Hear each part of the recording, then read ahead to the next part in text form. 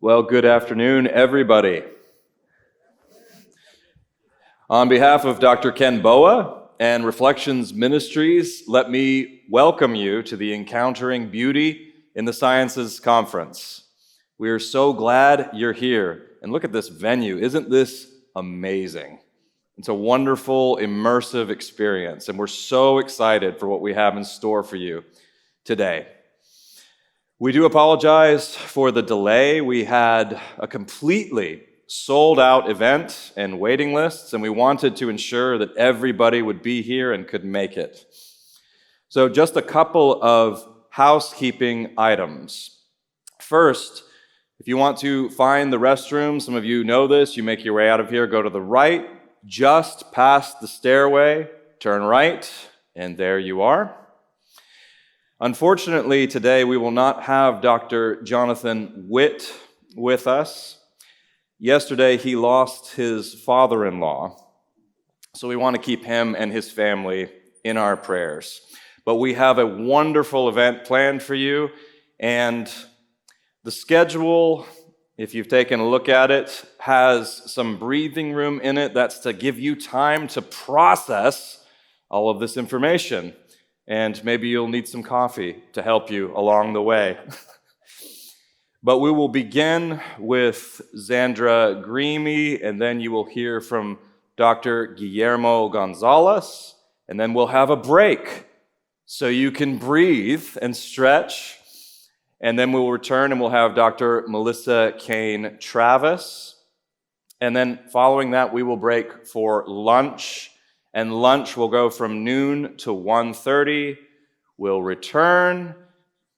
At this point, you'll no doubt have some questions in your minds, and that's good. So there will be a panel discussion, and you can ask your questions. And then after that, following that, we will have another break. Then we will have Dr. Ken Boa. And then finally, we will have Dr. Jay Richards. You got all that? Very full day. So without further ado, let me introduce my friend, Zandra Greamy. It gives me great joy to introduce you to her. She did her undergraduate work at Colorado State University. She also studied at the Oxford Center for Christian Apologetics. And then she studied also at Victoria University at Wellington, and she focused her master's work focused on biology conservationism, and she is passionate about teaching people about our role as stewards of God's good world. Some of her research interests include parasitology and flow cytometry. I'm sure you all know what this is, but I didn't. So I looked it up, and this has to do with measurements of the inner dynamics of cells. I know you all knew that, but I learned something here studying Zandra's biography. So we're so excited to hear from her, so please welcome Zandra Greamy.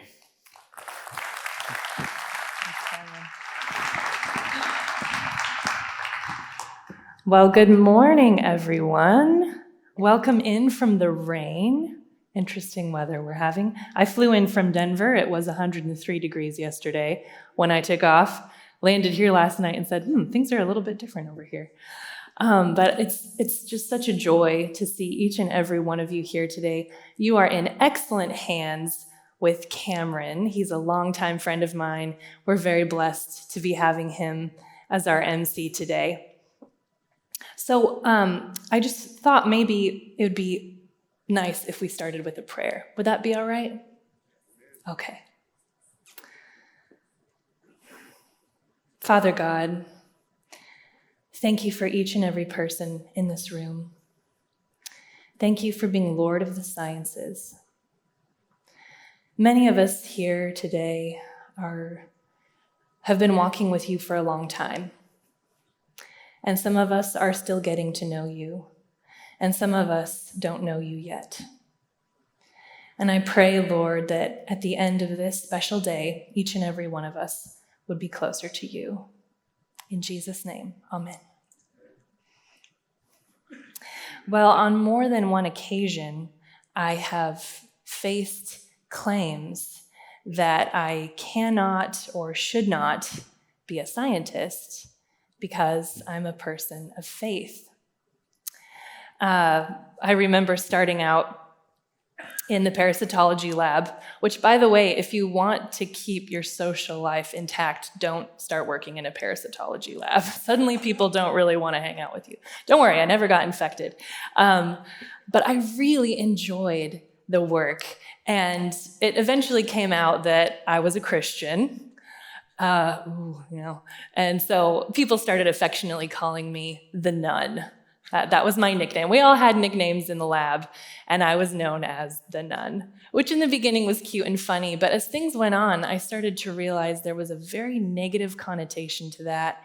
People were less eager to have my name included on their papers because I was a Christian.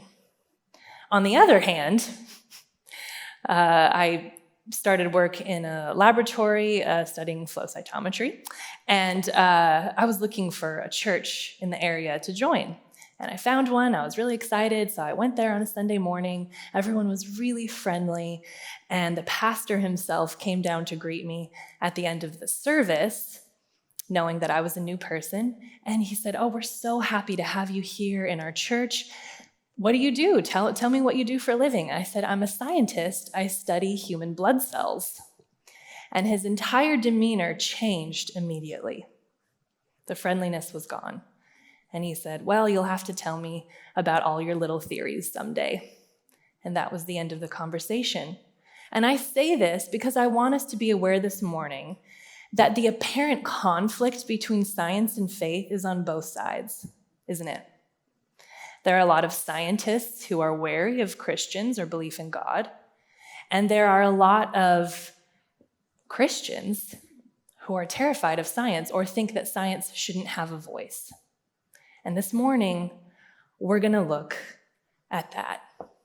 I've had a long journey with this. I've really had to wrestle with my faith over it. And there was a time when I thought they couldn't go together.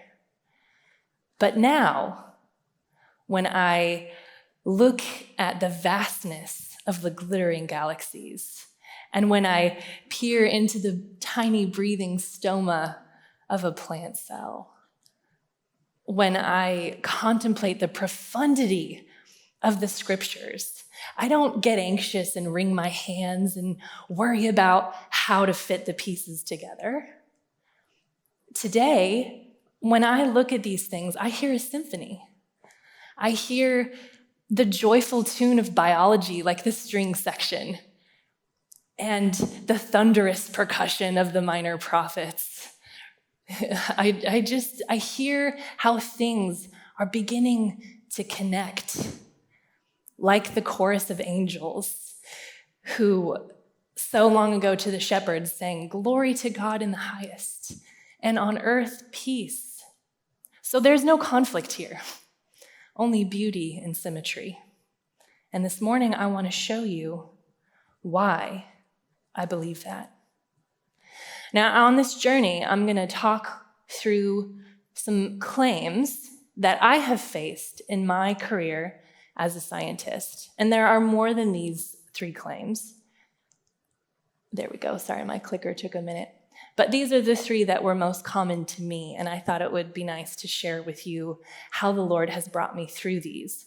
So I'll share with you the claim, I will give a response, and then I'll give you a response from the ancients who actually had answers to all of these things long, long, long ago. And it's kind of funny that we're still worried about this conflict today.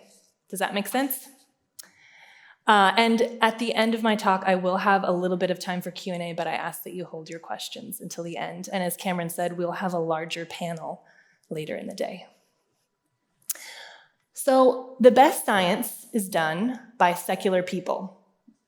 Perhaps you've heard this claim before. It's the idea that the secular people, they aren't biased by any kind of religious ideologies, and therefore they're a lot more able and adept in the sciences. So Christians can kind of play along. They can play scientists, but they're not real scientists.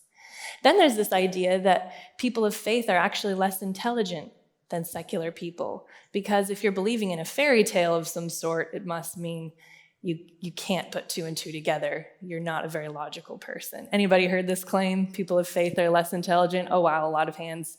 A lot of hands. Some people are going like this. Yep, I feel you. I've been there. Then faith undermines the scientific process. Faith is about believing in what we don't see, and science is about making observations of what we can see. And therefore, these two things are at complete opposite. That's the argument. So we're going to look at each of these this morning. So let's look at this first one. The best science is done by secular people. Now hear me well, friends. I'm not here to say that atheists don't do good science or that Christians are the only ones who are able to do science well, but I do have to say that originally science was conducted predominantly by theists. Science was conducted by people who believed in the existence of a God. And why is that? Well, I think it was for two main reasons. Number one is they believed they could learn about the Creator by studying his creation.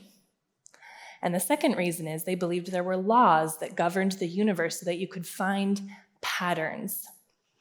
Everything was structured and ordered and had been carefully planned by a mastermind. And there are many, many scientists who were at the forefront of their field who believed in God. Let's just look at a couple. Georges Cuvier, who was the father of paleontology, handsome man here. Some of the hairstyles, I tell you.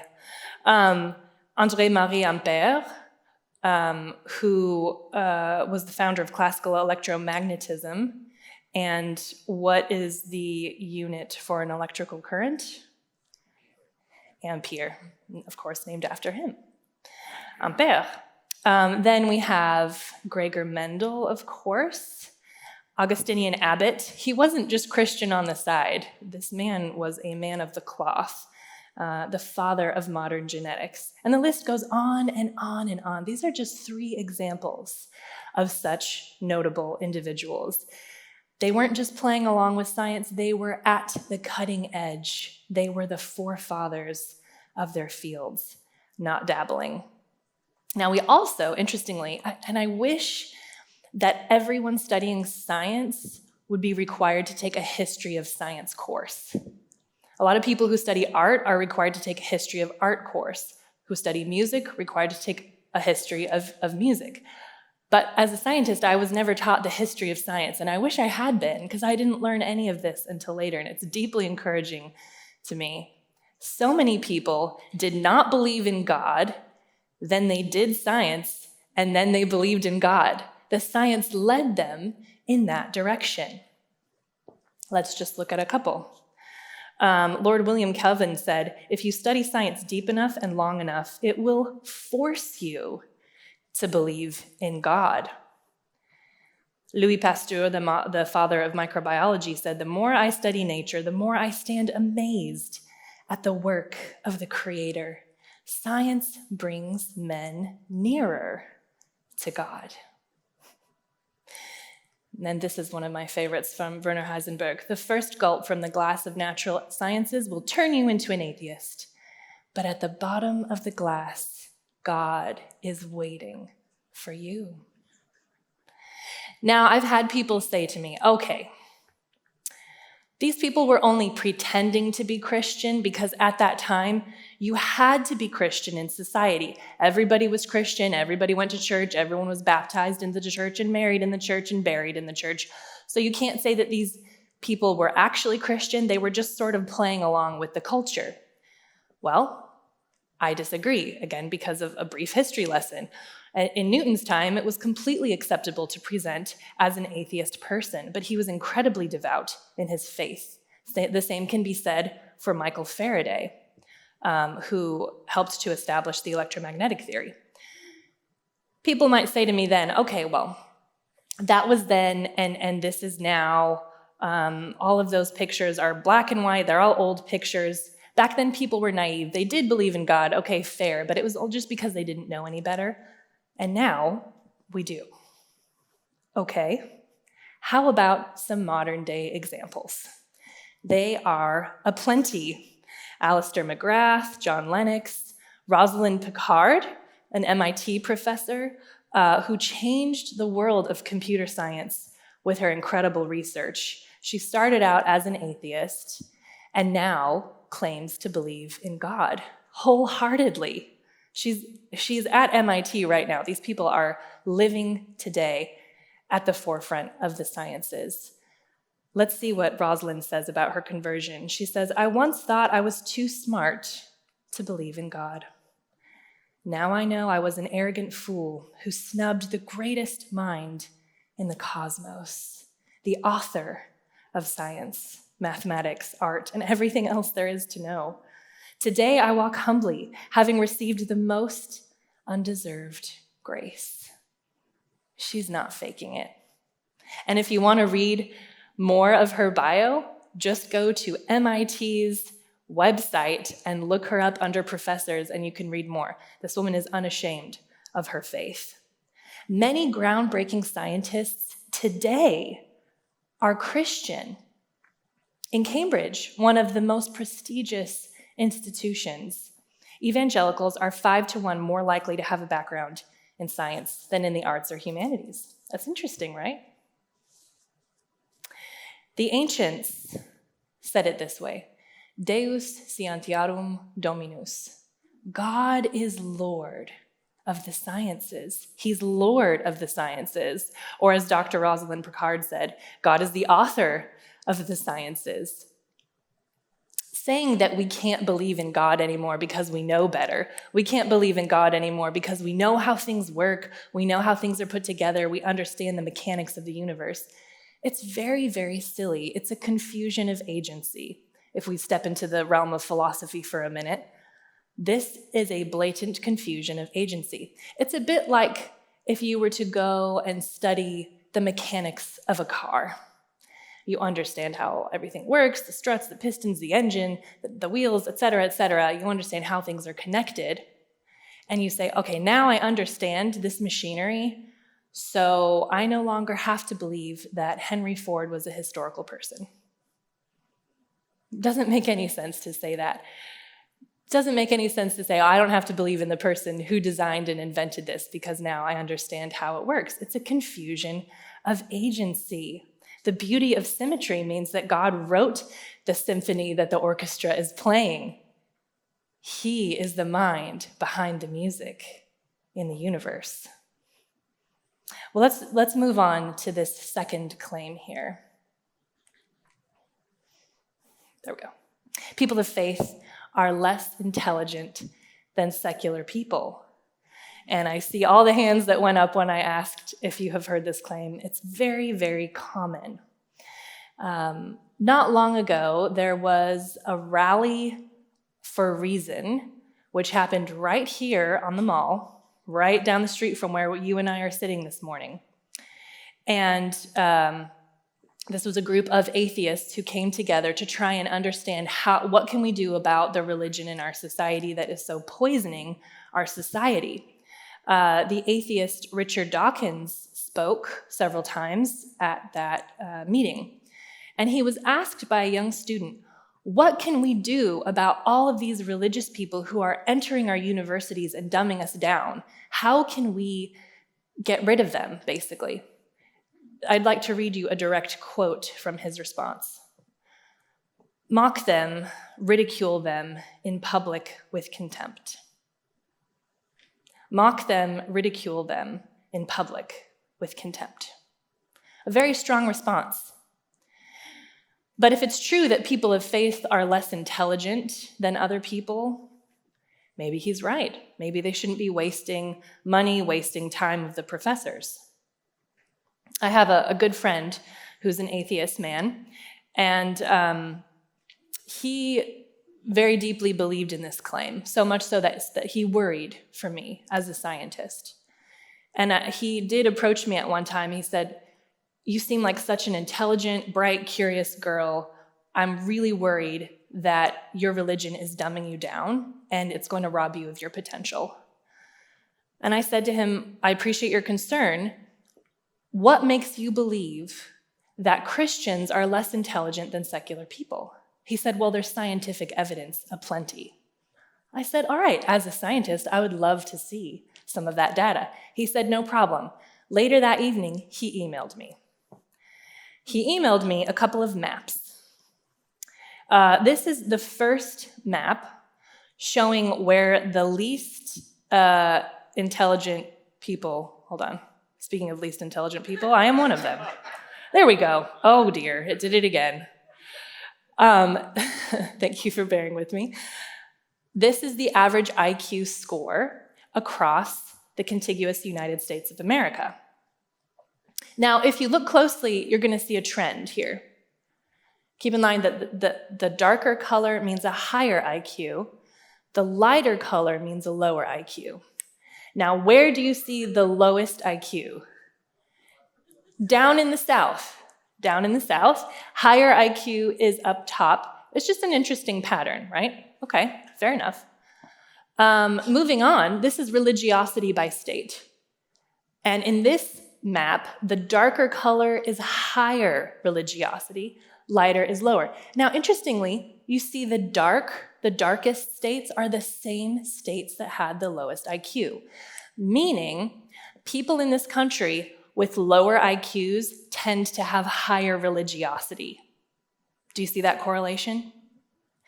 So the argument my friend made to me is, because these maps match up so perfectly, we can deduce that people with lower IQs are more religious. Therefore, religious people are less intelligent than secular people. You see where the argument is going, right?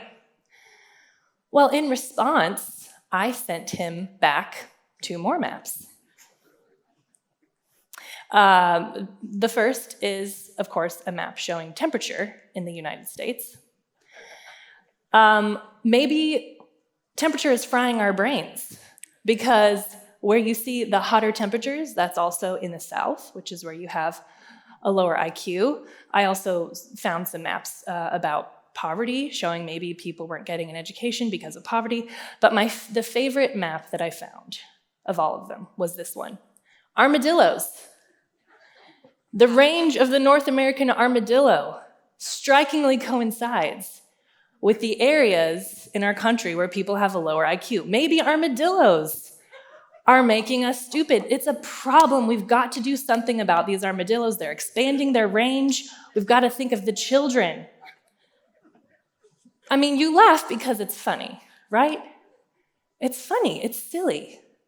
This is a very common logical fallacy called a post hoc fallacy. In a post hoc fallacy, 2 separate lines of reason are seen as correlated, as being causally related, but they're not. If someone out there in the audience suddenly lets out a violent sneeze and one of these lights falls down next to me, I might say, wow, that was a very strong sneeze. Well, no, they happened at the same time. That doesn't mean that your sneezing caused this light to fall. And now I'm making myself nervous. Shouldn't have said that, because now I'm freaking myself out a little bit. They are really right above my head. Say a prayer for me. There's no reason to keep Christians out of our university. The link's not there. We are not less intelligent than secular people. And for the record, 8 out of 10 of the highest IQs that have been measured to date claim to believe in God. 8 out of 10. That's a very high number. We don't have to worry about the IQ problem. The ancients said it this way: credo ut intelligam, intelligo ut credam. I believe because I want to understand, and I understand so that I may believe. Belief and understanding naturally flow into each other. Belief in God doesn't dull our understanding, rather it informs our understanding. It deepens it. It broadens the horizons of what we can know and what we can perceive. Belief and understanding are kind of like the 2 pedals of a bike that are working in different parts, but they're kind of working together, right? There's a symmetry there. Would you rather go 10 miles on a scooter or 10 miles on a bicycle? We can't just use the one foot. Oh, it's all about science, or oh, no, it's all about belief in God. Using both together is so good for us as a people. Belief and understanding, understanding and belief, beauty in symmetry. Now, what does all of this mean in relation to faith? Because remember what I said at the beginning. Faith is contingent on what we don't know, right? You believe in what you haven't yet seen. And science is about believing in what you do know. Science is about observing replicable experiments and things like that. Now, I know this is not a Bible study, but if you have your Bible or your phone app, let's just really quick dive into Scripture, if we may.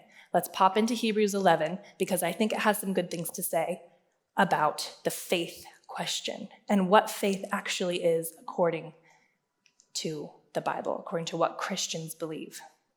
Hebrews 11, verse 1.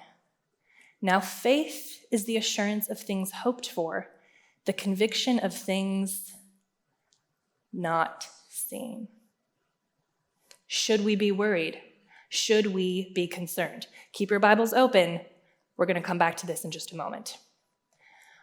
The third point, faith undermines the scientific process. They can't go together, of course. They operate completely differently. They operate conversely. One negates the other. I have another friend. I have a lot of atheist friends because I studied philosophy and I studied biology. So a lot of my friends in those fields don't believe in God. But so many of them are so dear to me, and I love them deeply. And one of them, again, concerned for me because of my beliefs, concerned for me because of my religion, said, God is anti-understanding. He's anti-knowledge. And as a seeker of truth, you shouldn't follow a God like that. I said, I couldn't agree with you more. I would never follow a God who is anti-understanding and anti-truth. But he comes by this belief honestly, because a lot of people define faith in this way. Let's come back to our dear friend, Richard Dawkins. I say dear friend because we should be praying for him and we should love him in our hearts. He says, faith is the great cop-out and the great excuse to evade the need to think and evaluate evidence. Faith is the belief in spite of, even perhaps because of the lack of evidence. Because of the lack of evidence, you have to believe in something. Is this truly what faith is? Well, a lot of people believe that this is the epitome of faith. What he's describing here is a particular kind of faith called blind faith. Blind faith is believing in something because it makes you feel good, or because someone told you to believe it, or because you have some other reason, but not because there's any kind of evidence. And it is a problem. Blind faith is something you and I should never engage with. I know some people are maybe hesitant when I say that, but just stick with me and allow me to explain what I mean by that.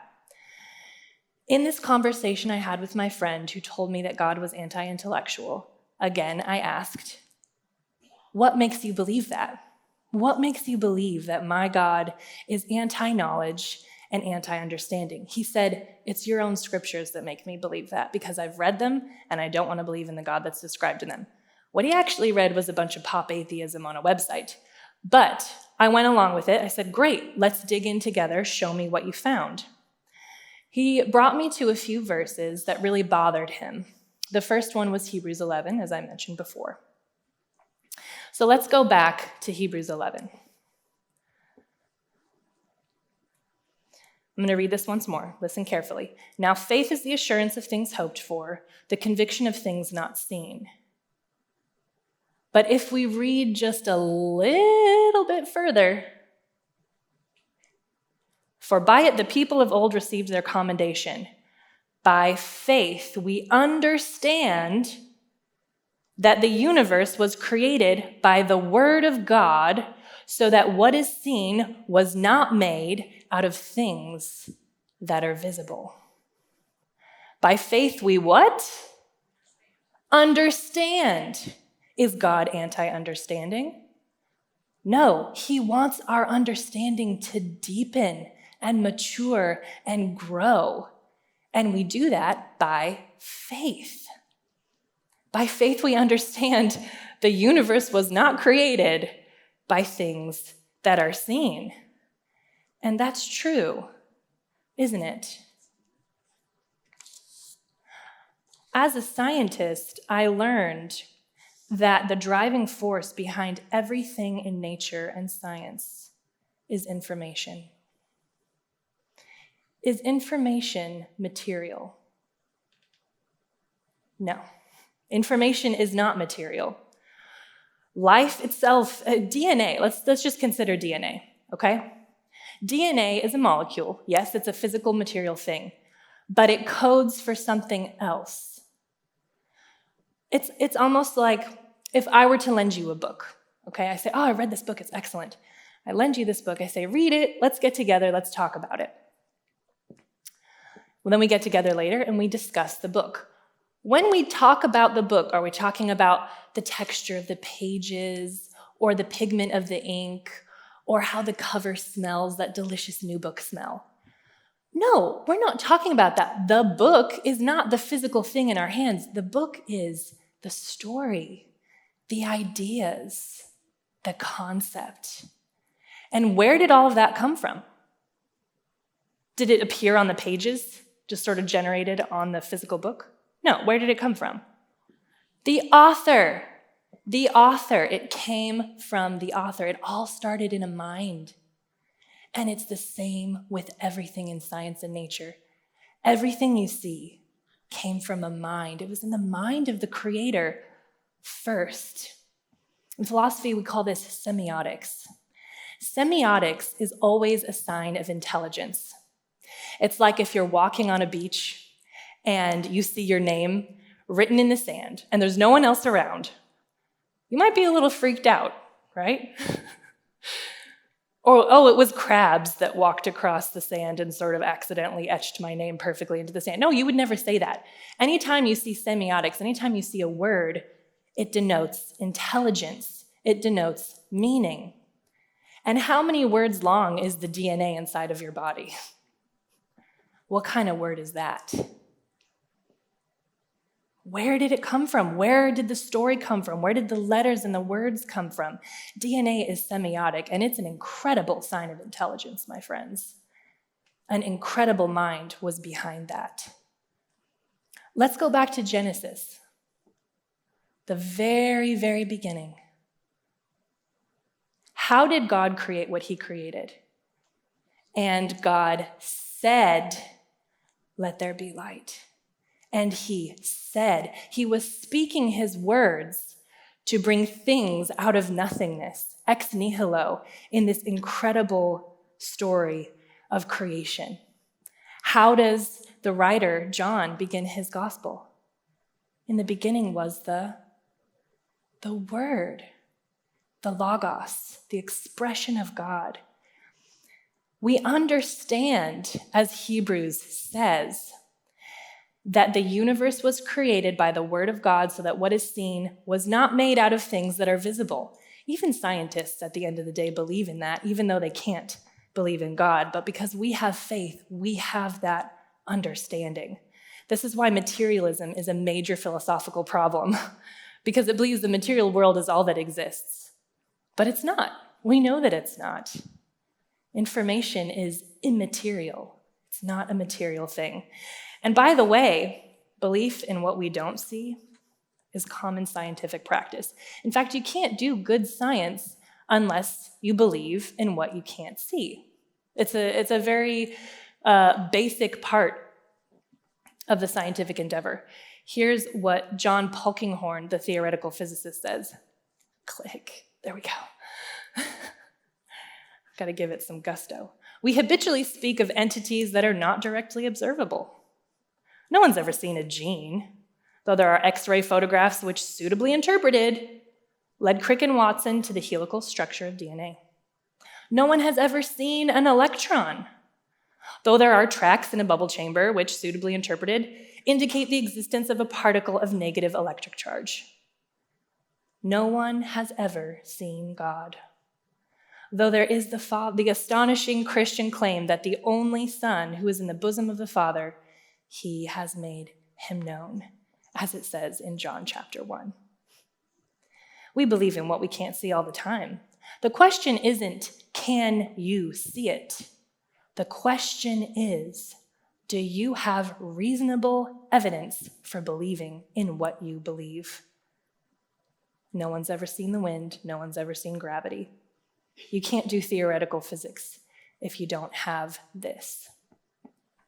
But let's move on to my friend's second point. And again, I think it's important to speak from the people who are asking these questions and not just from what I or you think that they're saying. Oops, did it again. Let's pop down to Proverbs 3. If you have your Bible, go there with me. I'm like a physical Bible person. I don't know how you guys are. I like to hold it. Proverbs 3, verse 5. This will be familiar to many of you. Trust in the Lord with all your heart, and do not lean on your own understanding. Do not lean on your own understanding. My friend says, I want to believe in God. I like the idea of God sometimes, but I don't think I can give up my mind or my reason or my understanding. And this verse says, trust in the Lord with all your heart and do not lean on your own understanding. So it's telling me to throw my understanding away. Well, what did I say to my friend? I said what I say every single time. What if we go a little bit further? Let's just go a little bit further and see what we find. Same chapter, chapter 3, verse 13. Blessed is the one who finds wisdom and the one who gets understanding, for the gain from her is better than the gain from silver, her profit better than gold. Verse 19, the Lord by wisdom founded the earth, by understanding he established the heavens, by his knowledge the deeps broke open. My son, do not lose sight of these. My son, do not lose sight of wisdom, do not lose sight of understanding, do not lose sight of knowledge. Is God anti-knowledge? Is God anti-understanding? Is God anti-wisdom? No, we don't have to fear that God is asking us to give up our minds or our understanding. That is not what this passage is saying. And what this passage is actually saying is incredibly encouraging. Because remember what we said about blind faith? Believing in something, even though you have no understanding, no knowledge or whatever, just because you want to believe it. Well, it's rampant in the sciences. Yeah, you heard me right. Blind faith is rampant in the sciences. I didn't know this until I became a scientist. It's a philosophy called scientism. Scientism believes that science can answer all questions, but it can't answer even the most basic questions. When's the last time you spent 5 minutes with a 3-year-old? A 3-year-old will ask you a question that science can't answer. Why? Why? Why this? Why that? Why everything? A lot of them don't have to do with the mechanics of the universe. They have to do with other questions. Why did the dinosaurs exist? Why do I exist? Why does any of this exist? Science can't answer why questions. Scientism commits a logical fallacy. Now, again, this is the philosophy that if something can't be answered by science, just throw it away.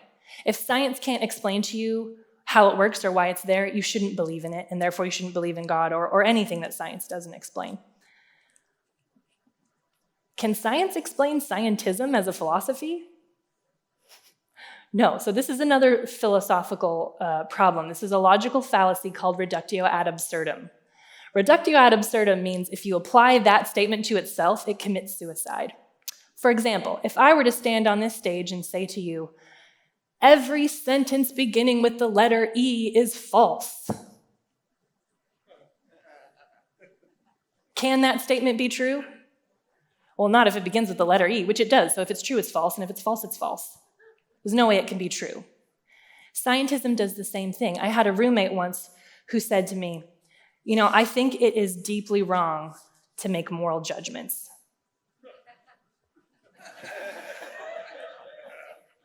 I tried to explain it, and there was no understanding. But this is a reductio ad absurdum argument. Science can't explain scientism. So the statement that if science can't explain it, you have to throw it away. Okay, well, if it's true, then bye-bye scientism. We don't have to believe that if science can't answer it, we throw it away. And we can talk more about this in the Q&A if you'd like. The reason that scientism is so dangerous to science is that science is supposed to follow the evidence wherever it leads, even if it's somewhere surprising or unexpected. But scientism rejects anything that has to do with, God or metaphysics a priori, without even investigating. So scientism encourages scientists to reject God without even looking. And it's crazy because I have seen how people get curious about God after what they've seen in the lab, and they keep that wall up, saying, well, I can't go there. I can't believe in it. It's actually quite dogmatic. Scientism is quite dogmatic. So is biblical faith on the same vein as scientism in terms of its blind faith? Well, no, it's not, because biblical faith is informed and blind faith is uninformed. We know this from 1 Thessalonians, which says, examine things closely so you can understand. God encourages us to examine things, but we have to know that what we discover, the evidences we find, supersede what we're going to see in a test tube. There are truths that go far beyond this material world. Of course there are. Was the material first or the immaterial first? The immaterial, the word, was first. So it makes sense. Examine is what God asks us to do. The Oxford scholar, Dr. John Lennox, said this in response to Dawkins' claim and definition about faith. Faith is not a leap in the dark, it's the exact opposite. It's a commitment based on evidence. It is irrational to reduce all faith to blind faith and then subject it to ridicule. That provides a very anti-intellectual and convenient way of avoiding intelligent discussion. Faith does not undermine science. Faith is not the enemy of reason, and science does not undermine faith. We have to get this right. Science is a gift. It was given to us by God, created by Him, as a way for us to increase our knowledge of who made the world. Science is beautiful, and He designed this system in a way to make that possible. Some of the greatest scientific minds in the world are flabbergasted at why the universe seems so open to us, open to our discovery and exploration and investigation. Einstein is one of these. He said, the most incomprehensible thing in the universe is that it is comprehensible. Why should we, these tiny specks of dust living on a tiny blue dot that's whirling through space, be able to understand the universe? Why should we be able to open our eyes and perceive the majesty and the glory of the creation around us? God made it possible. It's all a signpost that points to Him, and it reveals the incredible mind of the Creator. The ancients said it this way: Deus et natura non faciunt frusta. God and nature do not work together frustratedly. They do not work together in vain. God and nature, beauty and symmetry, faith and science. Nature does not disprove the existence of God, and faith is not anti-science. Biblical faith and blind faith both believe in what's not seen. Okay? Biblical faith and blind faith, they do. They both believe in what has not been seen. But blind faith is uninformed, while biblical faith is informed. Blind faith is irrational biblical faith is rational. If I'm in my car and I'm late for work and I'm super stressed out and the traffic is piling up and I'm wondering, oh man, am I going to make it on time? I've got all these worries, I've got all these anxieties. But then the road takes me up over the crest of the hill and I can see where the highway cuts down around the landscape. I live in Colorado, so by the way, that's why you can see. I'm saying this to people who live up here. They're like, no, you can't because of the trees. We don't have them. And you see that going around the bend and all the traffic is breaking up. All of a sudden, I'm not worried about being late to work anymore because I know that soon my situation is going to change. Now, is my car going any faster? No. I'm still stuck in that clog waiting to get out so I can get going again. But the fear is gone. The anxiety is gone. The assurance has come in because I'm believing in things that I haven't yet experienced. I'm believing in things that haven't yet come to me, but I can see them coming down the pike. That's what we have as Christians. We will have struggles in this world. We will have traffic jams of every single kind, but we have a faithful God who is before us, working all things out for our good. And that's what belief can do for you and I today. It's a powerful thing. It's not something to be ashamed of. It increases understanding. So where is all of this coming from? Where is at the heart of this conflict? Apparent conflict, I'll say, between science and faith. Is it coming from how people do science differently? Well, no, not at all. Let's consider these two brilliant minds, both of whom were scientists, both of whom received a Nobel Prize in physics. Was their science at odds? No. What's the difference between these two men here? One of them is a Christian, one of them is an atheist. It's not their science that's in conflict, it's their worldview. Of course, theism and atheism are in conflict. One believes in God, one does not believe in God.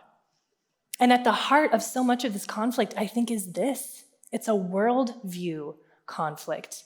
It doesn't have to do with the science. God is Lord of the sciences. He made it. In closing, I just want to read a brief passage. This is called Master of Molecules, and it's written by a man called Dallas Willard. At the literally mundane level, Jesus knew how to transform the molecular structure of water to make it wine. It cannot be surprising that the feeding of the thousands led to crowds to try to force him to be their king. Surely one who could play on the energy-matter equation like that could do anything. Turn gravel into gold and pay off the national debt. Maybe he'll be president. Surely he must be amused at what Nobel Prizes are awarded for today. In the ethical domain, he brought an understanding of life that has influenced world thought more than any other. One of the greatest testimonies to his intelligence is surely that he knew how to enter physical death, actually to die, and then live beyond death. He seized death by the throat and defeated it. Forget cryonics. All these things showed Jesus' cognitive and practical mastery of every phase of reality, physical, moral, and spiritual. He is master. Master of molecules, master of science. He, I believe, is helping men and women today in their scientific fields to make these discoveries that are blessing humanity and blessing the earth. He is master of molecules and master of you and I, guiding and directing our own lives. The God of knowledge, the God of understanding. So we don't have to lean on our own understanding, which is so limited. We know nothing. Now we have him. He is master of molecules and can help us to navigate whatever storms we face in this life. Now, I know that many of you raised your hands when I asked if you had encountered that claim that Christians are less intelligent than non-Christians, or people of faith are less intelligent than secular people. And I'm guessing I'm not the only one in this room who has been wounded or attacked in a conversation like that. And this morning, I want to encourage you. Don't believe that you're less intelligent because of your belief in God. Don't believe in that. You don't have to take that in. The God of understanding and the God of science is at your side. So, as we move into the rest of the day, let's remember that He is for us with the sciences and not against us. All right? Awesome. You have been the most wonderful audience, the most attentive audience. I'm so grateful for each and every one of you. I believe we have a roving mic, which will be appearing magically. And then we will have a few moments for questions from the audience. And as a reminder, if you don't get your question answered, we will have a panel this afternoon with all of the speakers together. So don't feel bad if you have an urgent question and you can't get the microphone to yourself in time. All right? So I think they're bringing the microphone out. Does anyone have a question or a comment or a dad joke? Open for whatever. Yes. I'm so sorry. I got here late. What was the first claim that you covered? Oh, yeah. What was the first claim? Hold on. I'm on West Coast time, friend, and I've only had a half a cup of coffee. The best science is only done by secular people. Thank you for saving me. Please be here all day. I might need you again later. Yes, thank you. Good. Thank you for that question. What else? Other thoughts? Yes. With all the branches of science, why did you choose that particular branch? What was it? Something in your upbringing or something? How did you choose parapsychology? Yes. Okay. And what was your name? Rich Michael. Rich? Thank you for your question, Rich. I'll just repeat the question for those in the back who maybe couldn't hear what the gentleman was asking. He was asking me, why did I choose this specific realm of biology with all of the science available to me? The short answer is I kind of didn't. And I'm not going to say, oh, biology chose me. I'm not going to say that. I'm just going to say I love it all. I have the spirit animal of a 9-year-old boy. I love dinosaurs. I love space. I love bugs. Those are like my 3 favorite things in this world. So I don't know what happened, but I think a big part of it, Rich, was my father. The Lord blessed me by putting me into a family where my dad was so curious. He had a bachelor's degree in art, and he wrote scientific literature at a PhD level because he was so curious. And he still is writing. I don't even know how many books he's written so far. He has a bachelor's degree in art, but he reads all the time, and he's so curious about everything. And when I was a kid, we would have what we called pancake picnic parties. And my dad would cook a bunch of pancakes, and we'd go out late at night and sit on a blanket in the backyard and look up at the stars. And he would teach us about all the different stars and the systems and the planets and, oh, Mars is about to rise and Venus is just setting and blah, blah, blah. I learned so much from him. And sadly, I forgot so much from him. Much of that I don't remember now. But the beautiful thing is, yeah, you can get a degree in something, but curiosity is really where it's at. And I'm so, so grateful I had a dad who was curious, who taught me to be curious more than just giving me a bunch of information. And biology happened, I think, just because of all the endless hours I spent in the tidal pools in San Diego where I grew up, looking at all these little anemones and all these it's like a miniature world inside of each pool, and they're each different, and you never know what you're going to find, these tiny colorful crabs, and I was just absolutely enchanted. And then I learned about the destruction of the rainforest, and I wanted to help with that, so that's why I went into conservation biology. Studied in New Zealand and started work on conservation and restoration of the forests. So Thank you for your question, Rich. That was kind of a mouthful of a response. I'm sorry. We have a few more minutes for a couple more. All the way in the back, be loud and proud. Yep.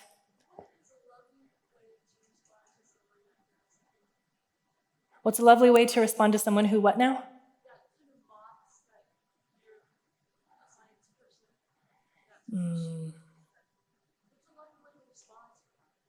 Great question. And what's your name? Patrice. Patrice. Patrice! Is your husband my dentist? Wow. Guys, talk about beauty and symmetry. It's happening right now. Thank you for your question, Patrice. Yeah. So the end of the question, for those of you who couldn't hear, how do you respond to someone who's really aggressive or really belittling, or is that kind of the heart of your question? This happened to me a lot when I was starting out in my speaking career. And people in the Q&A, and I was doing talks at Cambridge and stuff, way above my pay grade back in 2013. And I was getting so nervous all the time. And I asked one of my dear mentors this very same question.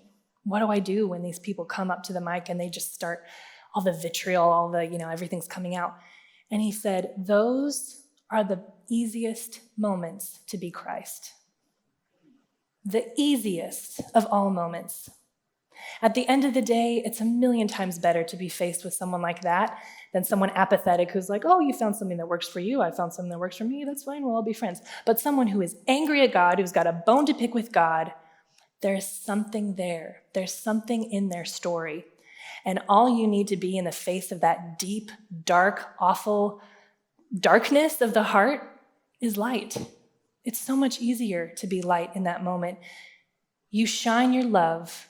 You show the grace. Now, you should express yourself, express your beliefs. I'm not saying you should just, blindly agree for the sake of keeping the peace. No, absolutely, share what you believe.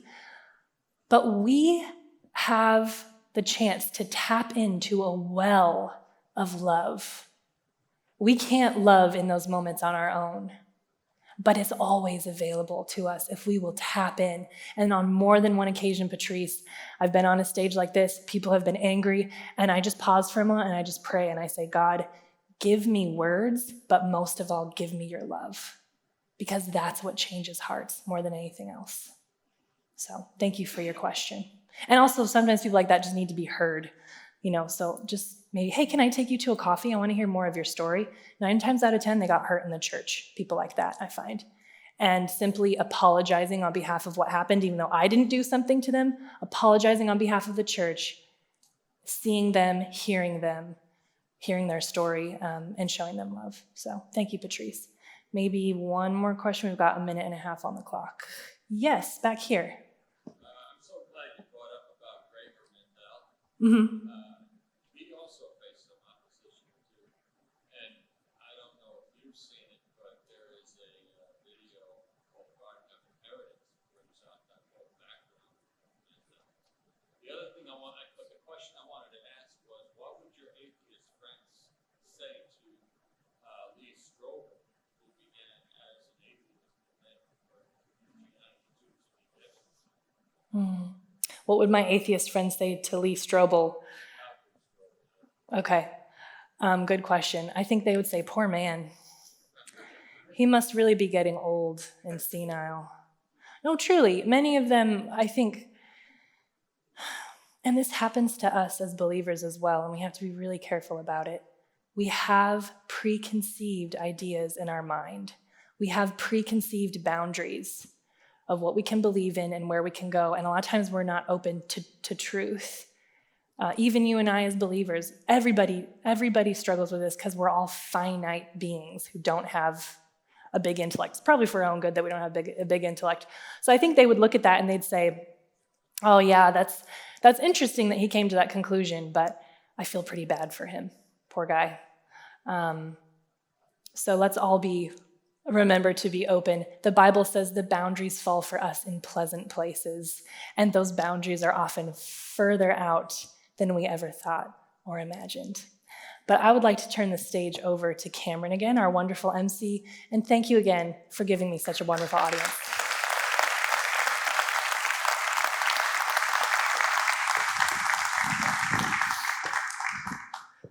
Thank you so much, Zandra. And that was a wonderful exploration and challenge to the deep-seated cultural bias against Christian convictions and Christian faith. And I know some of you probably couldn't fail to notice this either, but we had several mentions of Professor Richard Dawkins.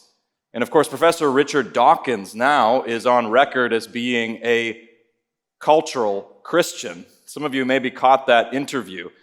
And though he's clear about the fact that he is not a believer in the Orthodox sense, clearly something is happening. A number of our public intellectuals are changing their tune. So it's interesting to take note of that, and I think deeply encouraging. I'm very excited now to introduce you to Dr. Gonzalez, Guillermo Gonzalez. He is a senior fellow at Discovery Institute's Center for Science and Culture. He completed his PhD at the University of Washington in 1993. He has been the recipient of numerous awards from organizations like NASA, ever heard of it? The National Science Foundation, Sigma Psi, and the Templeton Foundation as well. He is also the co-author with Dr. Jay Richards, who is also here, of The Privileged Planet. And let me take this opportunity also to mention, you may have noticed, we have book tables. And all of our speakers' books will be here, and yes, they will be signing their books as well. So wanted to make note of that. But I'm very excited to introduce to you Dr. Guillermo Gonzalez.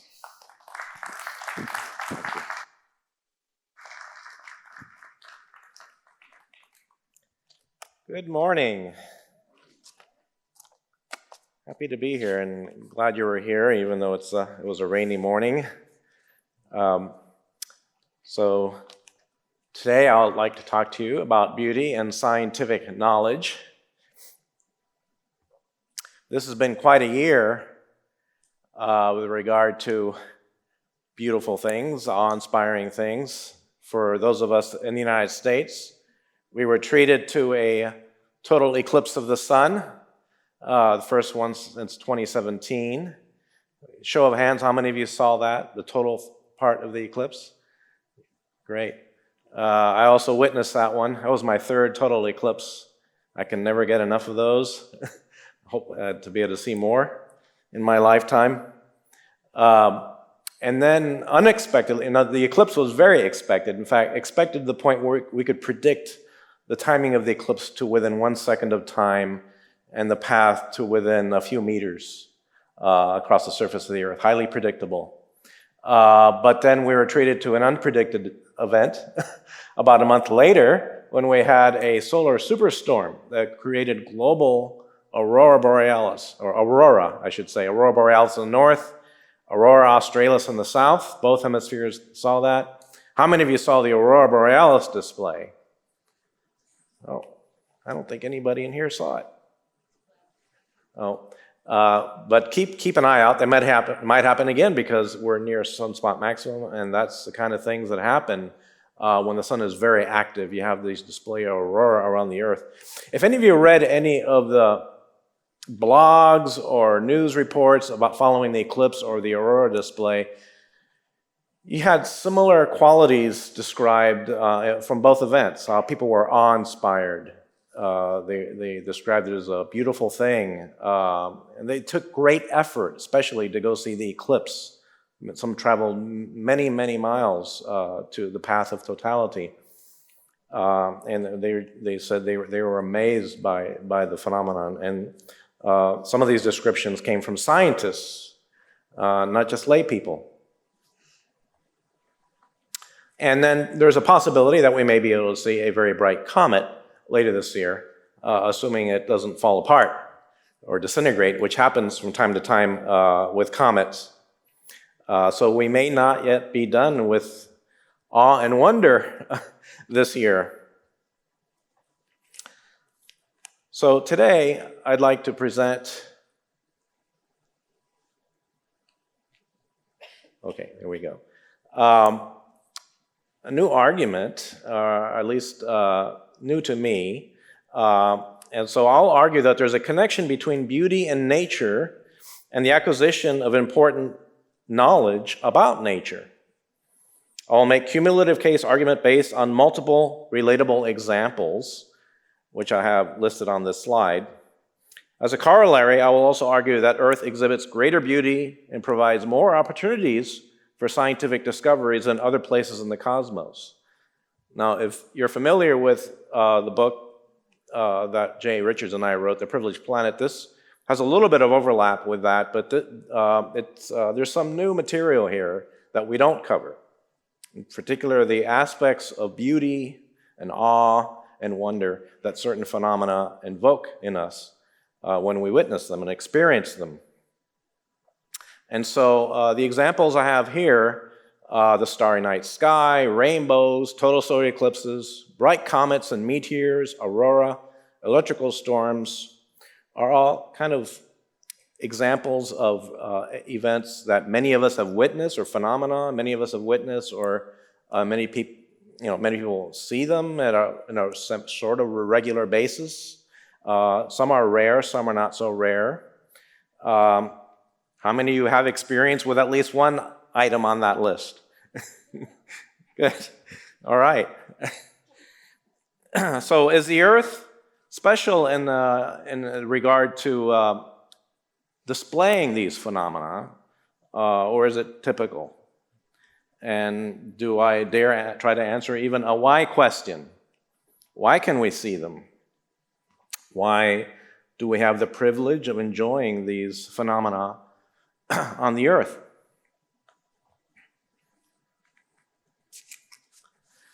So let me just go over some of the more general aspects of these phenomena. Just make some simple observations. The following things they have in common, I think. They elicit awe, wonder, and surprise in us when we experience them. They're widely visible across different parts of the world and at different times. And I think this one in particular is highly significant. They're gratuitous. We don't need to be able to see or experience these things to exist, right? To exist, we need to gather food, breathe air, oxygen in the air, drink water. That's about it, right? We don't need to see rainbows or the starry night sky or a lightning storm. So you can say in that sense they're gratuitous. And this is the point I really want to make in this presentation today. They lead us to important truths about nature.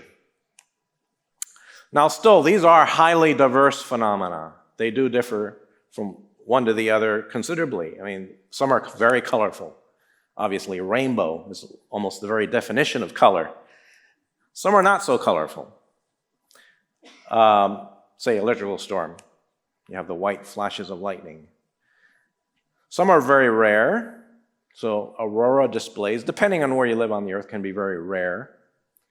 A total eclipse of the sun is visible somewhere on the surface of the Earth every 1.5 years on average. A rainbow, not so rare, especially if you live in a rainy place. The duration varies quite a bit. Night sky you will see every night, at least that's clear. Eclipses, again, are moderately rare. Rainbows are pretty common, and they, excuse me, rainbows last on the order of minutes. A total solar eclipse lasts up to 7.5 minutes. The one we just had in April lasted about 4.5 minutes. They're dynamical aspects. Rainbows kind of static. It kind of forms, appears, stays the same, and disappears after a while. Aurora borealis, if you've seen them, are very dynamic. It's like a shimmering curtain of light in the sky. Meteors are very dynamic, very short duration, change from one fraction of a second to the next. And the physical process involved in each of these is very different. And I'll go over some of the physical processes as I go over these examples. So I'm going to start with the starry night sky and start by reading a poem by Walt Whitman when I heard the learned astronomer. When I heard the learned astronomer, when the proofs, the figures, averaged in columns before me, when I was shown the charts and diagrams to add, divide, and measure them, when I stared at the astronomer where he lectured with much applause. I'm sorry, I have a hard time reading this. Where he lectured with much applause in the lecture room, how soon, unaccountable, I became tired and sick, till rising and gliding out, I wandered off by myself in the mystical moist night air, and from time to time looked up in perfect silence at the stars. I think many of us who have had the chance to go outside city lights into a dark sky have felt a certain awe when we looked up at the starry night sky in a moonless, clear night. There's just something, I don't know, it's hard to put it in words. That's why I had to quote a poet, because they have a way with words sometimes. Now, there's a more ancient poet who had also put his experience in words. I'm sure you're familiar with this. A Psalm of David. The heavens declare the glory of God, and the firmament showeth his handiwork. Day unto day uttereth speech, and night unto night showeth knowledge. There is no speech nor language where their voice is not heard. Their line has gone out through all the earth, and their words to the end of the world. So David, again, speaking about how the heavens, including the starry night sky, pointed beyond itself to its creator. And here, the word for God in the original Hebrew is El, was a general name for God in the ancient Near East. So God is a creator. So he's somehow, the stars are pointing back to their origin, their source. And they are also a source of information, a source of knowledge.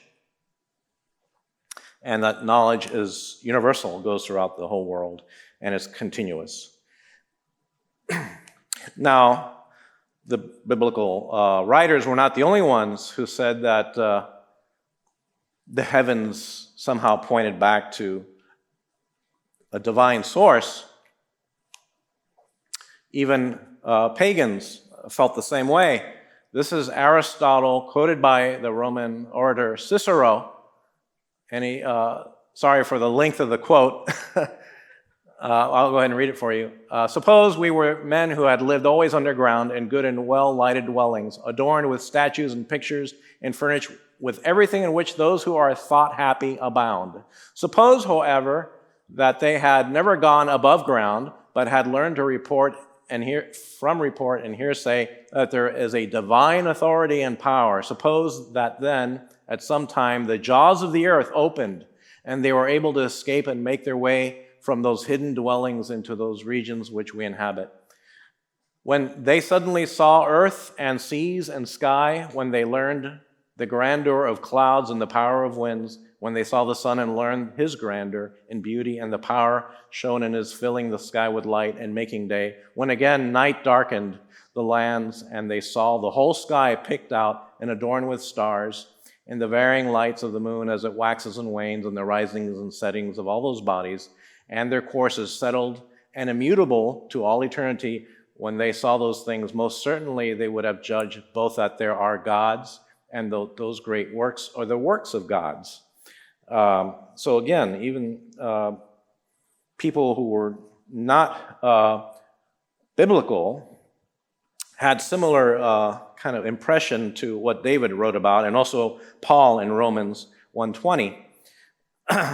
They pointed to the grandeur and order of nature as evidence that it was created by God or gods.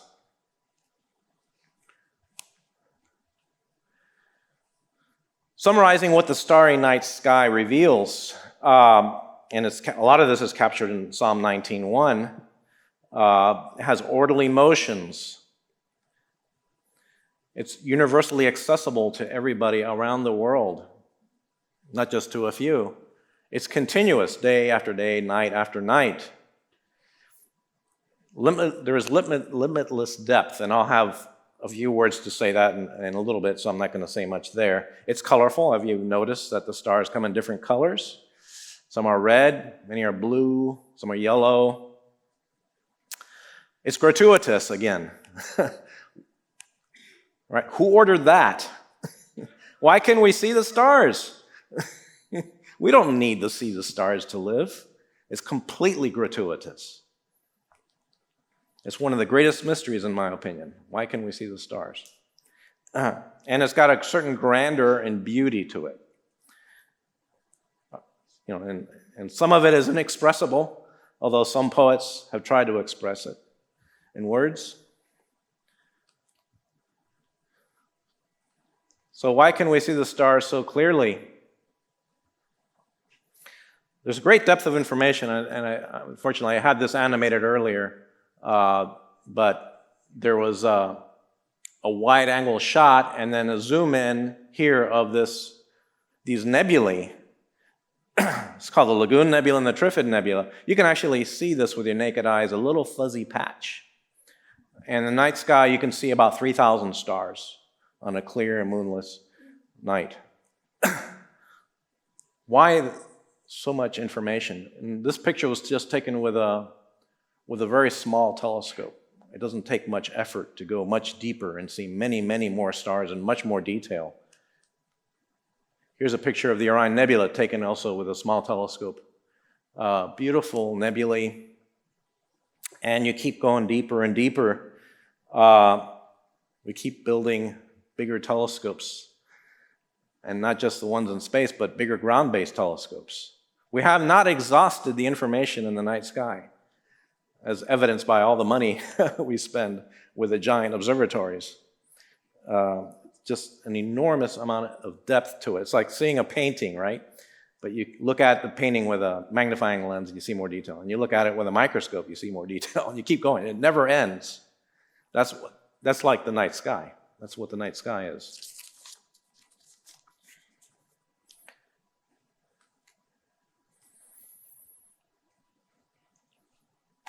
So there's much more information in the starry realm than we can see with the naked eye. And you know, with the naked eye, we can see a lot. We can see there are 5 naked eye planets. And, you know, like I said, thousands of stars. There's nebulae. There's the occasional visitor to the night sky, comets, which I'll talk about in a few minutes. So our intuition is telling us this is a strange and wondrous situation. So we have gained vast knowledge about the universe. As an astronomer, I can tell you all the information we've gotten by studying the night sky, the stars, learn about the Milky Way galaxy in which we live, about other galaxies, and about cosmology, the study of the whole cosmos as a whole, and discovered by studying basically the night sky that the universe had a beginning. So all this is really totally unexpected, you know, and it's surprising, I would say.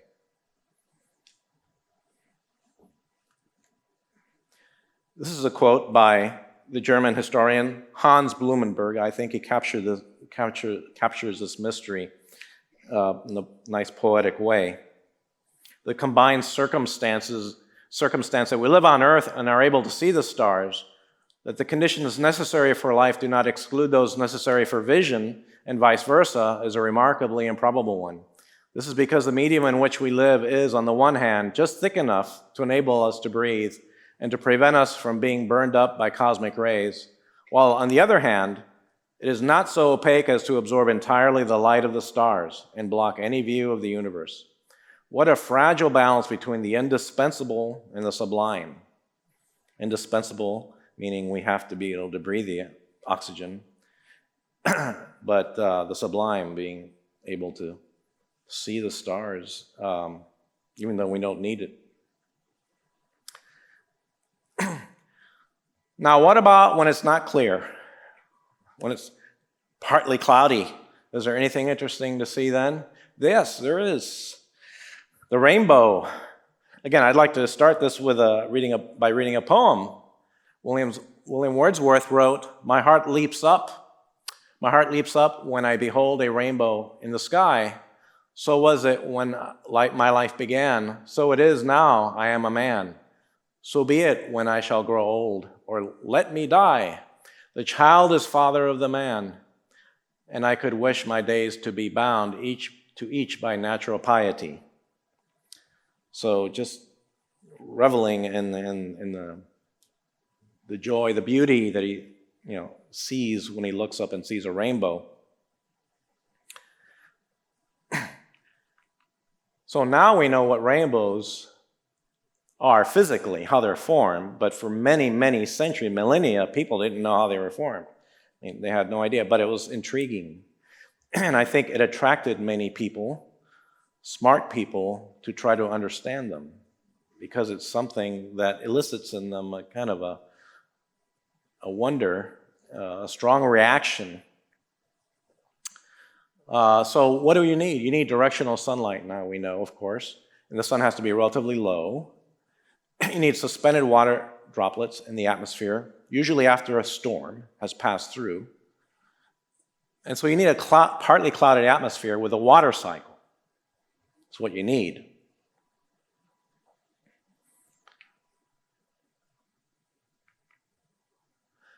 What places on Earth can see rainbows? Well, not every place on Earth produces rainbows.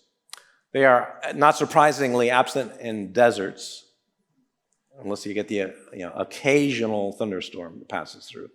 But generally, you're not going to see very much in desert, like the Sahara Desert, especially. The Arctic regions, you're not going to see rainbows. So Antarctica is out, so is Greenland. The places that are most likely to produce rainbows are near the equator, places where there's a lot of rain, not surprisingly. Also islands. Islands are very good for rainbows, like Hawaii. So it tends to correlate with human population, the visibility of rainbows. So where are rainbows not visible?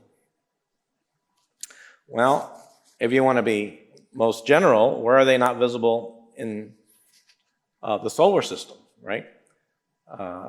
What about the moon and Mercury?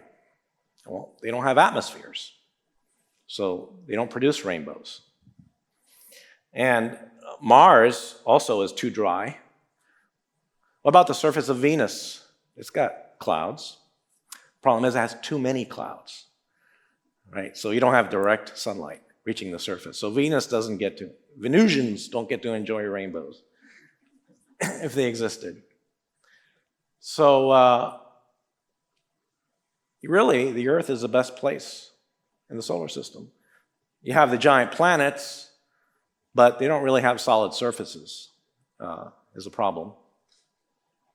So the Earth really does seem to be privileged in producing rainbows. We talk a little bit about the science of rainbows. I like to think of a rainbow as a giant clue writ large across the sky. A clue to what? Well, the invention of the most important tool of the astronomer, and also important tool of the chemist, the spectroscope. Newton and other contemporary scientists experimented trying to reproduce the rainbow artificially. They passed sunlight through glass prisms and were able to make an artificial rainbow. Now, we call that a spectrum. And then in the 19th century, chemists did experiments by taking a pure element or some simple compound, putting it in a Bunsen burner flame, heating it up, causing it to emit light, and they passed that light through their prism and looked at the spectrum, and they found that each element has a unique spectral signature or fingerprint. So we can identify different elements if they're heated up, and then we look at their spectra. And astronomers began to look at the spectra of the spectrum of the sun. And when they looked at it in high detail, they found that it wasn't just a continuous spectrum like you see in a rainbow, but when you look at it really closely, it's interspersed by many dark lines. and originally those were called Fraunhofer lines, named after the German scientists who first observed them. But then the astronomers began talking to the chemists who had been doing laboratory experiments.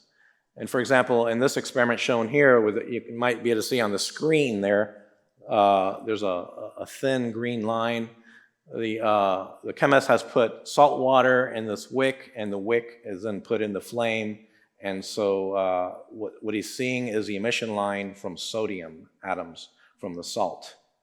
And when you compare what's called the wavelength or the precise color of the spectral line that the chemist produces in his laboratory to some of the Fraunhofer lines, you see that there's a match. And so that way, by comparing the different spectral signatures from the laboratory to the solar spectrum, astronomers are able to identify different chemical elements in the spectrum of the sun. And so we're able to figure out what the sun is made out of by looking at its spectrum at high resolution. And then they attach their spectroscopes to bigger telescopes, and they're able to take spectra of distant stars. And so astronomers are able to figure out the composition and temperature and other properties of distant stars by looking at their spectra. They also measure an effect called the Doppler effect with spectra. And the Doppler effect is an effect you get in a change in the wavelength or the color of the spectrum as an object's moving away from us or towards us. If it's moving away, it's red shifted. If it's moving towards us, it's blue shifted. And that eventually led to the discovery that our universe is dynamic and expanding with the measurement of the first galaxy Doppler shifts just over 100 years ago by Vester Slipher. And that was, again, done with a spectroscope. And that eventually led to the discovery that the universe had a beginning. Now let's move on to solar eclipses. This is a picture of a total solar eclipse I went and saw in India in 1995. That was my first total eclipse. And it wasn't enough for me. I've seen 2 more since then, and that's still not enough. I want to see some more. More, please. Right? And there's people who call themselves eclipse chasers. And they try to fit as many solar eclipses in one lifetime as possible and go see eclipses around the world. I'm not like that. I kind of wait till they come to me, mostly. So the last 2 I saw were in the States.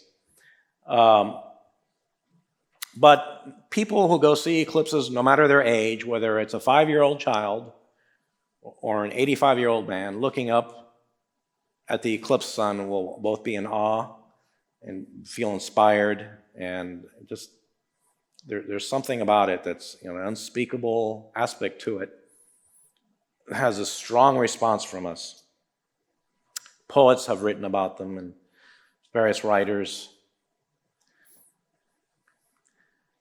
Just to remind you what a total eclipse is, it happens when the moon passes between the earth and the sun. Excuse me. In this diagram, the very sharp or small part of the shadow called the umbra is where the total solar eclipse is visible. If you're underneath that dark part of the shadow, then you can see the total eclipse. If you're under that larger penumbra, then you can only see a partial eclipse. And the two are completely different. They're 2 completely different phenomena to experience. If you've seen a partial eclipse, you ain't seen a total eclipse. There's nothing, it's not an approximation to a total eclipse. It's not a total eclipse. It's just a whole set of phenomena associated with total eclipse. But it's amazing about our eclipses. What's amazing is that the angular size of the moon and the sun in the sky almost perfectly match. Right? So why is that? I'm not going to discuss that today. If you want to find out, you need to read The Privileged Planet. But I'm going to discuss the scientific aspects of total eclipses. What have we learned by looking at total eclipses of the sun? So first of all, we can see the sun's corona during a total eclipse. It's the outermost atmosphere of the sun and extends out multiple degrees away from the sun. You cannot see it any other time. You can also see the chromosphere, which is a much thinner layer of the sun's atmosphere immediately outside the dark limb of the moon that's covering the sun. So it's immediately above the photosphere. And historically, or sorry, I should say there's also a flash spectrum. If you take a prism, again, going back to the prism, if you take a prism and put it in front of the sun during a total eclipse, you'll see the sun spectrum converting itself from a continuous spectrum into an emission line spectrum. And that's because the bright photosphere of the sun with its continuous spectrum with some dark lines is blocked by the moon. And then all you see is the light from this chromosphere, a thin layer against the blackness of space. It's low density gas, like the element in a Bunsen burner flame in the chemist's laboratory, producing an emission line spectrum of the elements. So the chromosphere produces an emission line spectrum. And you can see it converting from one to the other as the moon covers the last bit of the sun's photosphere and then is in total eclipse. And we can see different chemical elements. In fact, the element helium was discovered during a total eclipse in 1868. The second most abundant element in the universe. So, how else have they been useful to science? Well, we've learned how the spectra of distant stars are produced by looking at the spectrum of the sun during a total eclipse, because after all, distant stars are other versions of our sun. Isaac Newton produces 3 laws of motion. He also published his law of gravity, okay, famously. And what's less known is that Newton's laws of motion and his law of gravity was used to predict the circumstances of the 1715 eclipse over London by several of Newton's followers. And the predictions were accurate to within 4 minutes of time, so vindicating Newton's theories.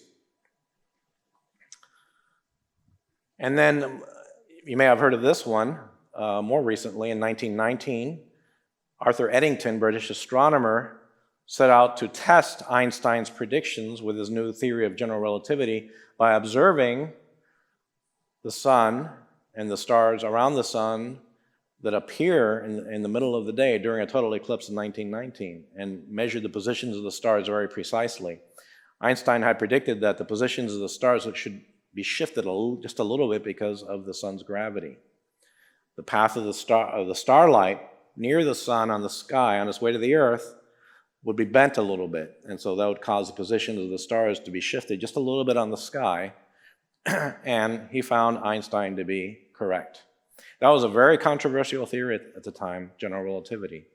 And this experiment was the first prediction he made from it, and it passed the test. And so many scientists accepted general relativity following that. And it's been tested at many other eclipses since then, of course, and it's passed the tests. So eclipses have helped us learn about gravity.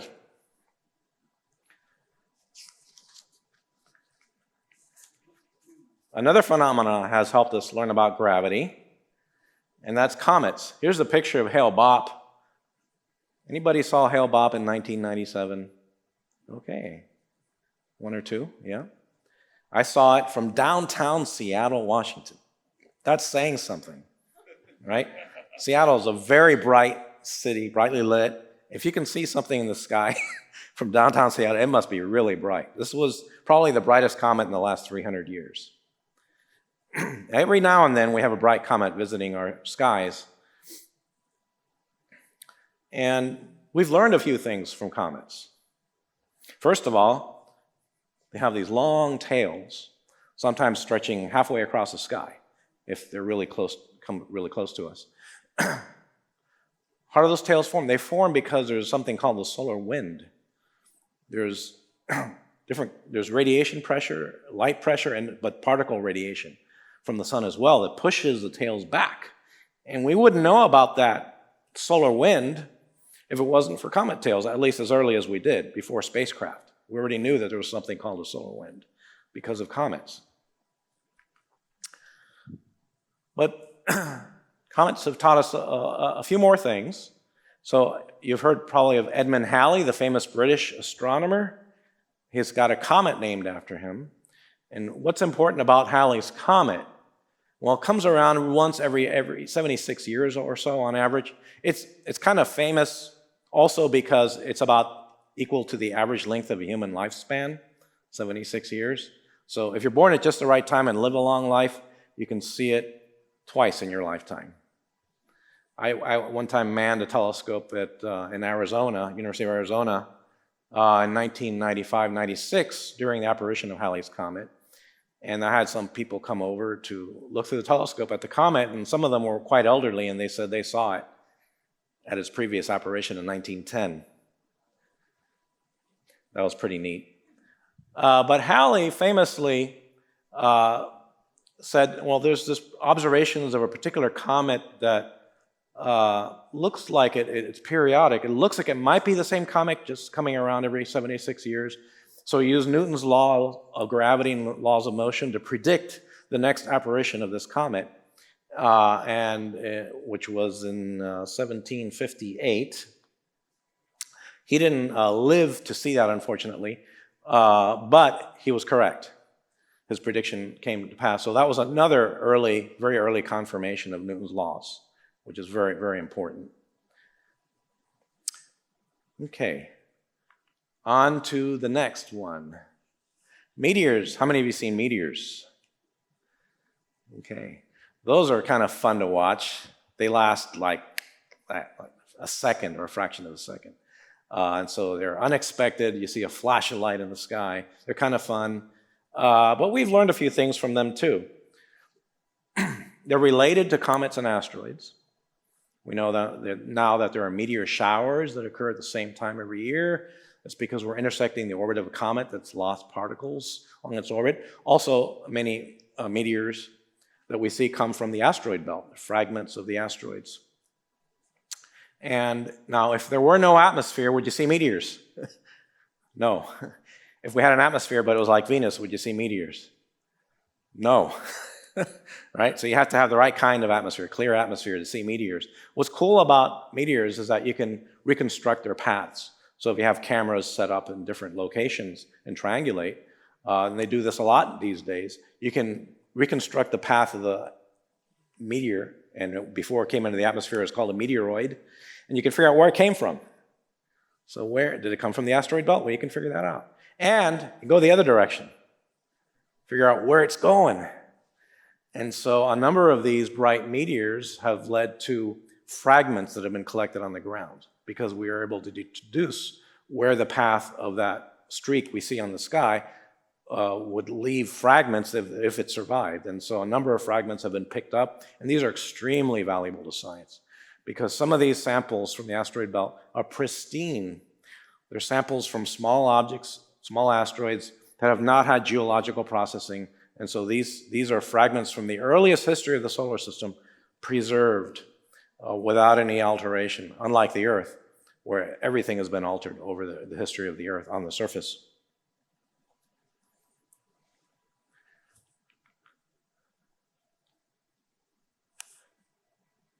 Uh-oh. Is it going to play? Oh, no. It was supposed to be a video. I guess it's not playing. Well, that was supposed to be a video. But Aurora Borealis from 2003. And that was the last really powerful display of aurora visible from North America. And now we had a new one, as I mentioned before, in May of this year from a solar superstorm. Aurora are also quite beautiful to watch. They're very colorful. There's greens and reds.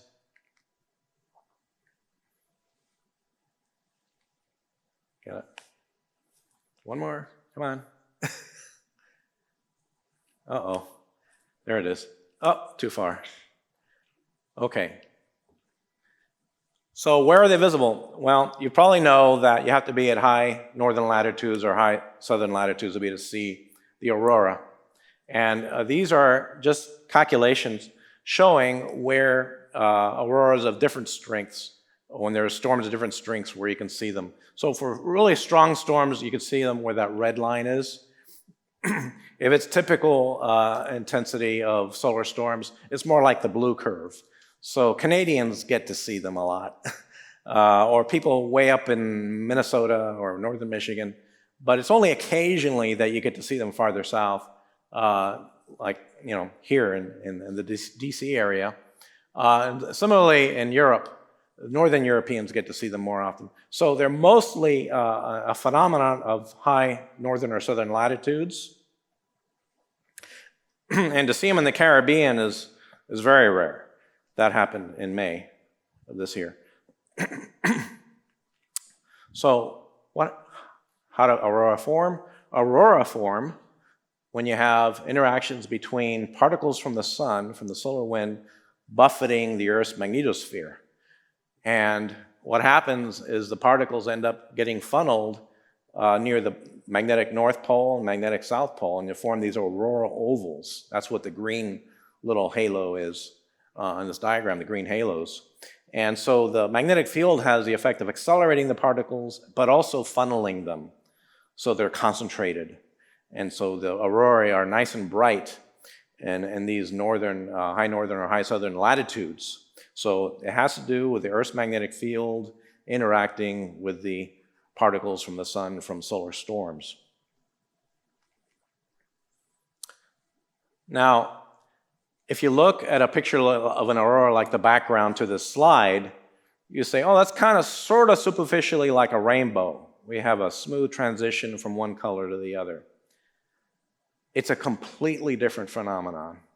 If you took the spectrum of a rainbow, as shown here, you get a nice continuous transition of colors. Roy G. Biv, right? Red, orange, yellow, green, indigo, blue, violet. I didn't say that in order. Blue, indigo, violet. Now, if you take a spectrum of an aurora, you see emission lines. And the reason there's different colors in different parts of the sky is because certain of those emission lines are produced only in the low density gas regions of the atmosphere, and other emission lines are produced in somewhat higher density regions of the atmosphere. So the red ones tend to be produced at low density parts higher in the atmosphere, whereas the green lines tend to be produced more in slightly denser regions of the atmosphere. And so that's why you get the separation of colors. But we've learned a lot about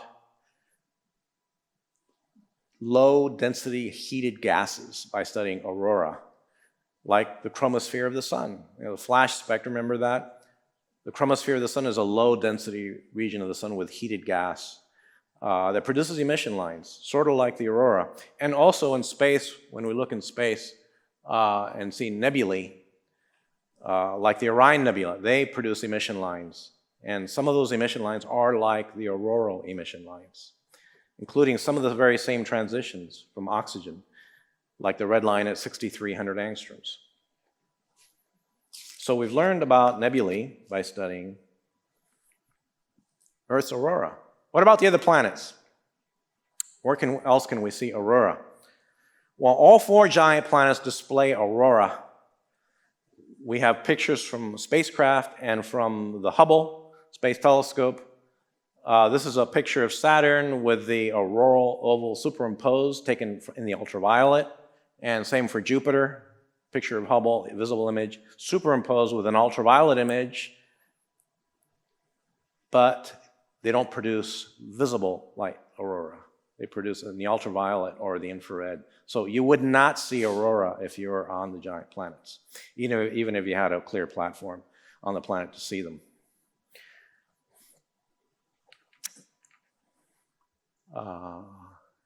There's a recent discovery that the Galilean moons themselves have very weak aurora also, because some of the moons have very weak magnetic fields like Ganymede, and so we can see some very weak auroral emission. But again, if you're on those moons, you wouldn't see the aurorae. They're too weak. So, the Earth is the best place in the solar system to see aurora. Lightning. Lightning occurs when strong winds within thunderclouds make ice crystals and water droplets bump into each other. having sort of friction. Now, you're familiar with static electricity being produced by friction, right? Like when you shuffle your feet on the carpet in a dry day in a room, and you touch the doorknob, you get a spark. Similar kind of thing in clouds. So it creates an electrical charge where the ice and water particles move to opposite sides of the clouds. Over time, the electrical charge builds up. When it becomes strong enough to break through the insulating air, the electrons are released, creating the first spark of lightning. These electrons continue to move rapidly through the air, creating a lightning bolt that travels at an incredibly high speed. And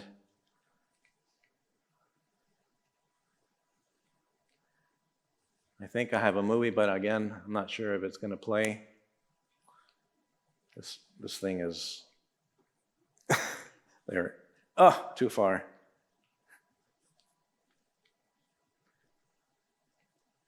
Oh. No, I guess it's not going to play. Well, I had a video of lightning. We'll skip that. Where can you see lightning? Okay, this is data collected from space of lightning flashes between 1995 and 2020, showing you the distribution of lightning across the Earth. Now, not surprisingly, strongest near the equator, right, where thunderstorms are most common. Very rare in polar regions, so you don't get to see them in polar regions. Very rare in desert regions. U.S. gets to see a number of thunderstorms. It's pretty active here, so Central Africa and so on. Now the land masses get most of the lightning. That's interesting. Not very much over the oceans. Where you do get lightning over the oceans, it tends to be near the land masses. So again, the lightning, where lightning is visible, tends to follow the population.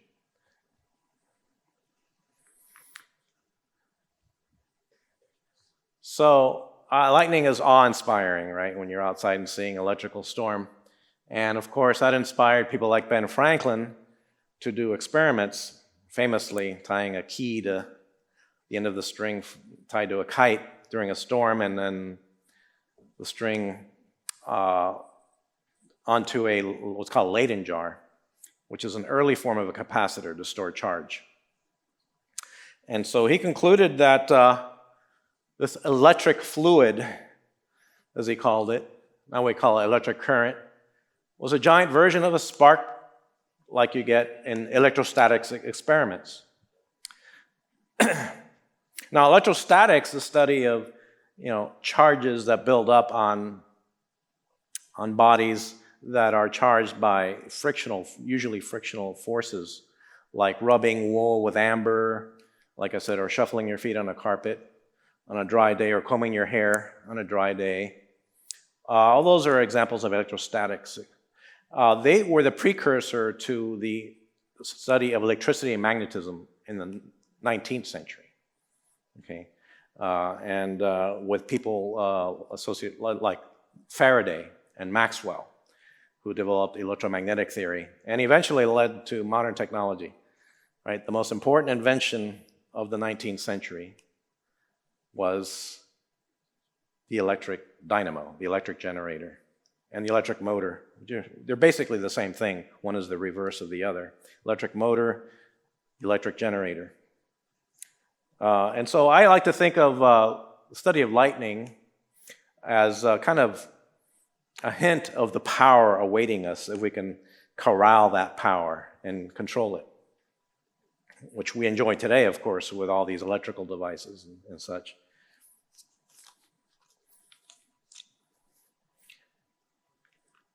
What about lightning on other planets? There's lightning that has been observed on some of the other planets. Here's a picture of lightning on Jupiter, made by the Juno probe.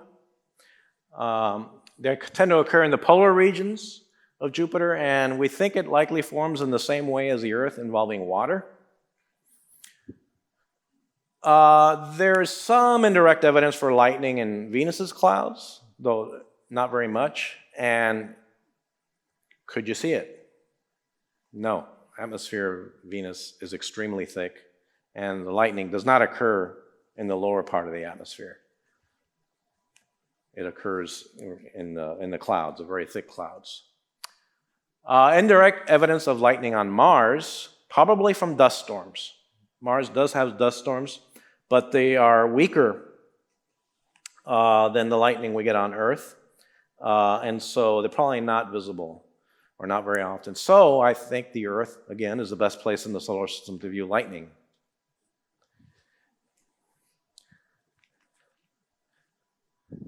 So let me summarize those examples that I've discussed. And they're ordered, in my opinion, in order of decreasing importance for science. So I started with what I think are the most important of these phenomena for science, working my way down. That's somewhat subjective. Of course, I'm an astronomer, so I put the starry night sky first. And we've learned all about planets, stars, galaxies, cosmology, that the universe had a beginning. Solar eclipses, we learned about gravity, about theories of gravity, learned about the sun's atmosphere and how its spectrum is produced, and therefore how the spectra of distant stars are produced. We discovered the second most abundant element in the universe during a solar eclipse. Rainbows taught us that spectroscopy is a very powerful tool to learn about the universe around us, and both astronomy and in chemistry. Comets and meteors, again, told us about gravity theory. We learned about the solar wind. We're able to get samples from the asteroid belt, pristine samples from the early history of the solar system. From aurorae, we have learned about how these emission lines are produced in low-density heated regions in nebulae. We learn about sun-Earth magnetic field interactions. And lightning, learned a bit about electrostatics. And it's the promise of harnessing great energy. Also, it gave us that promise. Now, in each of these, people were attracted to these phenomena because of their beauty, how awe-inspiring they are. It inspired people to want to investigate and learn. It's like, I always think of a rainbow, somebody saying, hey, look, stupid, there's something important here I want you to learn about. Pay attention.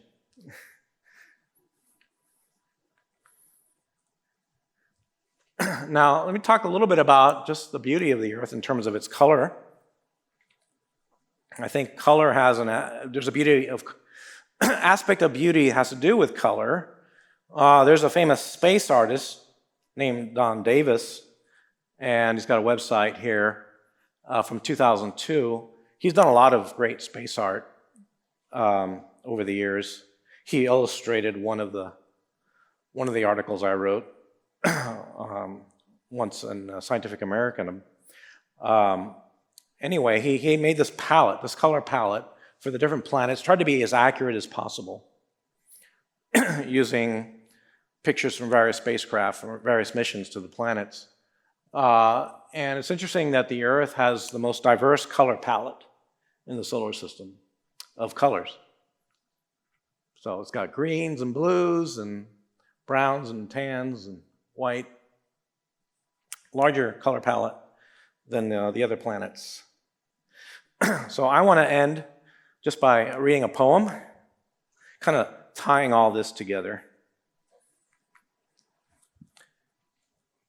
Beneath the cosmic vault, celestial dances unfold, where science and wonder intertwine a tale untold. In eclipse's twilight, we stand in silent awe, as moon and sun align, revealing nature's law. Stars, ancient sentinels, keep watch throughout the night, their distant fires kindled an endless fount of light. We map their constellations, probe cosmic mysteries. Each answer sparks within us deeper reveries. A rainbow's arch, a spectrum born of sun and rain, reflects the light of knowledge and refracted through our brain. We parse its prismic secrets, yet marvel at its grace. A bridge of understanding spans both time and space. Aurora's ghostly glow ignites a strange delight as particles conspire to paint the polar night. We probe the magnetosphere, discover how it gleams, yet still the sight entrances, a portal into dreams. A comet streaks the sky, a fleeting icy dart, its tail a ghostly plume, a celestial work of art. We trace its ancient path, unravel cosmic history, while watching as it fades into enduring mystery. In storm's electric heart, the lightning's jagged blade reveals a fearsome beauty, raw power on parade. We chart its forked trajectories, learn how it forms, yet thrill to hear the thunder in nature's raging storms. In this grand classroom, the lessons never cease. Each answer leads to questions, a cycle of release. We learn, we grow, we marvel, curiosity aflame, as nature's prompting guides us through this endless game. These wonders woven together like cosmic dreams hint at a grander design, a truth that softly gleams. For in creation's intricate unfolding scheme, we sense a deeper meaning, a universal theme. These marvels point us toward a well of inspiration, a source of awe and beauty, a font of revelation. In dance of stars and planets, in play of light and sound, a cosmic symphony awaits, a truth yet to be found.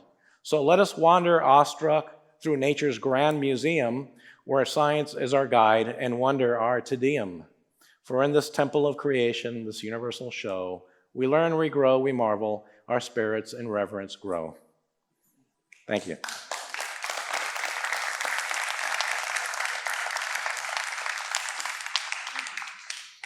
I don't know if we have time for any questions, probably not. Okay, we have the question and answer session later. Correct. That we can do that, okay.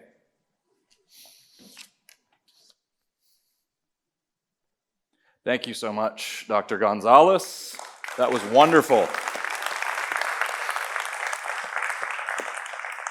I found it interesting, by the way, how often this wealth of scientific information led directly to poetry. And I have to say that when I heard The Learned Astronomer, so only a poet like Walt Whitman could get away with a line like, "in the mystical, moist night air," right? But that was wonderful. So, I have some information for you. The schedule giveth, and the schedule taketh away. What it took away was the break, but don't worry, it also giveth. And what it giveth is an extended lunch. So here's what we can do. I was told that one option was to have you stand up and greet one another in the name of the Lord. But I know that some of you are fellow introverts. And something inside of you recoiled as soon as those lines were out of my mouth. So don't worry. I will not do that to you. But if you would like, you may want to stand up and just stretch a little bit. You've taken in a lot. Go ahead and do so, yes. And why don't you, while you're at it, why don't you give yourselves a hand? Lots of wonderful work. So, in a moment, we will be hearing from Dr. Melissa Cain Travis.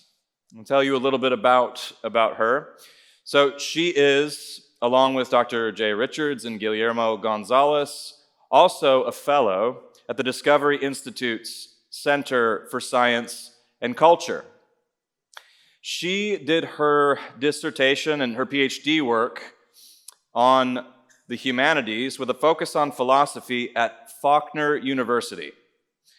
Now, her dissertation was focused on the natural theology and natural philosophy of Johannes Kepler. And Dr. Travis loves to talk about Kepler.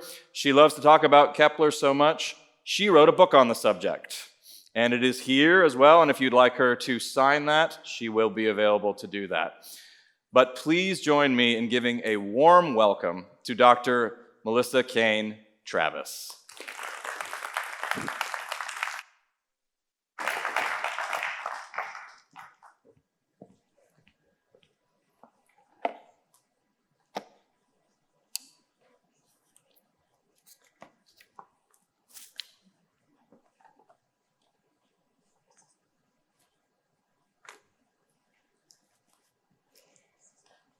Then God said, "Let there be lights in the expanse of the sky to separate the day from the night. They will serve as signs for festivals and for days and years.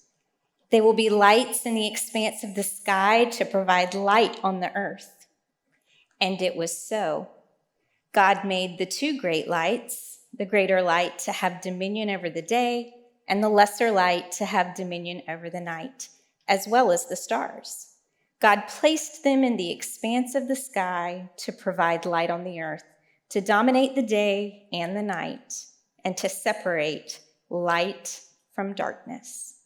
And God saw that it was good.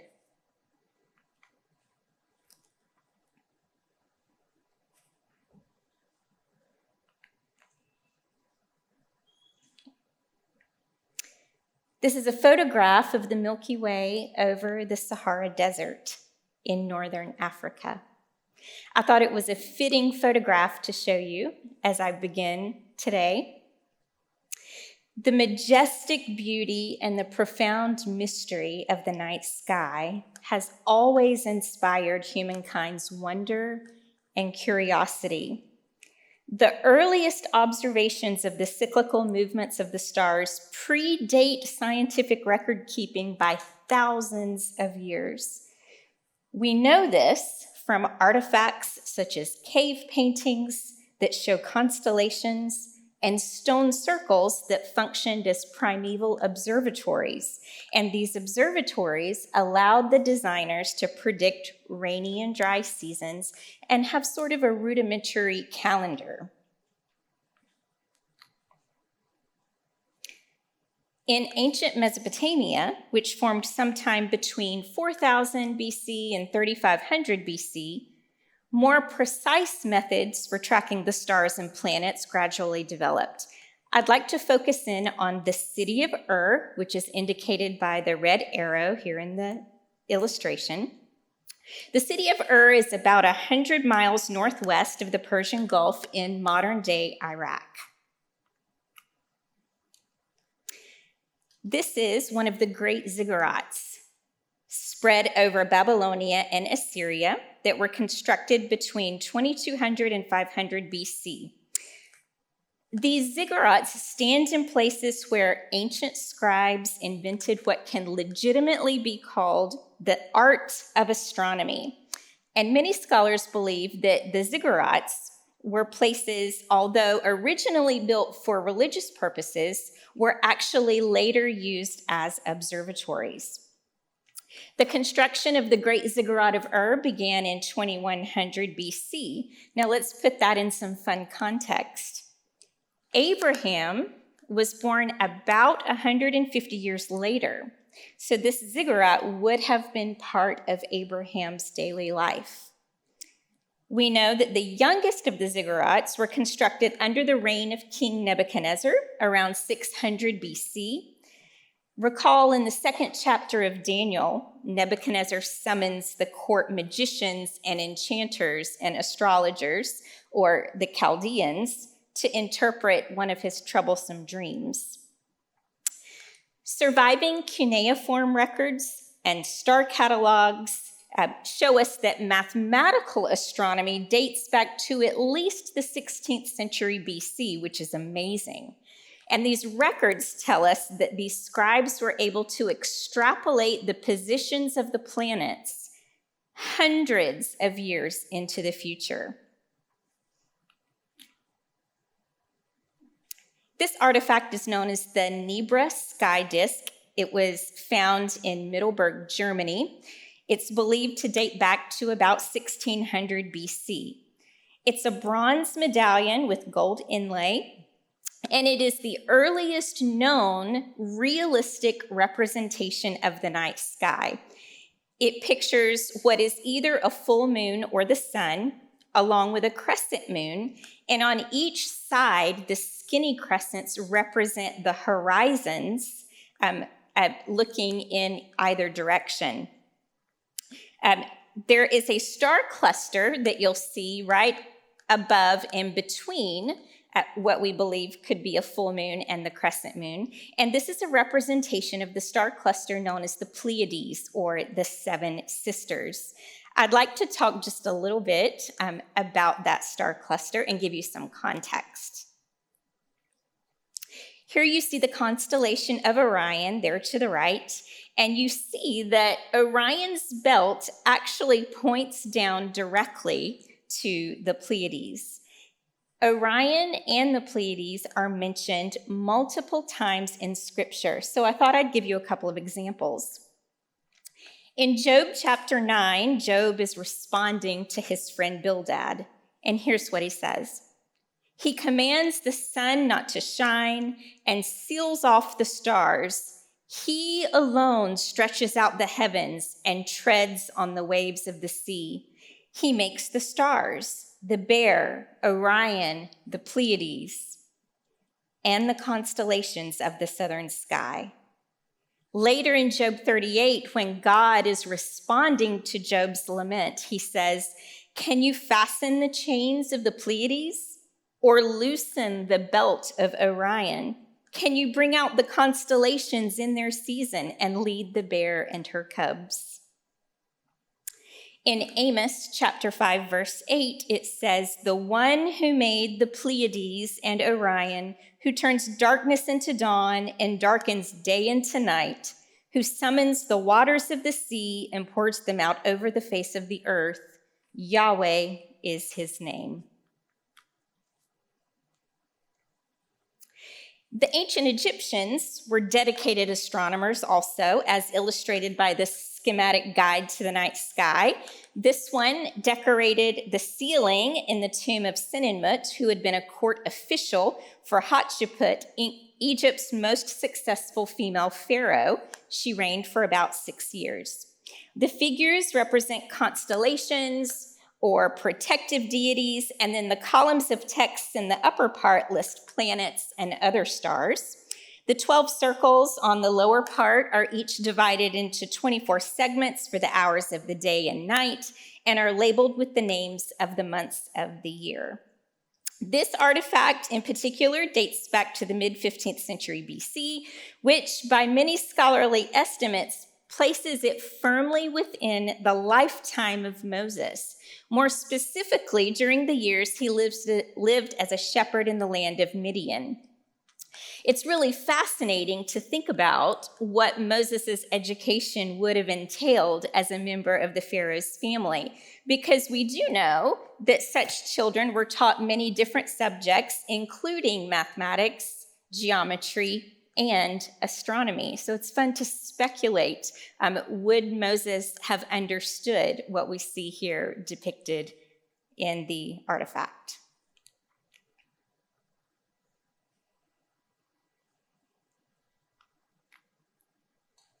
This is a celestial planisphere from Assyria.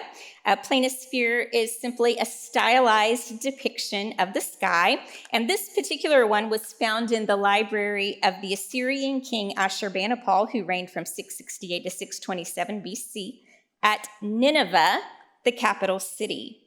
The principal constellations are positioned in 8 different sectors, with the constellation Gemini near the top.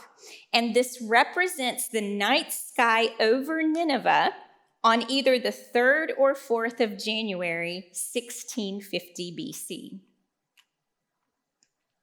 Incidentally, that would have been precisely during the prophetic ministry of Nahum, who foretold the fall of Nineveh. It's a very interesting intersection there.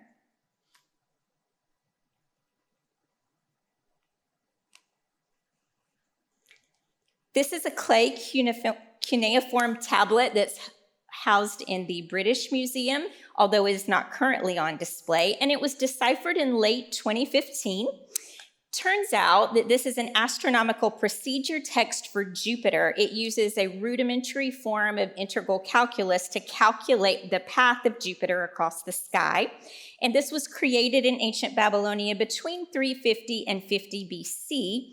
And the importance of this artifact is that it's direct evidence that ancient Babylonian astronomers were using advanced mathematical concepts that were thought to have originated far later on in Europe. So that's a fun one to see. All right, now we're going to put a pin in the ancient Middle East, and we're going to travel westward to ancient Greece.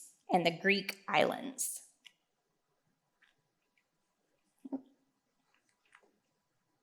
This is the philosopher, the pre-Socratic philosopher known as Pythagoras of Samos. He lived, obviously, in Samos, which is an island in the eastern Aegean Sea. Pythagoras is believed to have coined the term philosophy, which means the love of wisdom.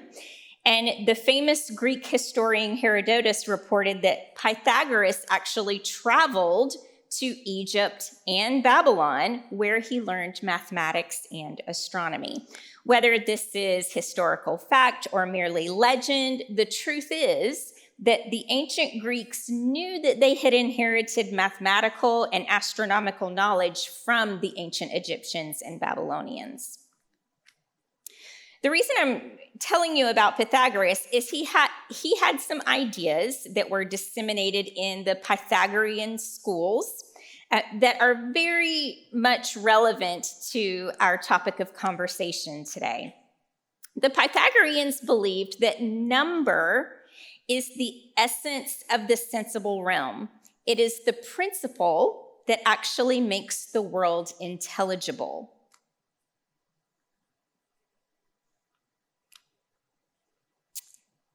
They were fascinated with the concept of harmonia, different parts fitting together in symmetry and beauty. They developed a mathematical theory of harmonics. The fact that music involved numerical ratios of whole numbers indicated to the Pythagoreans that the world is mathematically intelligible. In essence, they recognized that beauty and rationality are deeply intertwined. So deeply, in fact, that our aesthetic sensibilities actually play into our pursuit of truth.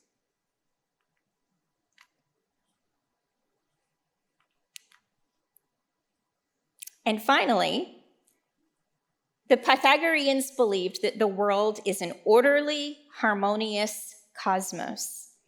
The movements of the celestial bodies produce what they called a musica universalis, the music of the spheres. Perhaps you've heard that phrase before. We then move on to Plato, who was essentially the disseminator of Pythagorean philosophy for the remainder of ancient philosophy. And in his famous dialogue known as the Timaeus, Plato tells us some very interesting things about the cosmos.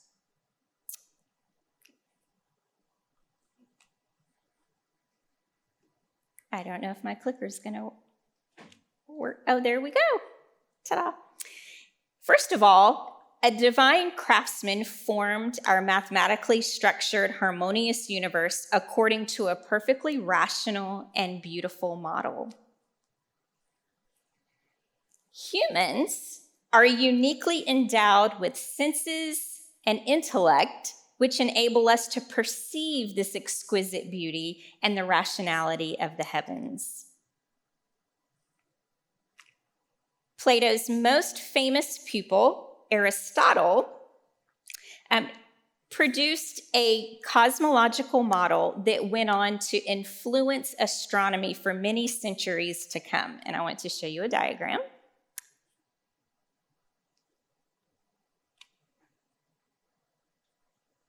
I'm so sorry. There we go. So he elaborated on the Platonic cosmos, which was geocentric and had a spherical Earth at the center. All of the motions of the heavenly bodies had to be perfectly circular, since that was considered the most perfect and divine kind of motion. You see around the Earth a layer of water, then a lighter layer of air, and then an even lighter layer of fire, followed by the moon, the visible planets, and the sun, and bounded on the outside edges by the sphere of fixed stars. Okay, so we're going to depart ancient Greece and move across the Mediterranean Sea to the city of Alexandria. This was a famous intellectual center that included Greek, Roman, Egyptian, and Jewish learning. And then sometime in the mid-1st century, the Apostle Mark established and became bishop of the first Christian church there. And then you may know this fact that several of our church fathers were from Alexandria, including Clement, Origen, and Athanasius. Alexandria was home to a populous Jewish colony, and the translation of the Old Testament from Hebrew to Greek, known as the Septuagint, was produced there. But let me tell you why I'm introducing you to the city of Alexandria. This is Philo of Alexandria, who lived from the late 1st century BC to the middle of the 1st century AD. And what's important about Philo of Alexandria is that he harmonized the Pythagorean Platonic ideas that I've introduced to you with Jewish monotheism. This idea that it is the divine reason, the Logos, that's made manifest in creation, and that includes the very mind of man. It is through astronomy one is allowed to see that which is second best to seeing God himself, namely the heaven which is perceptible by the external senses and the harmonious arrangement of the stars therein and their truly musical and well-regulated motion. So he viewed the cosmos as the most excellent of all created things and astronomy as the queen of all the sciences. In accord with the Pythagorean Platonic tradition, he saw number as that which made creation possible and makes creation intelligible. Now, I want you to remember those ideas along with our Aristotelian cosmology, because later on in Alexandria, round about the turn of the 2nd century AD, we have Claudius Ptolemy. Now, Ptolemy took Aristotle's model and he devised a geometric astronomical theory that was based on this arrangement, but his objective was to go beyond what Aristotle did and geometrically reconcile those perfectly circular motions with existing astronomical records. In other words, he wanted to make a geometrical model that was consistent with what could actually be observed in terms of the positions of the planets. And here in this diagram, you can see what I mean. We have Earth at the center. We still have these perfectly circular motions. But the problem was this didn't line up with the observable evidence. So what Ptolemy had to do was create these smaller little circles called epicycles and have the planets moving in small circles as they travel in their large circular orbits around the Earth. And this was by no means perfect, but it did go a long way in helping reconcile the geometry with the observations. We then come to Nicholas Copernicus. Nicholas Copernicus inherited all of this intellectual history. At his time, the Ptolemaic model had reigned supreme for many, many centuries, but he was dissatisfied with this particular model. And so, as you all probably know from high school science class, Copernicus developed a mathematical model with the sun at the center rather than the Earth. The great appeal of this geometry for Copernicus was that it had what he called a fixed symmetry of parts.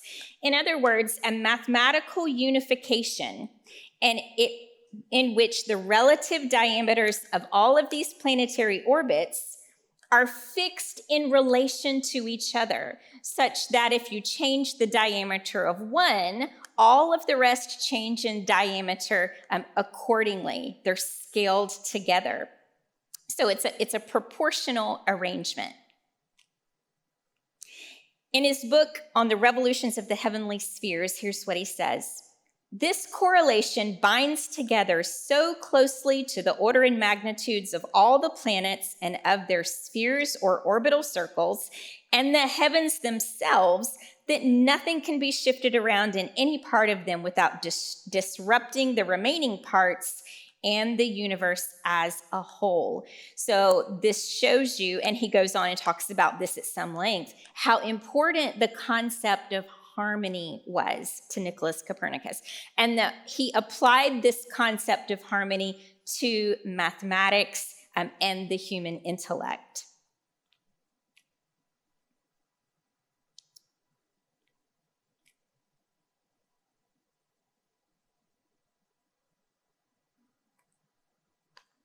Okay, he goes on. In the center of all rests the sun, for who would place this lamp of a very beautiful temple in another or better place than this, where it can illuminate everything at the same time? As a matter of fact, not unhappily do some call it the lantern, others the mind, and still others the pilot of the world. And so the sun, as if resting on a kingly throne, governs the family of stars which wheel around.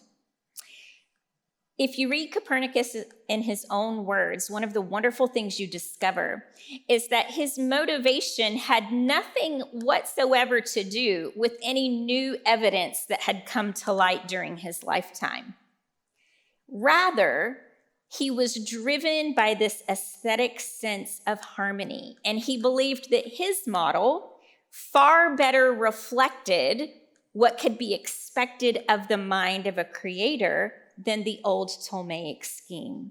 So it's just a fact of scientific history that this is one of the wonderful examples of intellectual beauty being a guide to the truth. And then we come to my great hero, Johannes Kepler. This is a portrait of Kepler done in 1627. It's believed to be the most accurate portrait existing of Kepler. He was a very, very devout Lutheran Christian, and this at the time of the volatile Counter-Reformation, when it was extremely difficult to be a Protestant Christian. And he paid very high prices for this in personal ways and also in professional ways. His laws of planetary motion, which perhaps you learned about in high school science class, were really his main claim to fame. And they transformed the system of ancient astronomy, or the ancient practices of astronomy, into an exact mathematical theoretical science. So he's very much a pivotal figure for the scientific revolution. In his very first book, the Mysterium Cosmographicum, which was published in 1596, he developed this quirky and curious model of the known universe that we refer to now as the polyhedral theory of planetary orbits. And here's the diagram that appears in the book. So his idea was, well, we need to explain why there are 5 orbits that we need to account for. Remember, this is only planets that were observable by the naked eye. And because of his desire to find intellectual beauty and harmony in the cosmos, he thought to himself, well, there's 5, but wait a minute, there are also 5 Platonic solids. And if you're not familiar with the Platonic solids, they're pictured there down the right-hand side of the illustration. And these are all of the regular polyhedra that have all congruent sides, and each one has the same number of faces that meet at every vertex. So there's a little geometry lesson for you today. So Kepler's idea was, well, what we'll do is we'll draw a circular orbit around every single one of these polyhedra and then nest them in a way that we get roughly the right distances between each successive orbit. And it really didn't work very well. It's charming and interesting, but not very accurate in terms of lining up with the observational data. And he tried for years to tweak this using harmonic ratios from music and musical scales and all sorts of things to try to make it work. And it just never would work quite right. But I wanted to share with you 2 ideas that you will find familiar now that I've introduced you to the Pythagorean Platonic tradition. This is probably Kepler's most famous statement, very frequently paraphrased. There are in the whole material world material laws, figures, and relations of special excellency and of the most appropriate order. Those laws are within the grasp of the human mind. God wanted us to recognize them by creating us after his own image so that we could share in his own thoughts.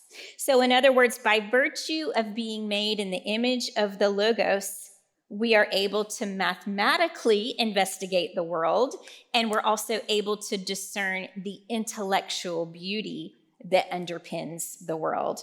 He goes on to say that geometry provided God with the patterns for the creation of the world and has been transmitted to humanity with the image of God. Kepler's idea behind the comprehensibility of the universe could be diagrammed, as I'm about to show you, there we go, in what I call the Keplerian cosmic resonance, where the archetype for creation, in other words, the immaterial mathematical plan for the world, exists from eternity in the mind of God. The copy is the physical creation that we're able to investigate. And then because we are made in the image of the Creator, we can study the copy and glean something about the archetype in the Creator's mind. These are Kepler's famous 3 planetary laws. The first law, that planets orbit the sun in an ellipse rather than a perfect circle. The second being that when a planet is orbiting the sun, it sweeps out an equal area in equal amounts of time. And then the third law, which I want to focus on for just a second, is particularly interesting. And Kepler considered this the crowning achievement of his career. So the third law, and bear with me, we're going to do just a tiny bit of math, says that the square of the orbital period, and that means the time it takes a planet to go all the way around the sun, is proportional to the cube of the orbit's semi-major axis. So the small letter A, there in the bottom right quadrant of the ellipse, that is the semi-major axis. And then you see the proportion represented down below. T squared is proportional to A cubed. What's really fascinating about this, and what Kepler delighted in so much, was that we can actually use the Earth as our standard when we're calculating for all of the other planets, such that we get a direct one-to-one correspondence. So here's how it would work. If we take the Earth's orbital period, we call that a year, right? 365 1/4 days, 1 Earth year. And Earth's semi-major axis, we call that 1 astronomical unit. We can then use those units and apply them to the equation for every other planet, well, at the time, in the known universe. So here's how the math works out. Let's use Jupiter as an example. Jupiter takes 11.86 Earth years to revolve around the sun. Jupiter's semi-major axis is 5.2 astronomical units. And when the math all plays out, you find out that T squared and A cubed are almost exactly equal. And so when we use the Earth as a standard, our T squared is not only proportional to A cubed, it equals A cubed. And so Kepler delighted in this because it showed a harmony, a cohesiveness, and a mathematical beauty of the entire known universe.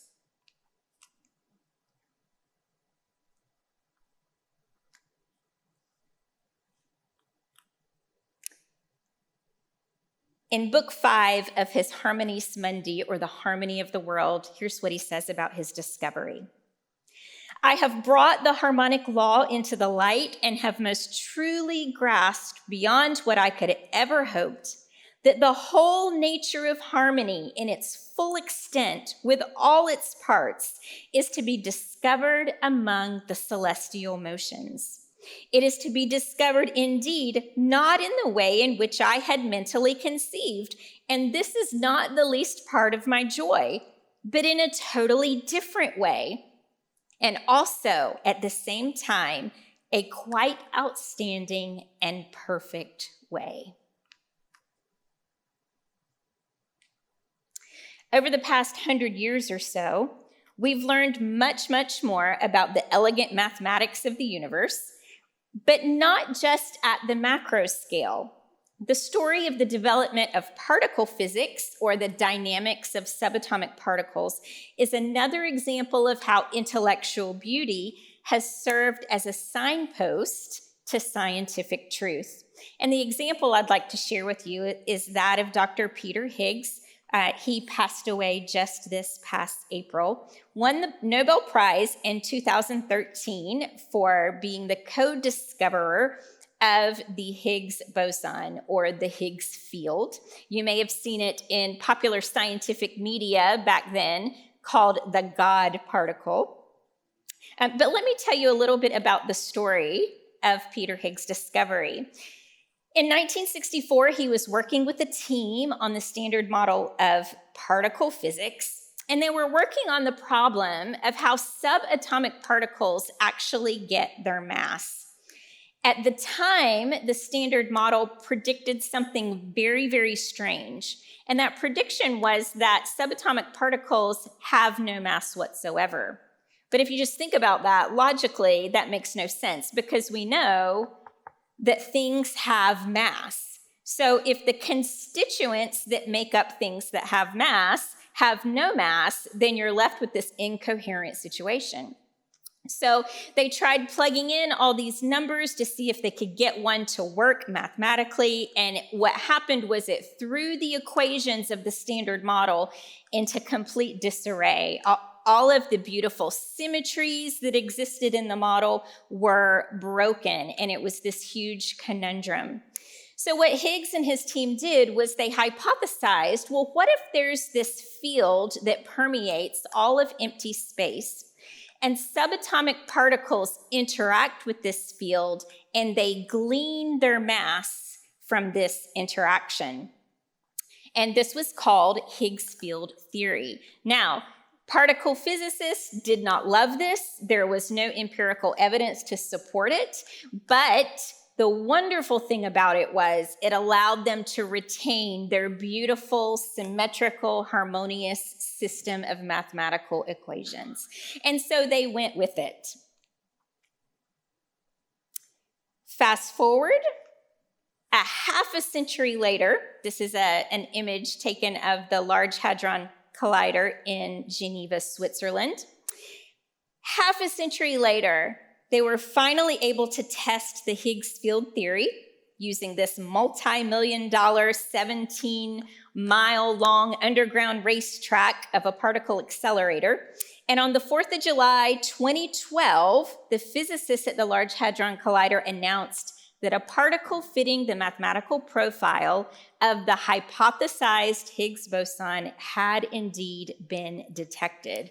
And this was considered empirical proof of Higgs field theory. This idea that you could get the field, the Higgs field, to fling off this signature particle was confirmation that Peter Higgs and his team had been right a half a century before.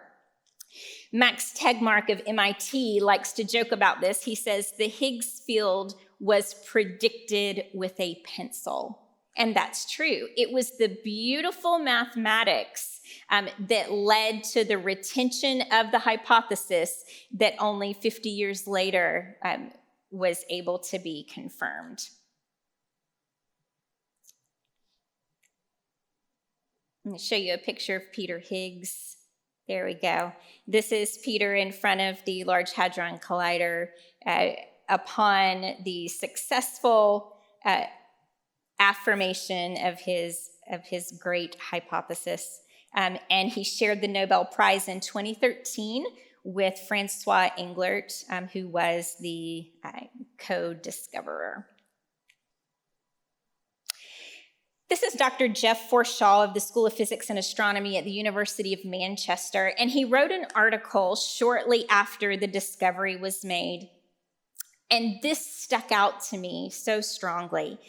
He writes, "Faith in the idea that nature's laws should be elegant and compelling has yet again delivered insight. The Higgs discovery is the jewel in the crown of particle physics and a worthy testament to nature's astonishing beauty."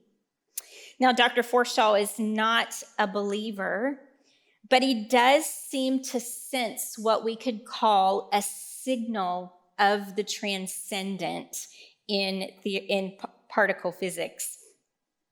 And he writes in a separate article, he wrote the following: "As a scientist, I like to feel as if I'm exploring a cosmic mystery of the greatest significance. I am awestruck by the beauty that saturates the laws of physics and suppose that what I'm doing is rather more than merely helping to solve an elaborate crossword puzzle.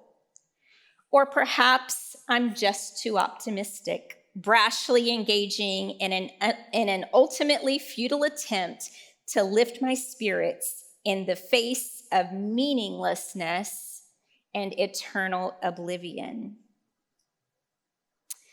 Like Forshaw, the well-known scientific materialists of our day, Brian Greene, Sean Carroll, Neil deGrasse Tyson, they speak of being enraptured by the beauty, the grandeur, the deep rationality of nature, but tragically they fail to recognize the ultimate source of that beauty and truth. I'm reminded of Andrew Ketterly. Do you recognize that name?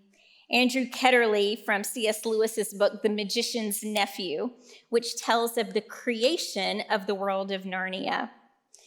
Aslan sings. He sings this beautiful, otherworldly song that brings all things into existence. But Andrew Ketterly denies the music that he hears. He convinces himself that what he hears is merely the roar of a lion, because after all, the idea of a singing lion is simply absurd. On that note, let's return to this ancient concept of the music of the spheres. I think it's such a wonderful metaphor for the magnificent beauty and the deep rationality of our cosmos.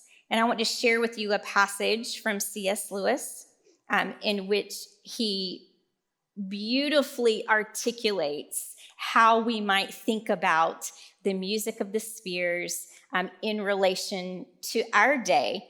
It's just as timely now as it was when he first wrote it. "This is the only sound which has never for one split second ceased in any part of the universe. Presumably, if, per impossible, it ever did stop, then with terror and dismay, with a dislocation of our whole auditory life, we should feel that the bottom had dropped out of our lives. But it never does. The music, which is too familiar to be heard, enfolds us day and night and in all the ages."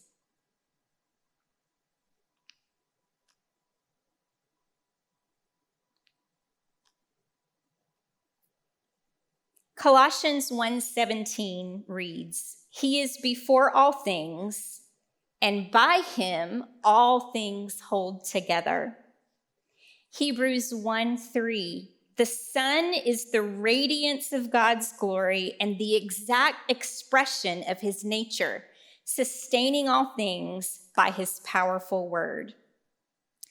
The late Stratford Caldecott, a brilliant classics scholar, may have had these verses in mind when he remarked, "Beauty is the radiance of truth and goodness."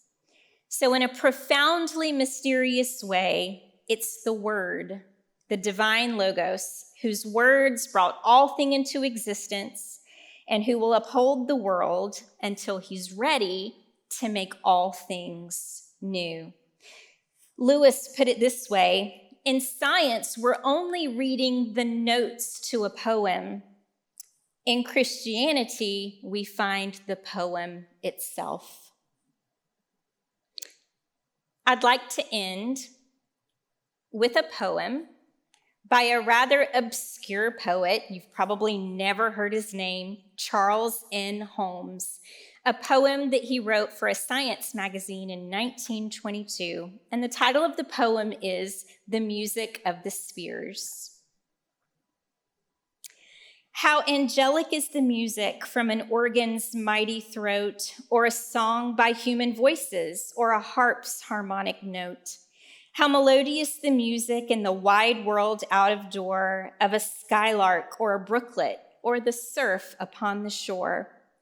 And philosophers once told us in an epic long gone by of sublime celestial music from the spheres within the sky. Though our firmament is silent over land and over sea, suns and worlds unite together in symphonic harmony. Were our ears attuned to hear it, oh, what music would arise from the stars amid Orion to the universal skies. Underneath God's spangled heavens, which have neither depth nor years, we might hearken, soul enchanted, to the music of the spheres. Thank you.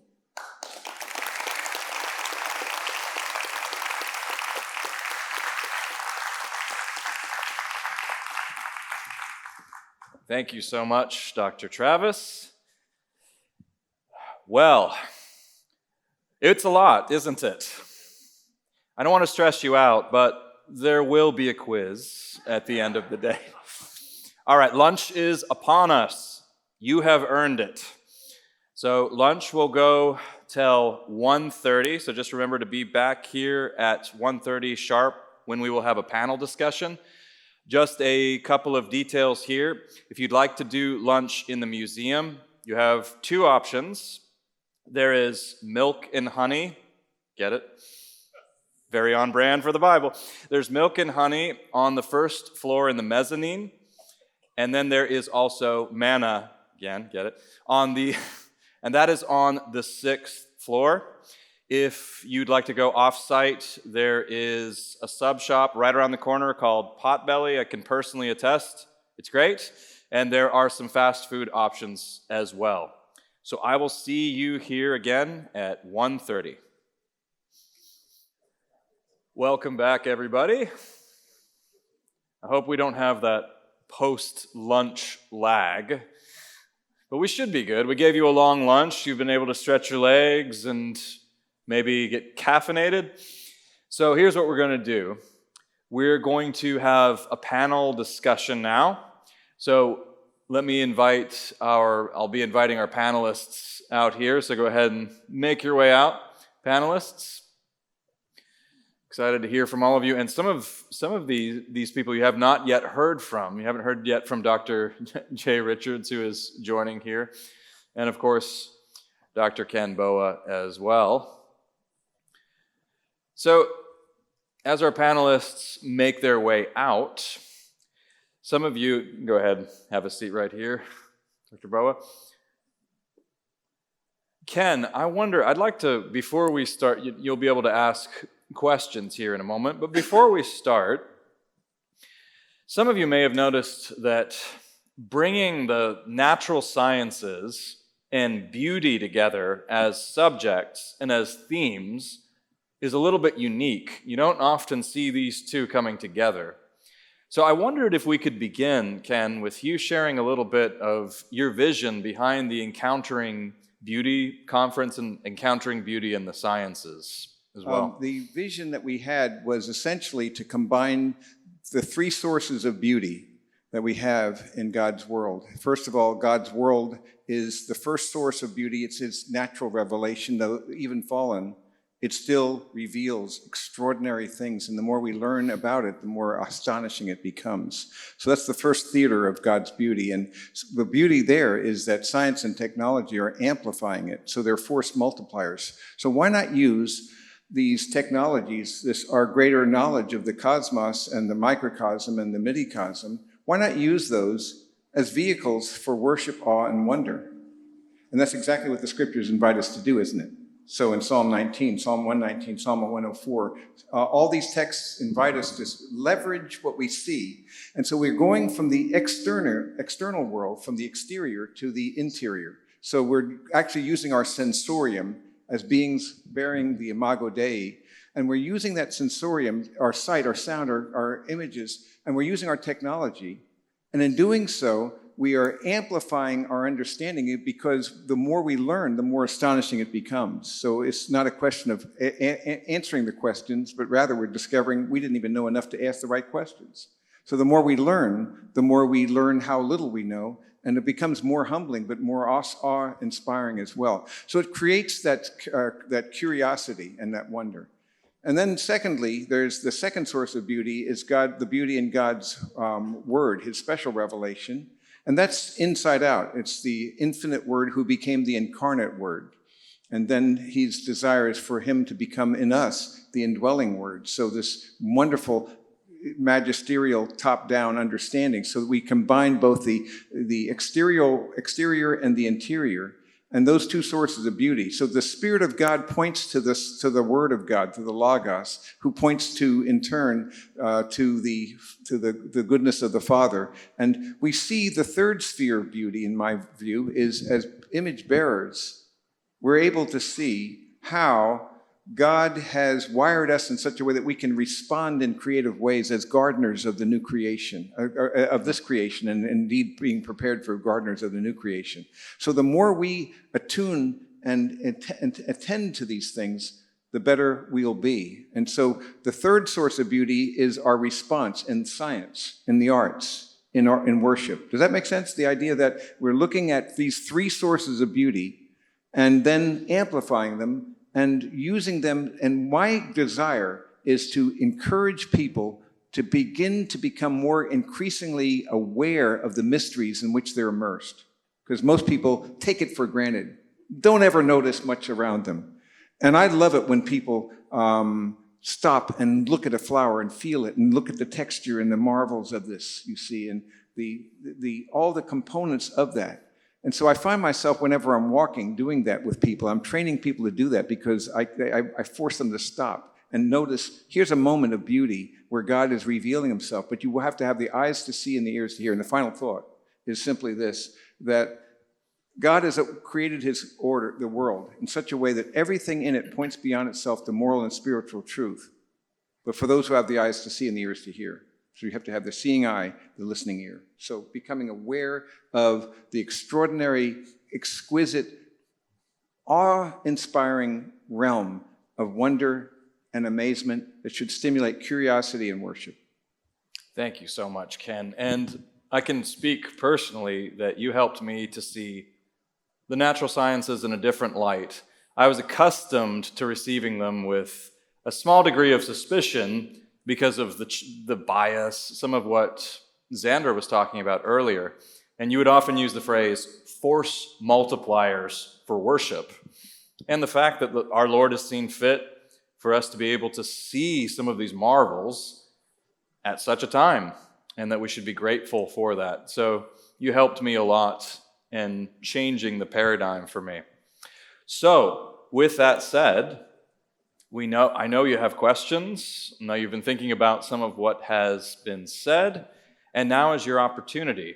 So we would welcome your questions. Please direct them to the panel. And all ready? This gentleman right here toward the center.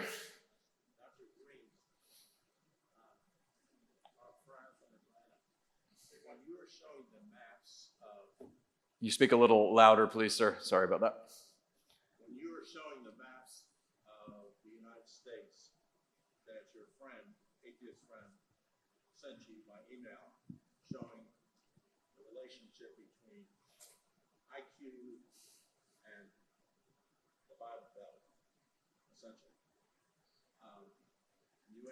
proof. Did he ever tell you what studies were used to prove the IQ, or were these achievement tests, or to make this more, just, or maybe it's just level of education they achieve? How do they determine that? Could you all hear the gentleman's question? Yes? Oh, no. Okay, thank you for your question, sir. And I actually, quickly before I answer it, I know that on some of the posters and things, it says Dr. Xandra Greamy. I'm not a doctor. Everyone else on this stage, I think, has a PhD besides me. So don't give me too much credit. That was just a mistake. I'm a humble, I have a master's degree and that's it. So, but thank you for your question. He was asking by what criterion is the IQ measured that was done in some of those tests that people made those maps from that showed the different regions at which there are higher IQs and lower IQs. I'm actually not sure. I think there's a standard way to test IQ, but I did recently read a paper sort of alluding to the fact that people are moving away from that test because it's not a very accurate way to test human intelligence. So I'm not sure if we're moving away from the standard IQ model or not. But even if it is true, even if that test were perfect and had no problems and there were certain regions where people had a lower IQ or a higher IQ, again, it doesn't say anything about how religion is affecting that intelligence level. And I've met many, many, many people in my life who never even went to college, who were incredibly intelligent. So to your point, sir, about what about access to education and things like that, as I mentioned before in the Q&A after my talk, my father is one of the most intelligent people I know. He has a bachelor's degree in art, in space art. And he's writing at an incredibly high level. He's received the Lucian Award for scientific journalism. So all that to say, if anyone's out there and you're worried, oh man, I didn't go out and get a master's degree or anything. Am I not an intelligent person? That's not at all what that means. The Lord gave you a beautiful, beautiful mind, and each and every one of us can worship him with our minds. So thank you for your question. I would add one other thought. There is a movement away from that to the understanding of multiple intelligences. So there's emotional intelligence, there's relational intelligence, there's spatial intelligence, there's musical intelligence, there's all kinds of components of the intelligence. And actually, a better indicator of success in life actually turns out to be EQ, emotional intelligence, than it does with IQ. It's an interesting thing. So it's much more nuanced and complex as we should actually expect. This gentleman on the side here, and do please try to project. Sorry about that. I want to know how many of y'all, I hear God mention, you ever mention Jesus Christ? About he is the creator. I want to hear from every one of y'all. Who brings this into this world? Well, multiple times throughout my talk, I use the word logos, and that is taken directly from the New Testament, him who through whom all things were made. And that is a direct reference to the Son. Yes. Is this an inquisition? Yes. Yes, of course. It's a very logocentric Yes. understanding, and to realize that actually, as I said before, the infinite Word who spoke all things into being became the incarnate Word so that he could become the indwelling Word is very Christocentric. And I think we all would agree with that. Yeah. All right. Anybody over here? It's been very this side so far. Yes, ma'am, right there in the front. This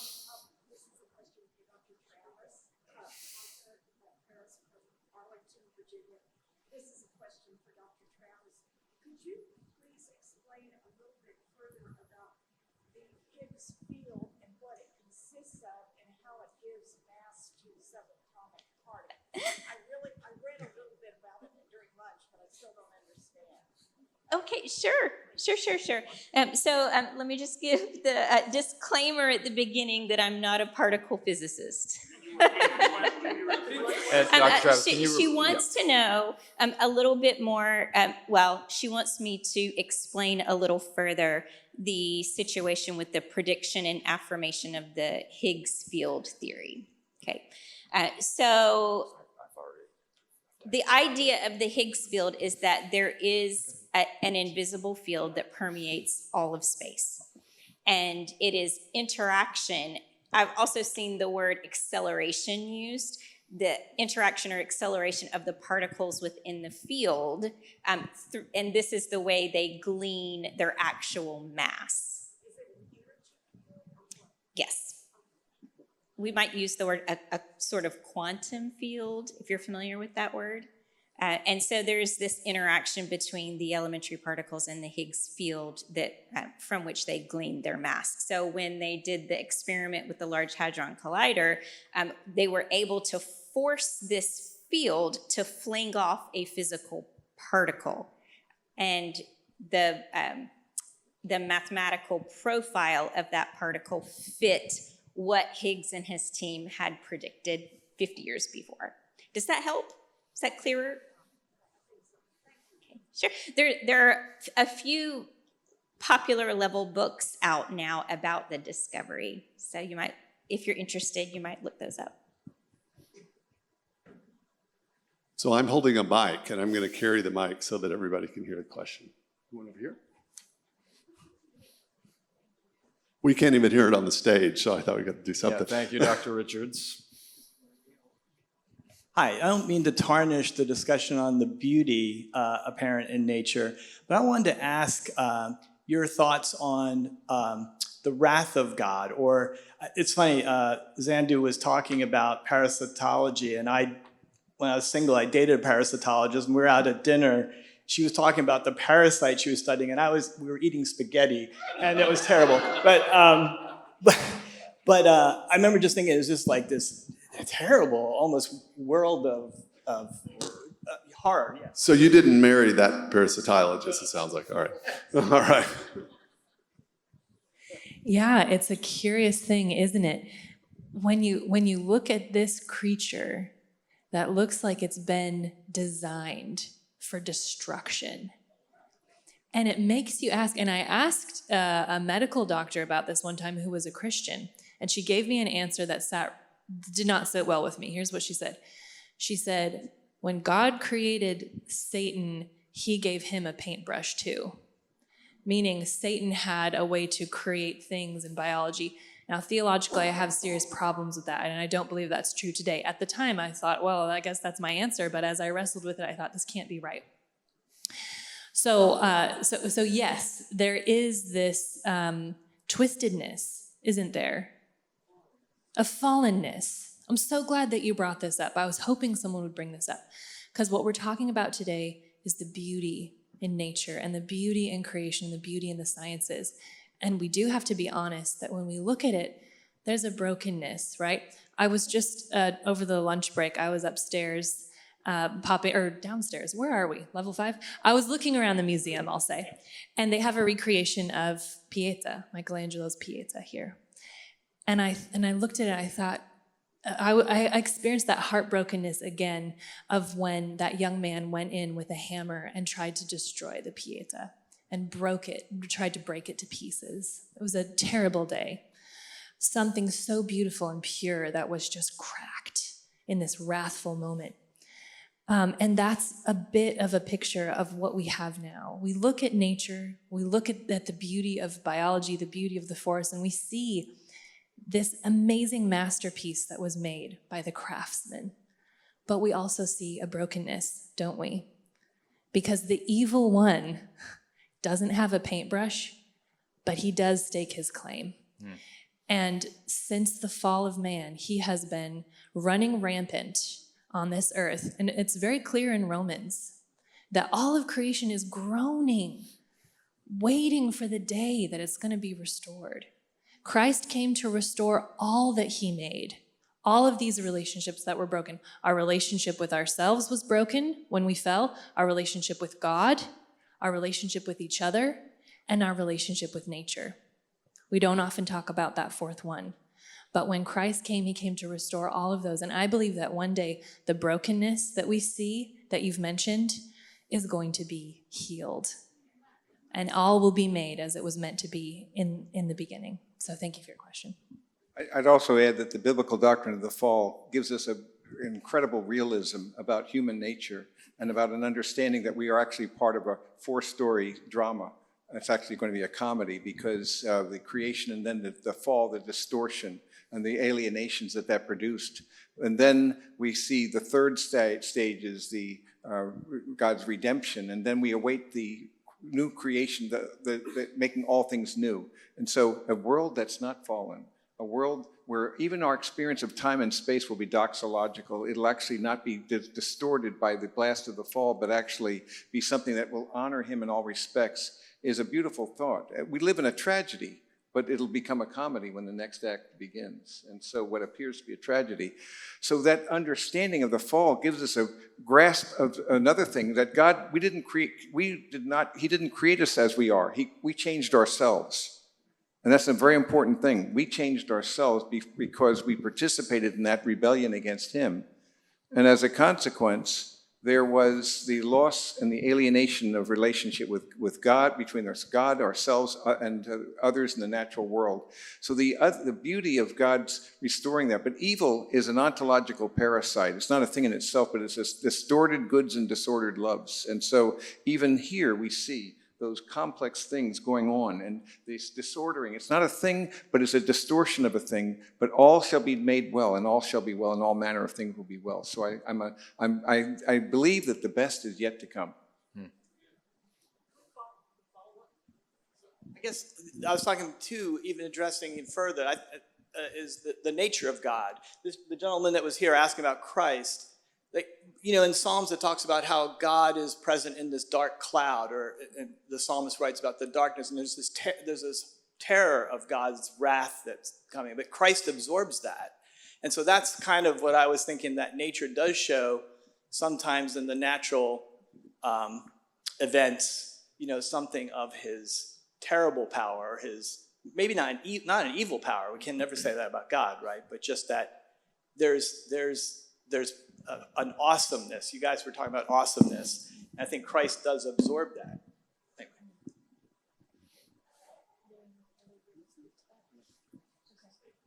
I think that's right. There's a temptation on the one hand to try to attribute everything that seems troubling to us to the fall, right? But we're in danger of sentimentalizing God, right? So he's that really sweet, the picture from the 19th century of Jesus holding the lamb that just seems really sweet. Well, he also stormed through the temple with switches, right? And overturned the tables. And so I think we need a sort of balanced understanding of God precisely when we're thinking of these things. And some things may be precisely designed to exhibit God's glory and his justice and his wrath. And it's part of the original design plan, if you will. And some of these other things, I think, might be a degradation from that. So that the original created form was not a pathogenic parasite, but in its present state, it's like that. It's hard to say exactly in each case, I think, where that is. But I think we want to hold both of those things together for sure. I think this morning was the trifecta of beauty. I've not had the opportunity to listen to Zandra before, but thank you very much. Very touched. And Guillermo and our old friends, and Melissa. I just finished Mitchell Kane's recent book, Thinking God's Thoughts. And for any of you that enjoy a discipline, whether it's art or engineering or mothering or whatever it might be, what you find in particular in Melissa's book is that order is everything. God made order. And we speak of the term harmonia. Everything is harmonious, whether it's color or light. We met a young lady, an artist, at lunchtime, and I'm sure that she would agree that harmony is everything. So Zandra, for you, speak to me about harmony in your life. Harmony in my personal life or my research? Oh, there's harmony between the harmonies of both of those things, actually. For me, a lot of times, I'll answer more on the personal side. I feel like that's maybe best for the moment. I've learned as I've gotten a little bit older that so often what I hear, what I experience and taste in my life as discord, as atonal, as asynchronous, is actually the harmony of heaven. But because I am a temporal, finite human being, I can't perceive that. And it has impacted my faith deeply and taught me, I think, to trust more. I'm recently married, and I'm in my late 30s. And I waited a long, long, long time to meet the man that I'm married to. And I had made my peace with the Lord, saying, okay, this feels strange, this feels wrong, this doesn't, I don't understand why, I feel like you've thrown me away, but okay, all right, this is the way it is, I'm gonna deal with it and live my life. And I couldn't hear the symphony, I couldn't hear the harmony that he was playing, because there was another chord singing out on the other side of the United States of America, in another heart of another soul who had been waiting, who had been single for 10 years as I had been single for 10 years. And he brought these tunes together, and now I'm married to the most wonderful man I've ever met in my life. So a lot of times it feels atonal, it feels wrong, but again, the harmony of heaven sings in tones that we don't always hear. But thank you for your question.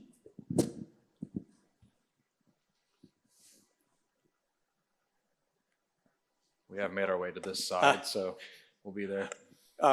Good afternoon. Thank you for everything that you all are doing. And I think this is a question for the whole panel, because you are a testimony of what I think, Melissa, you said that, was it Kepler who redesigned the motions of the planets because of harmony? Is that right? So Copernicus? Copernicus, yes, thank you, yes. And that came from nothing but his worldview. Correct, Okay. yes. And that's what I think you all are doing in your own day and time, is doing the very same thing to uphold, even though you may not see it now. You may have, as Zandra says, the pushback in the world. But my question is, I think in my generation, we've had scientism come up, not because it's a philosophy that they thought of ahead of time, but they came at it because they didn't like religion. They pursued something that they thought science would give, and their ideology so overpowered them, and the only way they knew to deal with it was to fight back. Now, I think we're seeing fractions in the foundation of that. If you want to use the statement of Richard Dawkins to be one of those, I think it may be. What do you all think about that? Because I think we should be encouraging one another on the positive side of what is occurring, and not let the other, that's for you all very intense at times, I'm sure, but I think the Holy Spirit's doing something through people like you.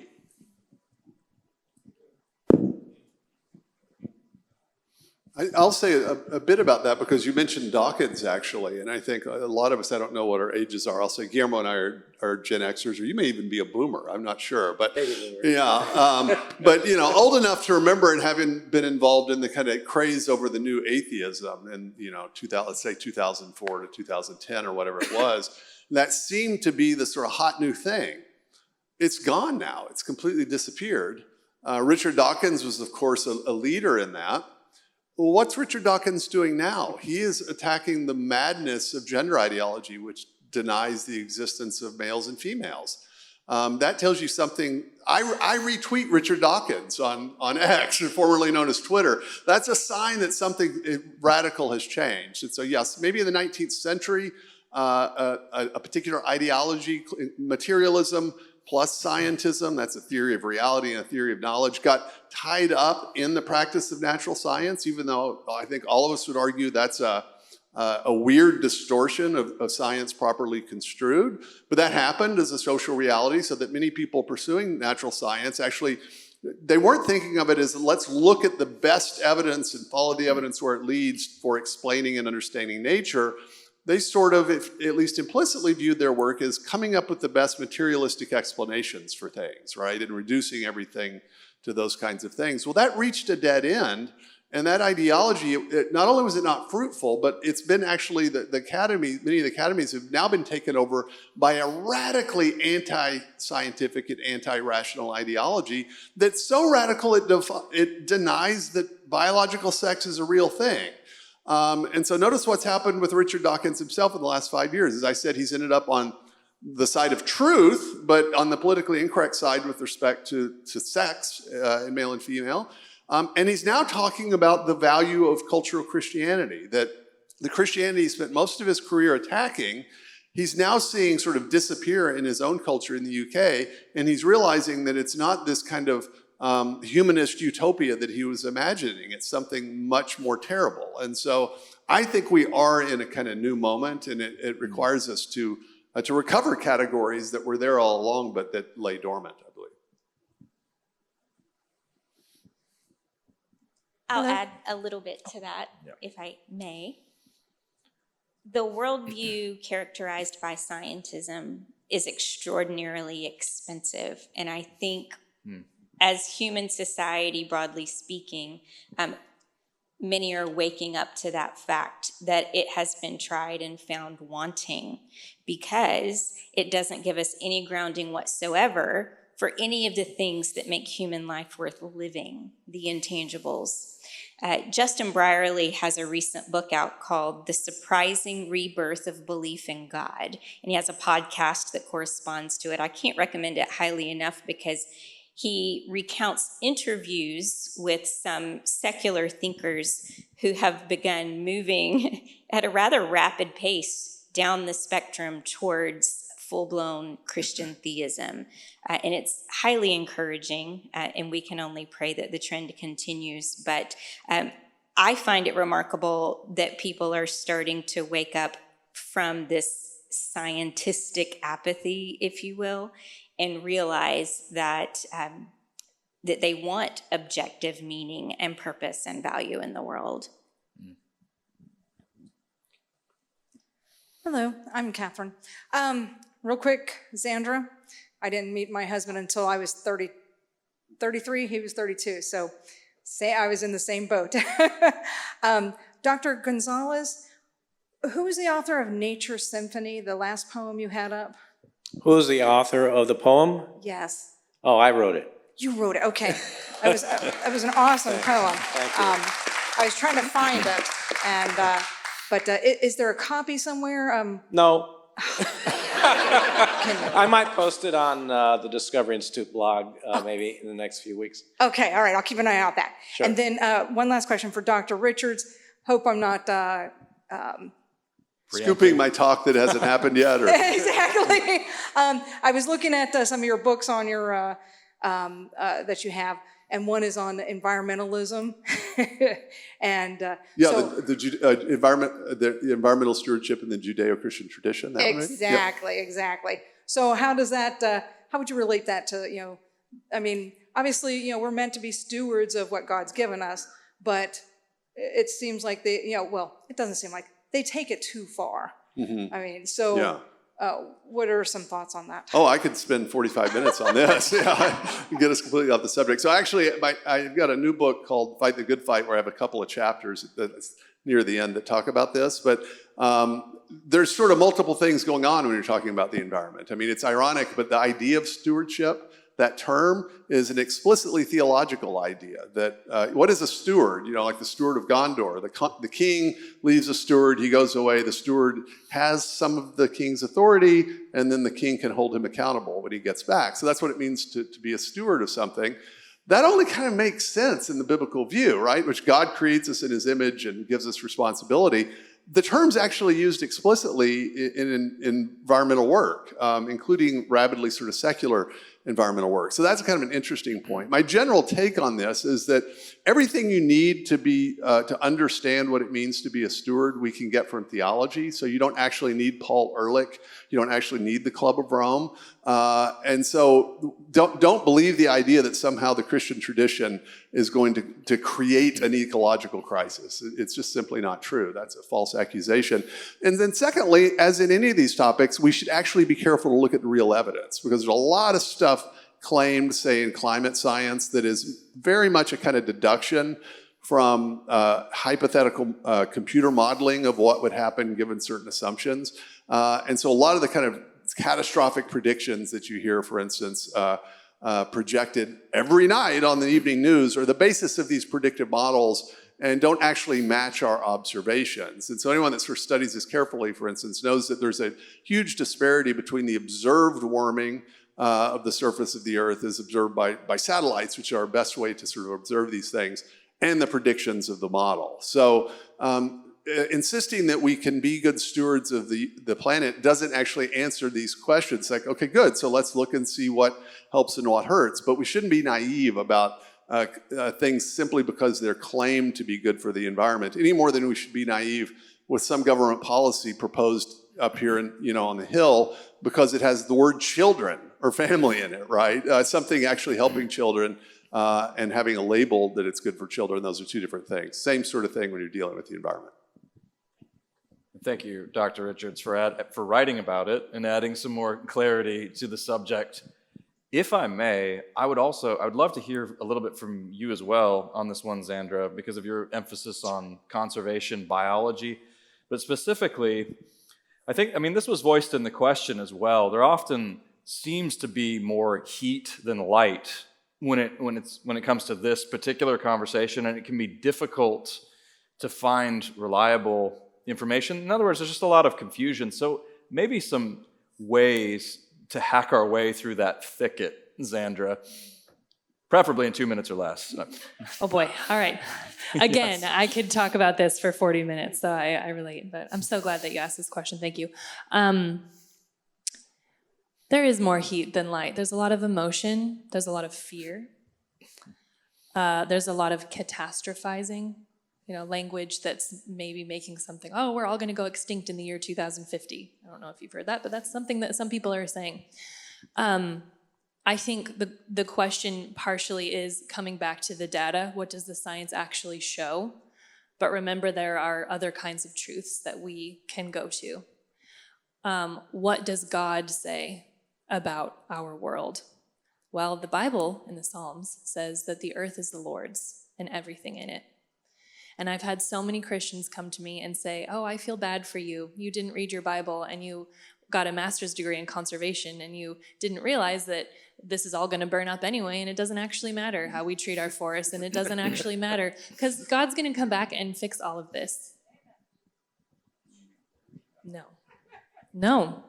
If I lend you my car for the weekend and you say, oh, thanks, this is great. You take it out, you go have some fun, you do all kinds of things, and you bring it back, and one of the tires is popped and the back seat is full of trash and it's got an empty tank of gas.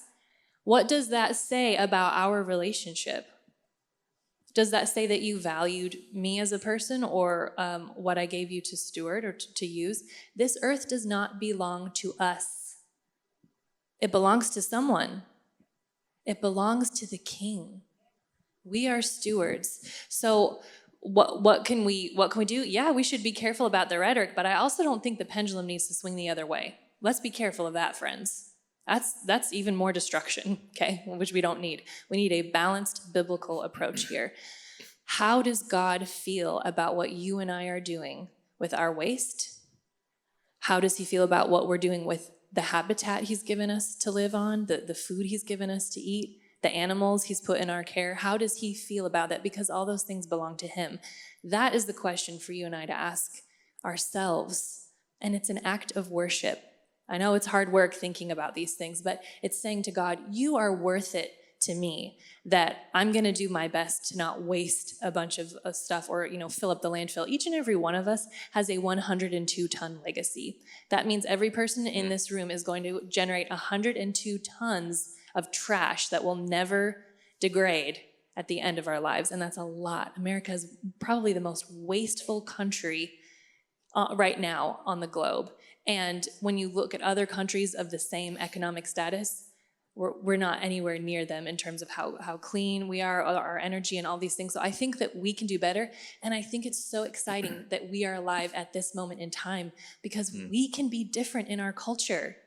We can set the tone as Christians and say we're doing this from a place of love and respect, not from a place of fear or guilt or catastrophizing, but we actually want to be good stewards of what God has given us because of love and worship. I'll end it there. Yes, I had a question. Amazing discussion. Thank you so much. How is, with Christian worldviews, I'm over here. Given the Christian worldview, what is your prayer on how the Christian worldview can change the divisive culture, which is becoming, unfortunately, more divisive, not less?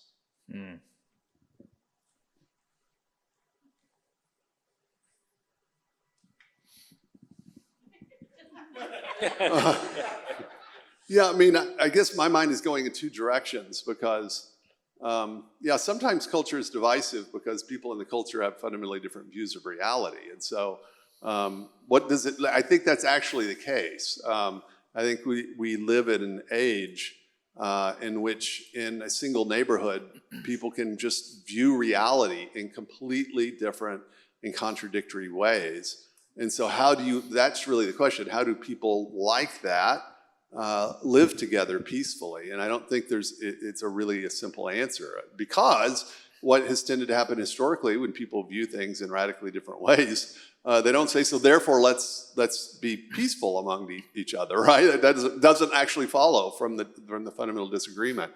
And so that's the sort of dilemma. And so I think if you're a Christian, the best thing that you can do is figure out, okay, how do you make the case for the things that you think are true about life and reality in the world in a way that's winsome and appealing and persuasive, and frame those things in a way that it makes contact with the things that person believes. A good argument to make is not one that's simply deductively sound and valid. It's one that takes it sort of appeals to something that someone else believes is true and brings them to a conclusion that you're hoping to bring them to. But it does it by way of evidence and reason and reasonableness. That's what we need to do. And when I say argument, I mean that in the philosophical sense, that you work to persuade someone with the light that God has given them, rather than coercing them or forcing them. And so I think in a culture that's highly divisive and disagrees over these fundamental issues, should give us greater impetus to figure out, okay, how do we make a compelling case for the truth in a setting like that? And so that requires winsomeness and reason, but it also requires a willingness to argue over these things publicly. I think a retreat from that, it certainly wouldn't solve the problem. And we need to fight for our freedom to preserve our right to speak. That's because if we don't have the right to speak, then we can't even make our case. One of the worldview issues that all of us have to deal with is the question of origin, of identity, of purpose and destiny, and those fundamental questions that everyone has to ask. So where did I come from? It's going to determine a great deal. And who am I? Is it going to be the world that's going to define me, or the Word? And so the world will define you by default. Do nothing, it'll tell you what to go for. The Word will only define you by discipline. So the third issue is the question of purpose. And where do I get my purpose from? And then where am I going? So my sense, where is my hope? So those are fundamental questions that I think people have an incredible capacity of avoiding for decades. It's astonishing. The only time when they become consciously aware of it is the pain of a funeral, where they're forced against their will to recognize their mortality. I'm a secondary school math and science teacher, and so I'd love to hear from anyone and everyone on the panel. Think back to your high school days, if there was one or two things you could change in your math and science education so that we would see the beauty and the glory of God through the courses, what would you do? Thank you.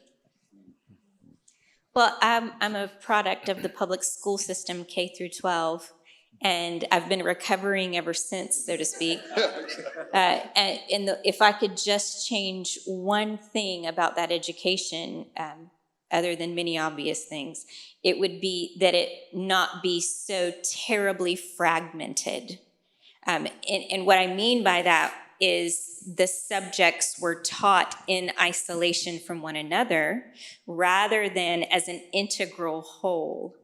And I think that would have made an enormous difference, especially in how quickly I found my academic calling. So as I said, I'm recovering and filling in all the gaps now. But if it was just one thing, it would be a much more integrative approach. Someone said earlier today, forgive me, I can't remember who it was, they were talking about how we can explore the subject of science alongside of history and philosophy and art and mathematics, even architecture, believe it or not. And the richness of the integrated presentation of a subject, I think, is something that captures the human imagination and compels us in ways that presenting a subject in isolation never will. So, I would say teach a bit more about the history of science accurately, and maybe in history and philosophy class about the philosophical and theistic underpinnings of modern science.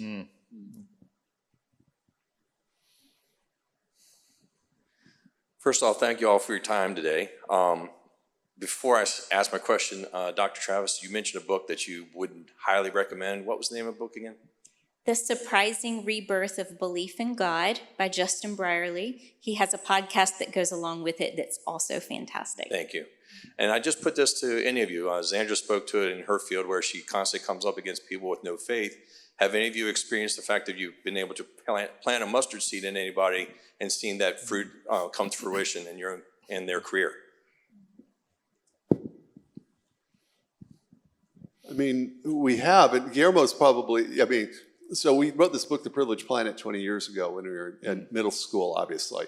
And there was a documentary made of it, and an organization in Hong Kong, also in 2004, so the film came out in the fall of 2004.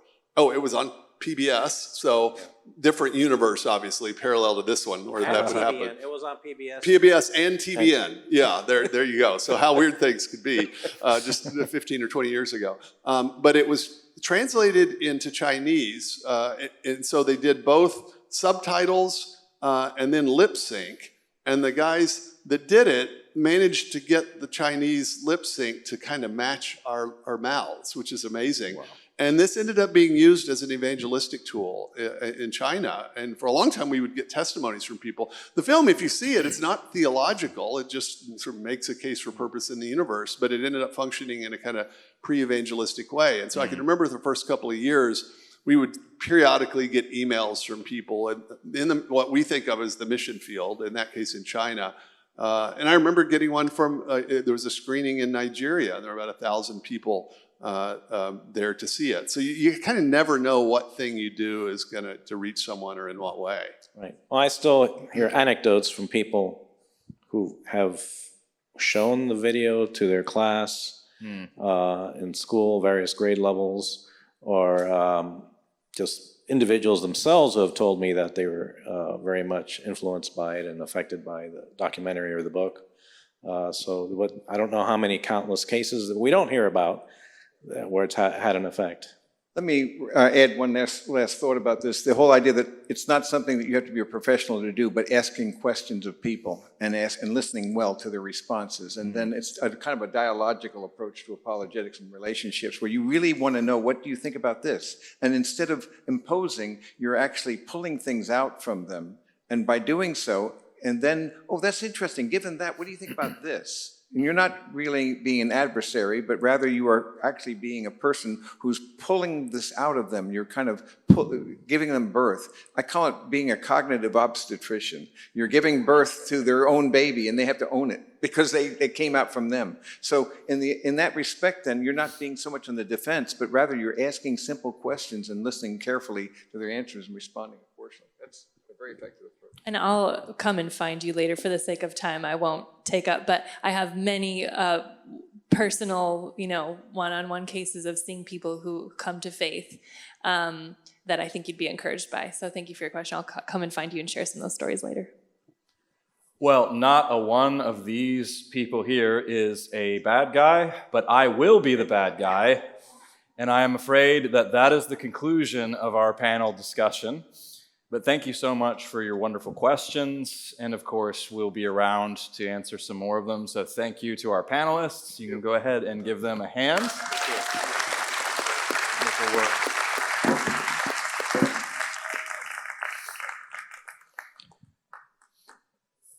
Folks, it gives me great pleasure to introduce our next guest to you. This is Janet Shihaki. She is an entrepreneur and a visionary, and she is a key architect behind the visual experience of the Museum of Created Beauty, something you're going to hear more about.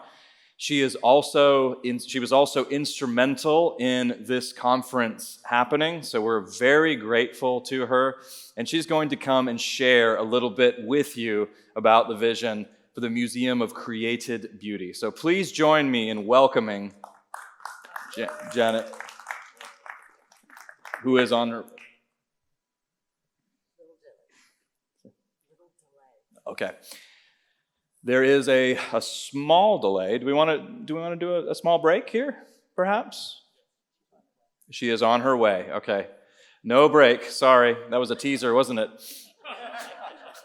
I keep doing that to you. It's amazing. I shouldn't let all of this power go to my head.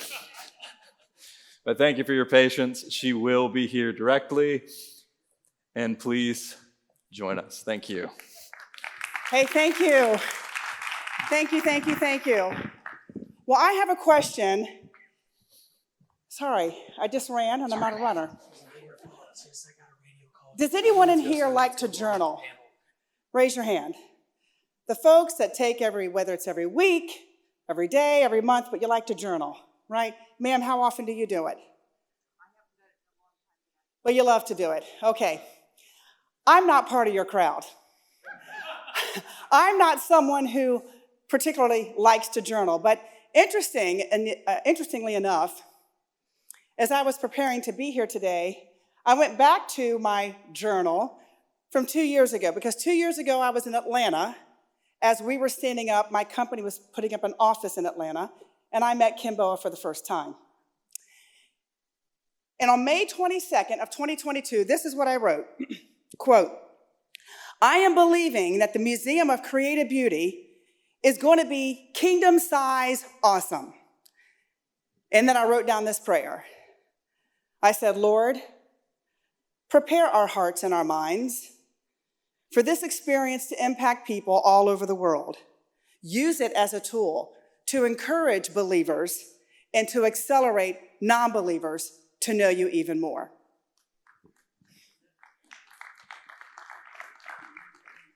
Thanks to my good friends, Renee and David Wood, and John Bishop, he was there as well. We all had dinner at a wonderful French restaurant in Atlanta. I had never met Ken until that night, and you've already heard him speak, but you're going to hear him speak here in just another few minutes. He opens his mouth, and I think this is a mind of a different world. Now, keep in mind, I grew up working in the aerospace industry, so I've been around my fair share of smart people. But this man's narrative was very poetic, and yet it was very prophetic. And as he began to speak, I remember thinking, you've got all this content you're talking about, and I'd like to see your library. Oh, yes, you must come to my house and see my library. Okay, I'll come. I went. Oh, my goodness. I have like a few shelves, right? This man, he's got rows in a big room. I was mesmerized. And he said, what are you thinking? I said, the sad thing is either you've read all of this or you've written it. But nonetheless, oh my goodness. So I went to pick up a document. I said, so what's this? He goes, oh, that's my thesis I wrote when I was at some small school in England called Oxford. And I'm looking through and I'm like, this writing is not of this world. And I don't say that to brag. Again, I've been around a lot of smart people. But literally, this writing is not of this world. 40 years ago, the Lord put on this man's heart to amass information about something that I don't know about you, but I certainly take for granted, and that's our creation. Could there be beauty, goodness, and truth found in creation? He wanted people to unpack, is a word I would use, the beauty in science. So for example, I didn't know this, snowflakes. They've got this hexagonal pattern. Do you know that that pattern comes together as it is coming through the environment and descending? I had no idea. Or then he's got this content about these sea dragons. Now, I'm not a dragon kind of person. I'm just going to lay that out there. But this information about sea dragons and the secrets behind their leaf-like nature, right? But yet the gracefulness of their movements. So how could there be a destination for this information and frankly so much more? So at that night at dinner, I said, why don't you consider an online destination? And he said, you mean something like that can be very immersive? Yes, let's start out with it being 3D interactive, but then let's go and take it immersive. And I think phases 2 and 3 will get to the immersive part. Right now, if you were to go log onto your phones to the Museum of Creative Beauty, the site is live. I wish our director of technology was here with me today. He's out of our Atlanta office, Israel Del Toro. He led our team. We built this platform, frankly, for the military. So don't tell me that God can't take something that he uses for one market and not use it for God's purpose. So we took the platform. The platform is called Ascent. My company built it. It uses the best of AI. Notice what I said, the best of AI. Okay, it uses the best of AI, and it's designed to take dynamically rich content. And that is for certain one thing this man has. I'm very grateful he assigned Xandra. You guys have met her. She was on our project. She worked relentless with our team. Hundreds and hundreds of pieces of content, but I've got news for you. They have thousands more. Thousands more. You might find this statistic a little surprising. I certainly did. That Pinterest has nearly 3.5 billion people that are engaging with that experience. And more than 55% of mobile users today, guess what? They want to expand their faith. They want to be part of a larger community. And sometimes we're limited maybe by the community of our church or small group, but people want connection. But I also believe people want truth. You're not going to find it a whole lot in this town, I can tell you that. But I believe you will find it in the Word of God. And you'll find it on this website, the Museum of Creative Beauty. We wanted the platform to be incredibly dynamically rich. So what made it different is we designed it and we coded it in such a way that your experience will be different than your experience, and your experience will be different than your experience. And you can join communities in this environment, and you can share testimonies. Because I don't know, but when I even read that about the snowflakes, because you know what, I'm the kind of person, like when it snows, I'm out there shoveling to get rid of it, because I'm like, I got it. But boy, Kim Bo is the kind of person that says, let it stay and let's enjoy it. Because it's beautiful.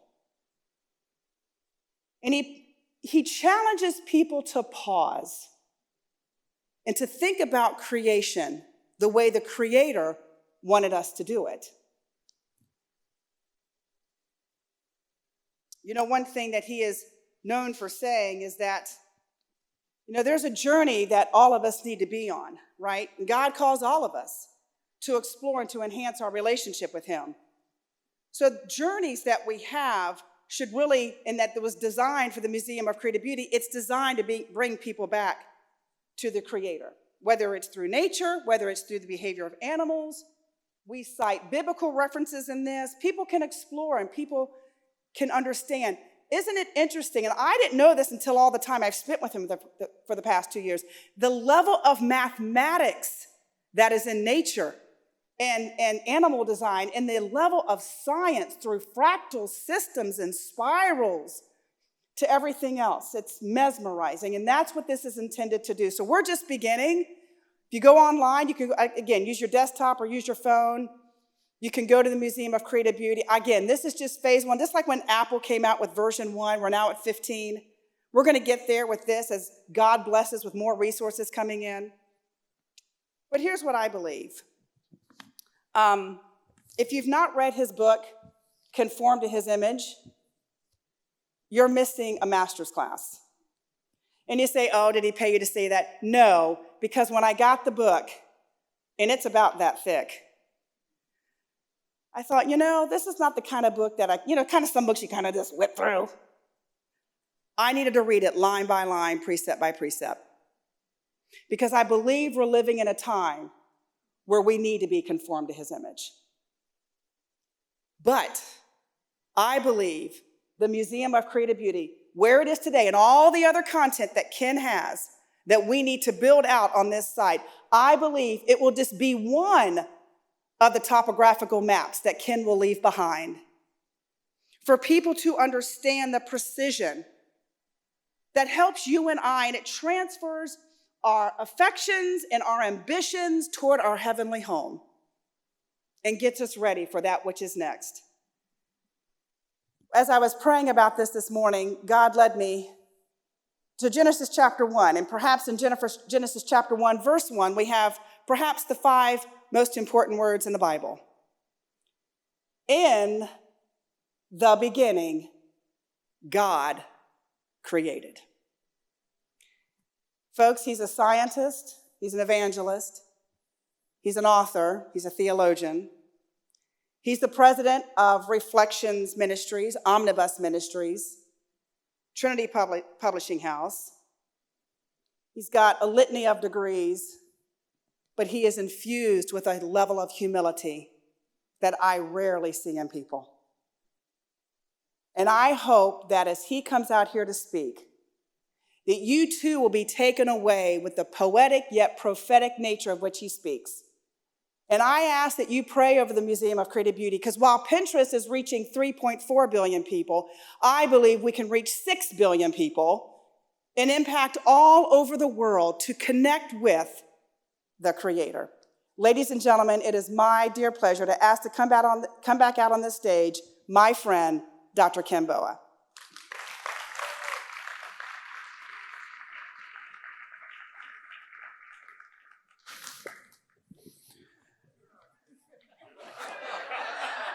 This time I'm not teasing you. All right, at 3 o'clock, so we will have a break until 3 o'clock, at which point Dr. Ken Boa will speak. Just 2 items I want to mention. There are book tables here and books, and the authors of those books are also present. So we'd encourage you to visit those book tables. Tomorrow, there will be an event in this very room, since you're here, called Pointers. And Dr. Boa, it will go from 10 a.m. till noon, and Dr. Boa will lead you on a beautiful journey exploring the microcosm, the medicosm, and the macrocosm. So it's a beautiful exploration of the wonders and the majesty and the awesome terribleness even of creation. So if you're here, you won't want to miss that. It's in this same auditorium from 10 a.m. to 12. Go take a break. See you at 3. Welcome back. I am now going to introduce my friend, my boss, Dr. Ken Boa. Some of you will be familiar with Ken's work. You've read some of his numerous books, which number beyond 40 at this point. He did his undergraduate work at the Case Institute of Technology. He has a PhD from New York University. He also has a THM from Dallas Theological Seminary and a DPhil from Oxford University.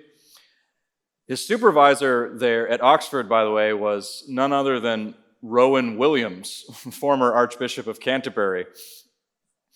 But from the moment I met Ken, and this is true of many of you here as well, I know, he made an indelible impression. He came right up to me with these searing and penetrating eyes, and it was clear, I'd never met this man before. As soon as I met him, it was as though there was nobody else on the planet but me. And he just was interested, and it was very clear that this was a man with a tremendous appetite for wonder. And when you hear about Ken Boa, one of the words that's often used to describe him is childlike. Not childish, but childlike. For so many of us, the experiences of life have a tendency to harden us and they have a tendency to kind of beat out of us that sense of appreciation for the wonders that are hidden in plain sight.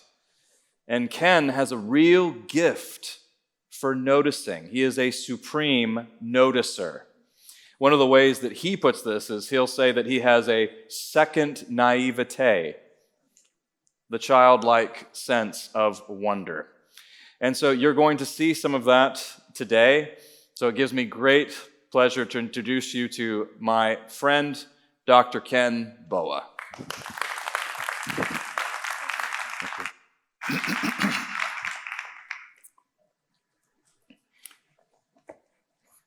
Great to be with you. And we're going to be looking at a lot of slides. I go very quickly through my slides, so I'm going to keep it pretty active for you. But I'm going to be looking at a number of things, science, faith, and reason. And to give you an overview, we're going to be looking at worldviews and paradigms and key things, 4 fundamental principles or features of the world that really point ultimately to God, and at the end of the day, the implications for these. And so in doing that, we're looking at this whole idea of worldviews and paradigms, and how do we understand that? And the typical mindset that people have is that science is inimical to faith. It's a very common understanding. The illusion is that the atheist lives by science or by reason alone, but that the theist must live without evidence is one of the suppositions. Or both embrace a worldview, though, that faith requires faith to understand when you stop and think about it. In fact, the atheist has to believe that the universe is ordered and it's rational, has to believe that his mind can actually correspond with reality. But atheism provides no philosophical framework for those assumptions. At the end of the day, those operational beliefs are needed, but they do not work because it implies that our minds are just byproducts of random processes in the first place. So it's a very intriguing understanding of seeing how the world really is. And indeed, we see that science only appeared once in human history, empirically based science only once. There was technology, yes, in Babylonia, and there was technology in China, and there was technology in Greece. There was technology in these areas, but no such thing as science as we came to understand it. It was actually occurs for the first time in the history of the planet in Europe, in the Renaissance in Christian Europe. And the understanding is that the universe is rational and can be studied. And so this understanding is that the universe can be seen and understood and comprehended in a very real way. Whereas, for example, the Eastern philosophies of Hinduism and also of Buddhism would never have originated science because they taught that the universe is an illusion. And the idea that the universe is an illusion, as in polytheism, science wouldn't be explored at all in polytheism because it was part of the creation. But the idea of the illusion doesn't work, and so it requires more. It's a kind of a worldview that ultimately led to this. And the theistic understanding features the idea of the Logos, you see, a mind who ordered and organized all things together. So far from being incompatible, the fact that in science and faith working together, it's a reasonable faith. And when we look at that sequence, the progenitors of science, when we think about, for example, these exemplars including Copernicus and Galileo, William Harvey, Blaise Pascal, Isaac Newton, Joseph Priestley, Michael Faraday, Louis Pasteur, and Gregor Mendel. That's a pretty impressive lineup. And they're all basically in the theistic camp. So it tells us something, that they saw themselves as committed believers. They saw their science as an act of worship rather than something that's incompatible. Theism then is not only compatible with, but it's the thing that provides a worldview that gives it sustenance and clarity and coherence.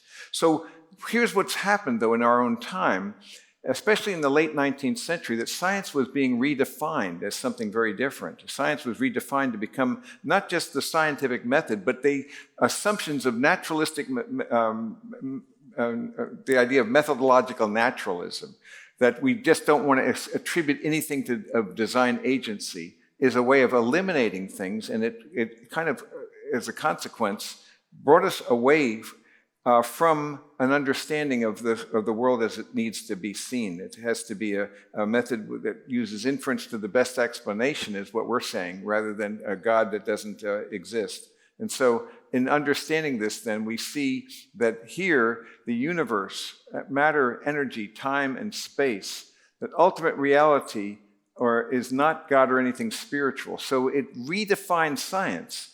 And my claim is that science needs to be correctly redefined. And correctly being redefined is to say, it's actually go where the evidence leads you. Use inference to the best explanation. Go where the evidence leads. And that, to me, is an important understanding of the way science needs to be conceived and construed. Indeed, there are various kinds of science, and the mistake of scientism is the supposition that everything that's true must be scientifically demonstrable. And so that has led to a real distortion, because actually there are many kinds of knowledge. Besides science, you're going to have as well the realm of historical knowledge. And then each has its own epistemology.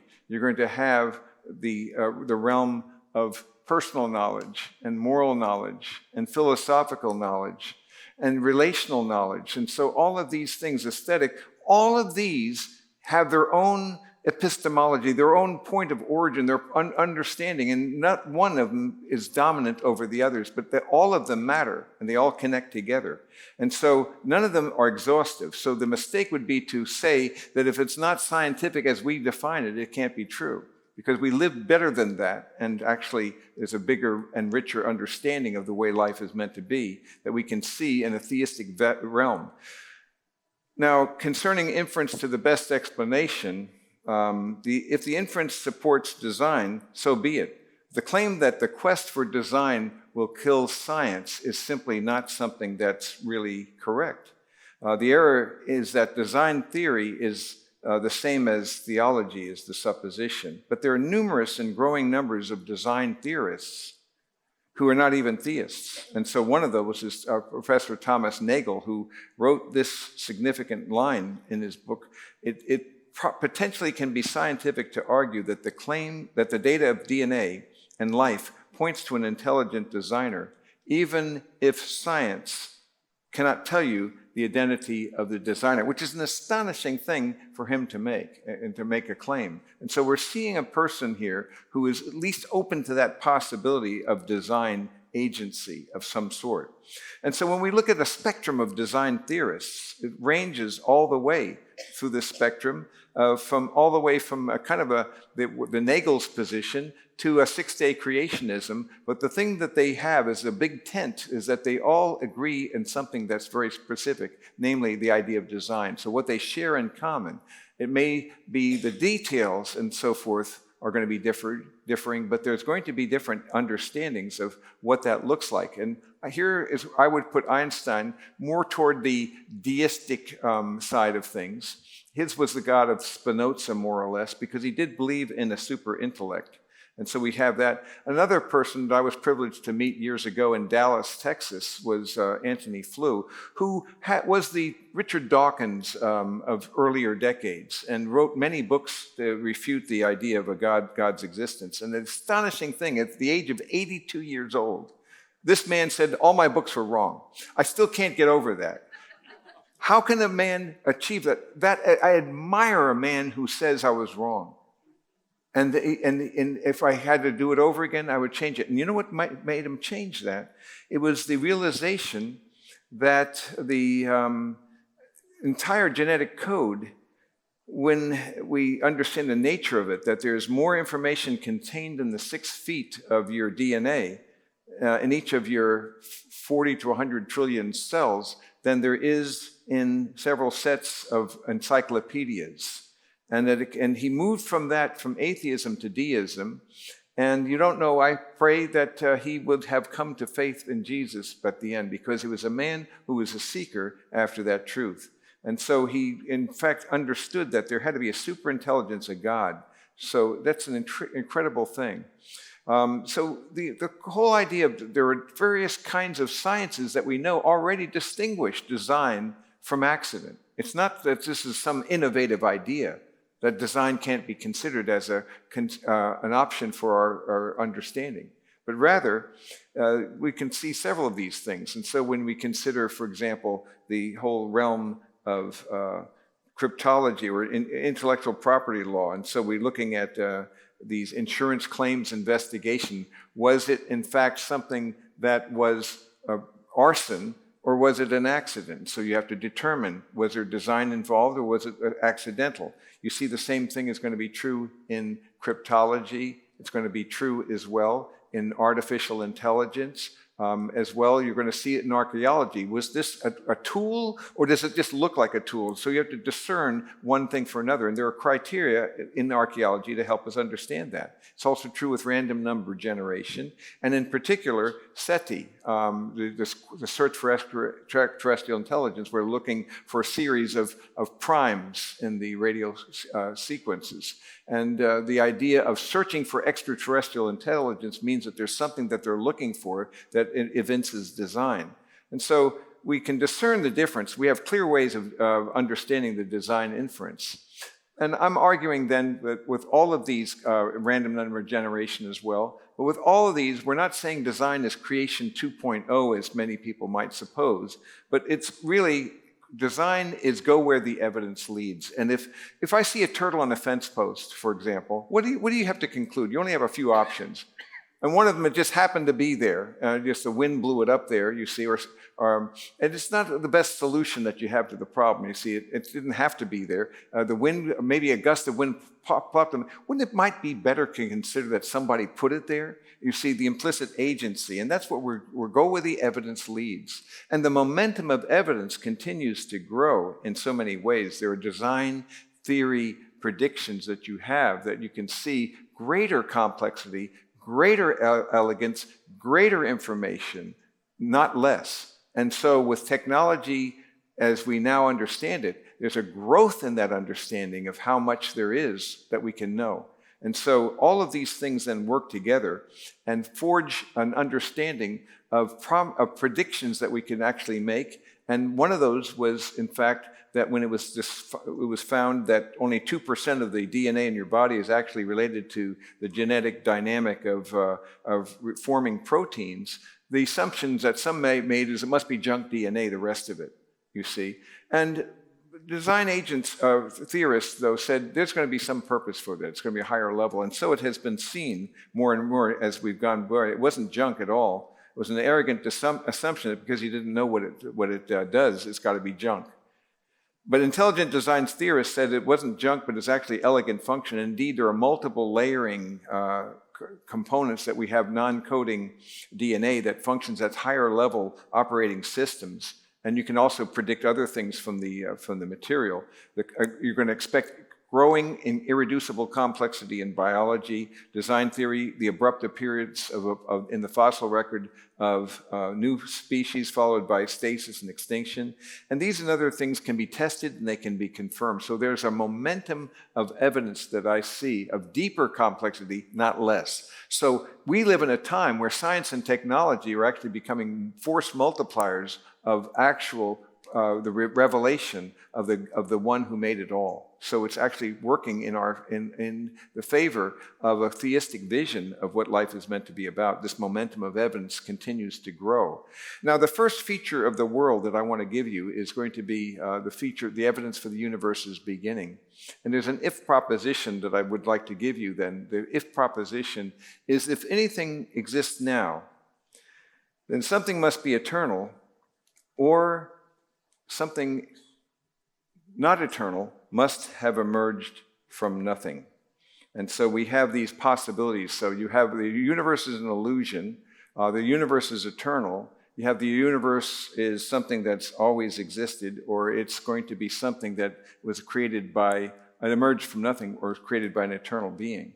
Now, as to this simple thing, to understand the nature of the universe and how it came into being, if it's an illusion, it has very little to commend it, because even the full-blown atheist, Hindu, who believes that life is an illusion, God's play, Lila, Maya, that even he has to look both ways before crossing the street, you see. So when I see that kind of a person, that they know they live better than their philosophy, because it's like the person who says, I can't speak a complete sentence in English. And they just did so, you see. And so it defeats itself. It's not livable, and it doesn't really make any sense.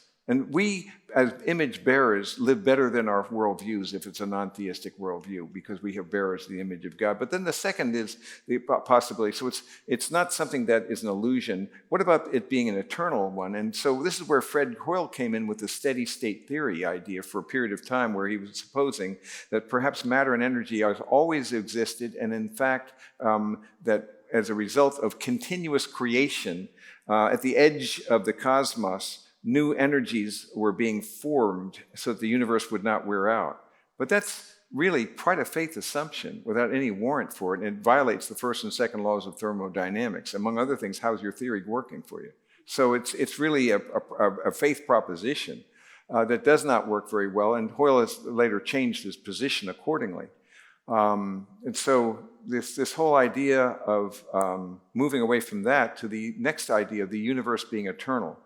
And when Edwin Hubble discovered that the universe was actually expanding uniformly in all directions, it led others to develop the so-called Big Bang theory, which was a pejorative term at the time.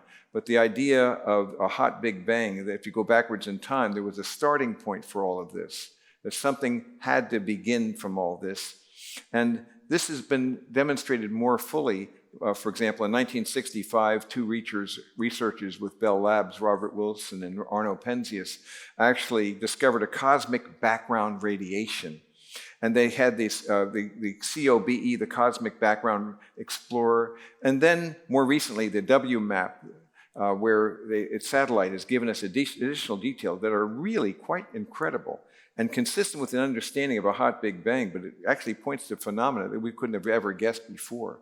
That 73% of everything we see apparently seems to be dark energy, because there's the greater the distance, the greater the expansion rate, and what energy is causing that to actually bump up as it goes along. And so we don't have a clue for it, so we call it dark energy. We also see that 23% is dark matter. We don't really know what that is either.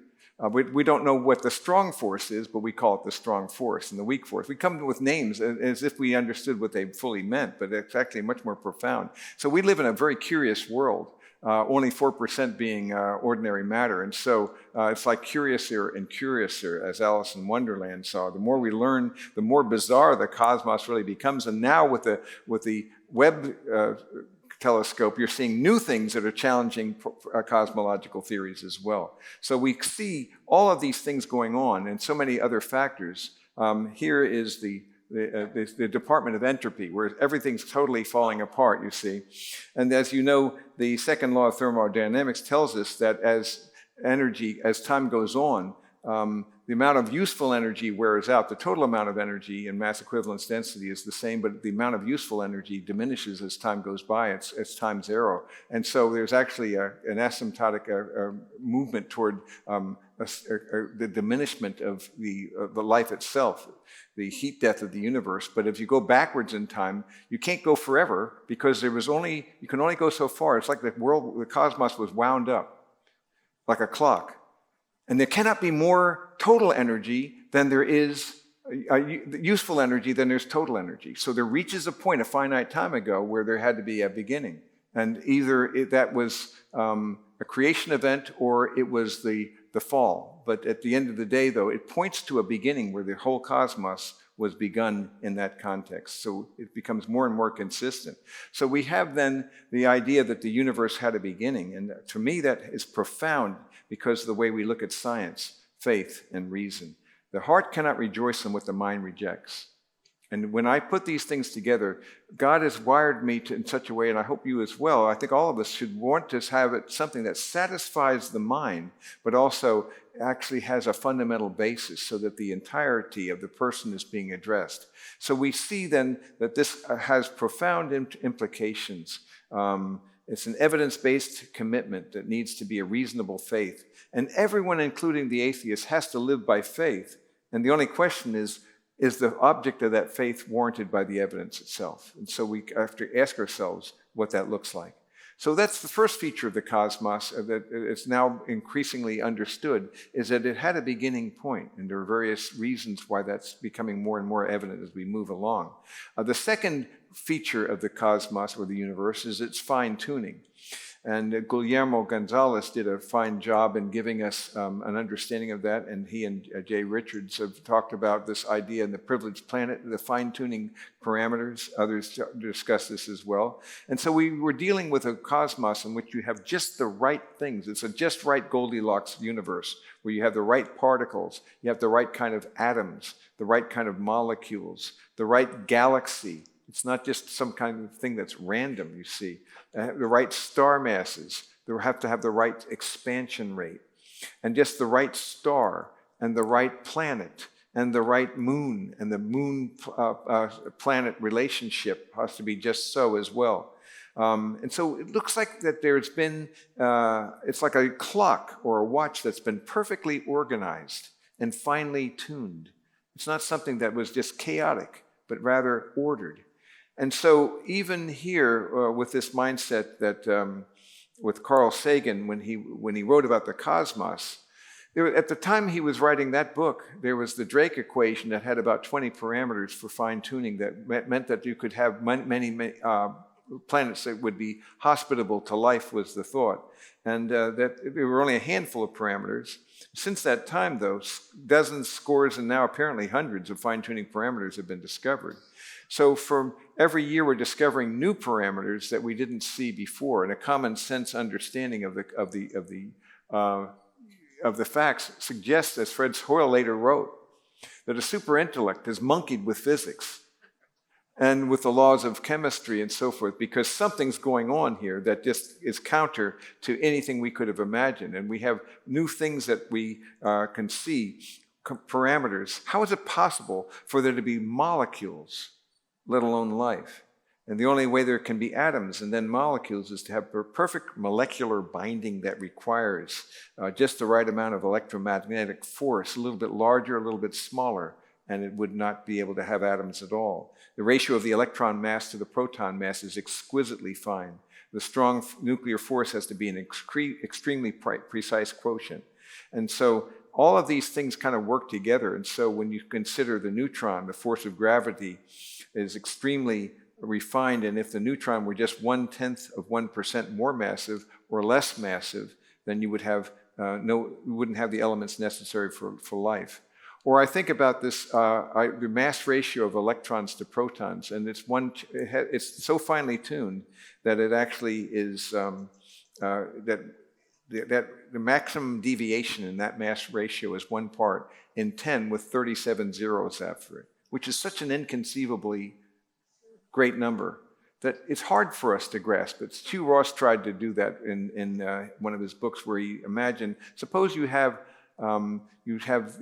the government debt, the U.S. government debt. That's a lovely topic, you see. And at the time he wrote this, the government debt would require 1 square mile of dimes that were just less than 10 feet high. Now we have several, maybe more than 10, 20, 30, 40, but still it's only feet above, and that's a small amount, relatively speaking. When you then consider, suppose you had dimes that extended on the entire surface of the United States, that area, and instead of just going a few feet high, they go all the way up to the moon, 239,000 miles. Now, not double, triple, go up, do it more than that. Make 1 billion of these. So now you have 1 billion United States with the dimes go all the way to the moon. And your job is to now take one of those billion and find the dime in that one there. There's only one that's going to be marked, and that's your probability. It's not a search that you're going to be finding very easily solved. So it's a statistical monstrosity is the idea. It's even worse with the expansion rate of the universe, because if the expansion rate of the universe were 1 part in 10 to the 55 faster or slower, it would have either led to a big crunch immediately, or it would have spun off so fast you wouldn't have had galactic formation at all. So we're talking about a probability that is so minute that it's practically inconceivable. Some have imagined it this way, where you imagine that you have a pencil, and it's on a smooth surface, and it's standing without any help.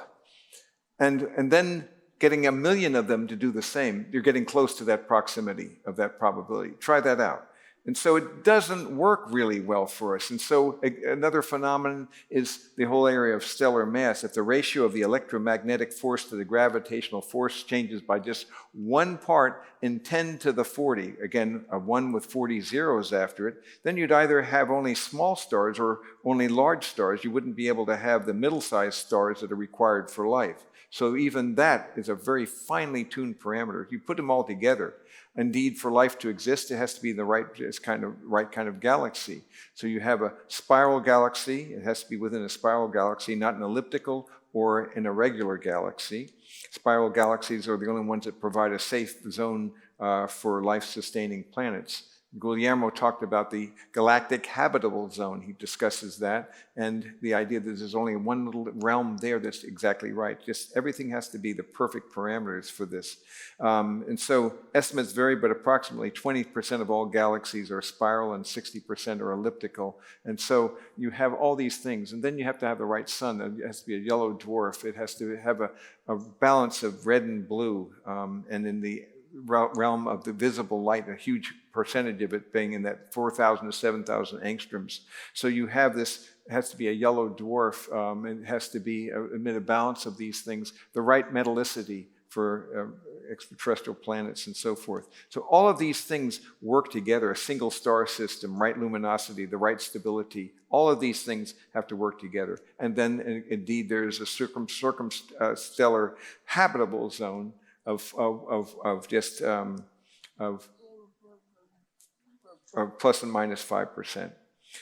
So you have all these things and you put them together and you try to make some sense out of this. And there are these hundreds of these fine-tuning parameters that can be taken into account. And so conservative estimates, if you take 100 of them and just include the ratio of these things, matter and antimatter, the precise quotient between expansion energy and gravity, resonance energy of carbon, mass density of the universe, the cosmological constant, you begin to add them up and you be assigned very modest estimates for their probability. And even here, you'd get a probability, in some estimates I've seen, 1 chance in 10 to the 215. Now, what happens then if you have many planets? Well, even if you had a generous estimate of 10 to the 22 planets, that reduces our probability to 1 chance in 10 to the minus 193. So I wouldn't put my stake it on it. In fact, what's happening so much is that the evidence for fine-tuning is becoming so profound that now people are desperately going to a multiverse theory.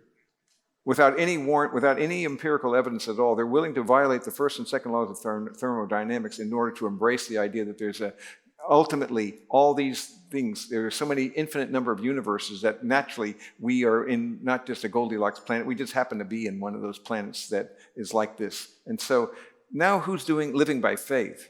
You see, because it's a tremendous faith proposition. There's no evidence, historical or theoretical or experimental, for anything other than that, but it's very simple. Physicist Edward Harrison has written, take your choice. Blind chance that requires multitudes of universes, or design that requires only one. So you see this simplicity, the clarity of this. And so going with inference to the best explanation, and not just scientists, but virtually all of us then naturally can determine and infer design. We make inferences to the best explanation all the time. I don't know how many of you have been to Mount Rushmore. I had a chance of going there once to speak at the governor's prayer breakfast in South Dakota. I said, I'm going to do it just because I want to see Mount Rushmore. But when I did that, of course, it's not like North by Northwest. You know, there's not an airfield up there and all that. But I love Hitchcock's wonderful film about that. But it's painfully obvious that something's been designed there. It's very, very clear that you're looking at the portions there that were natural in their natural causes. But when you look at the likenesses of the four former American presidents, it points to the design, and we know who it was. It was this Guston Borglund, who spent decades working on this, and it was an achievement of astonishing skill that required very clear things where you use a multiplication in a plumb line, transferring the measurements of a model to the other. It was an incredible achievement. So we have a sense of what that's like. So first of all, the first evidence that I use is the evidence of the universe's beginning, and that there was a beginning time, which is consistent indeed with a biblical vision of what the cosmos is like. It doesn't account for itself. It is contingent. And so then people sometimes, as you know, will ask, but where does God come from? It's a category error because you're trying to put God back in space and time where he transcends them. And so it's a blunder to say, where did God come from? Because you're trying to put him into his own creation in that sense. So he is the one who is the self-existent one. And so he is the one who is the necessary being, who holds all things together and speaks all things out of it. And ultimately, he chooses to create a cosmos that's other than himself, and yet he invades it, he enters into it. So it's an incredible thought. So we have the beginning of the cosmos, we have the fine-tuning of the cosmos, which points to the elegance of a design agency. And then the third feature of the cosmos is biogenesis. Abiogenesis is often called, because how do you get life out of non-life? And you can't appeal at all to the idea of mutations and natural selection. Nothing's alive yet. So we're dealing with the cell itself. And when we consider the exquisitely complex cell, the understanding of what that looks like is it's filled with riches and wonders. And when we consider the Michael Denton observed, it's undirected natural processes somehow have to turn lifeless chemicals into all the extraordinary complexity of living things. And he said that the chemical evolution is no more than the great cosmogenic myth. And so in understanding that, it's this idea of that it's a myth, and it doesn't, the evidence is actually moving more and more to the elegance, not away from. So we see Franklin Harold in The Way of the Cell, who described a single cell organism as a high-tech factory, and complete with artificial languages and their decoding systems and memory banks for information and retrieval, and elegant control systems regulating automatic assembly of plants and components, and error fail-safe and proofreading devices that were utilized for quality control, artificial languages, including assembly processes involving the principle of prefabrication and modular construction, and a capacity not equaled in any of our own most advanced light machines, for it would be capable of replicating its entire structure within a matter of a few hours. There's nothing like this. And the more we learn about it, the more astonishing it becomes. So the so-called simple cell is more amazing than we could have ever imagined. Simple is not.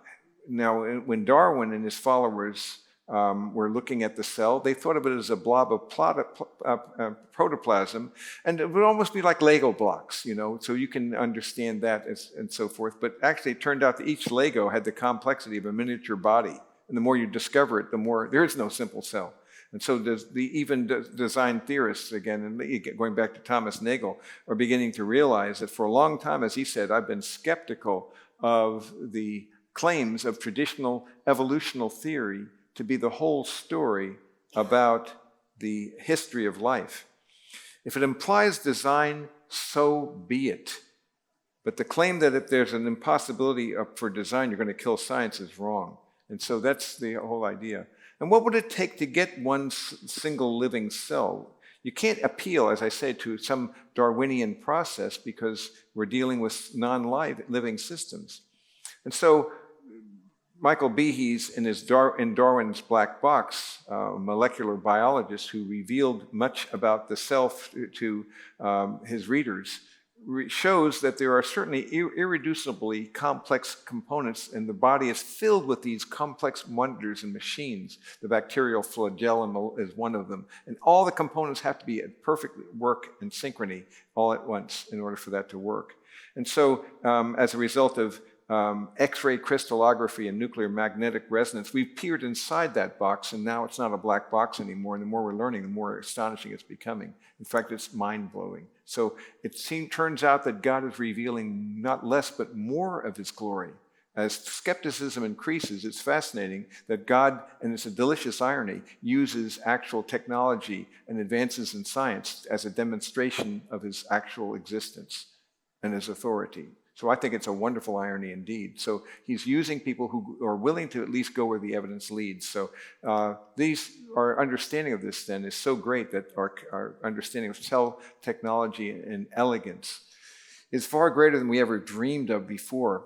And we can predict that there are going to be new things that are going to constantly be found that we could not hardly even imagine before.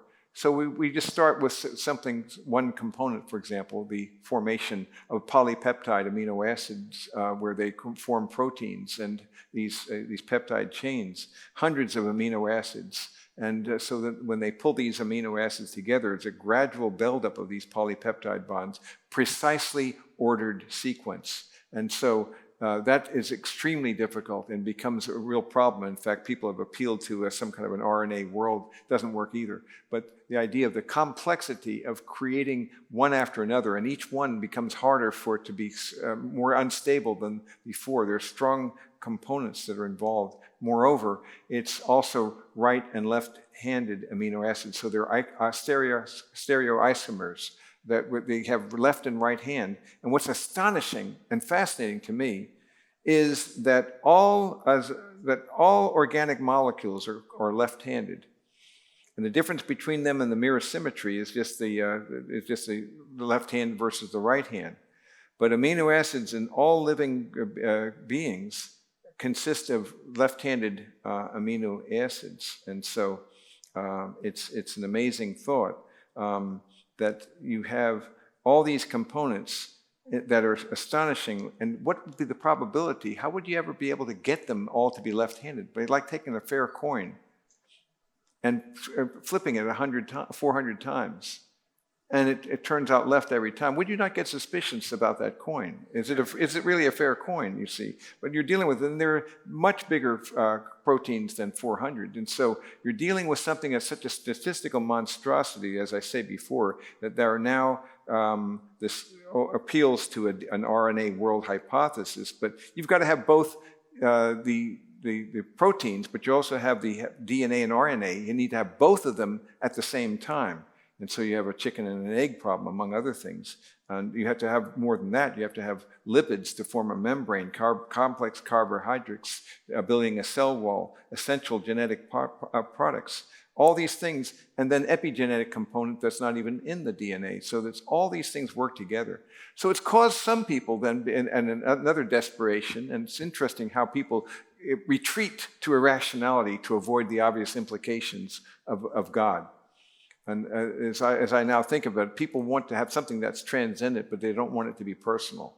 So that at the end of the day, they want, because then they're accountable. And so there's a fundamental autonomous dynamic that's going on where people can try to say that he doesn't exist, but it doesn't work very well at all. And it doesn't, so some people have actually, when you look at, again, by the way, the primary and secondary, tertiary, and quaternary structures of the topography of how these proteins fold. We can't do it. We don't understand it.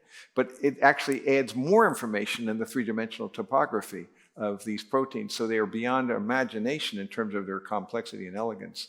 And so all of these things really are if you're appealing to something without a designing agency, you have a real problem. Because it turns out, for example, that the DNA is the most exquisitely engineered communication protocol in all of existence. And so the more we learn, the more amazing it becomes.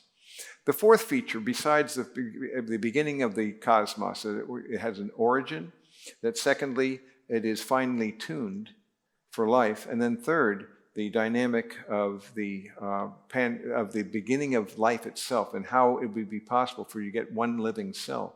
The impossibility of that is information theory.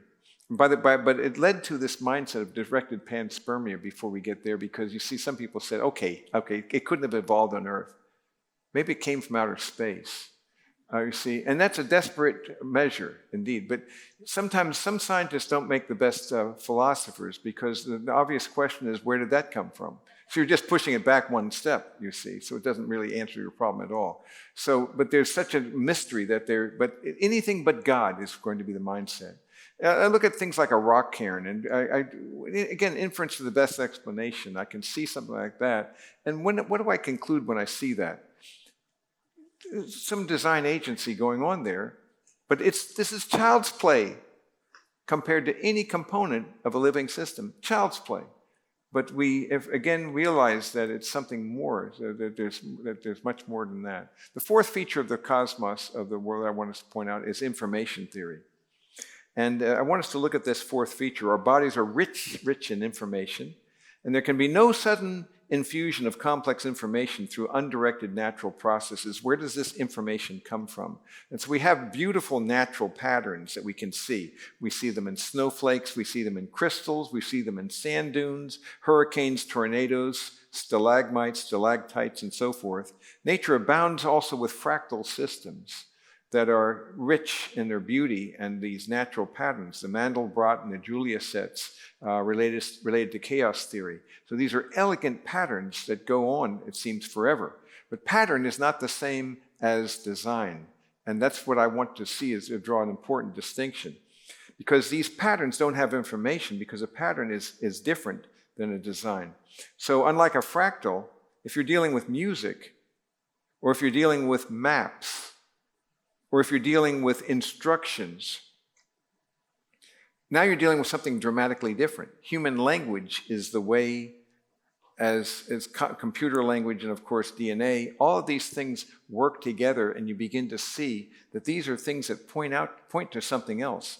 It's a complex system that's rich in information, that has a symbolic interpretation of a physical thing. There's a semiotics where it points to a thing.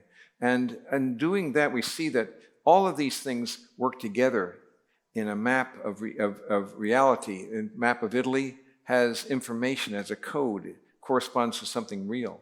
So your DNA is the most exquisitely engineered communication protocol in existence. We can conclude that we're going to be seeing a paradigm shift, as I see it. But the paradigm shift won't be toward atheism, but probably to some kind of panpsychism, because they don't want God, ultimate reality, to be a person. But at the end of the day, though, basically the neo-Darwinian synthesis of mutations and natural selection is not standing up to the evidence that continues to grow, and against a simplistic understanding that produces. So DNA is a language, and so we have to ask the question, where does it come from? So when you're looking at the double helix structure, it has an alphabet and it contains rich information. There's 3.2 billion nucleotide pairs.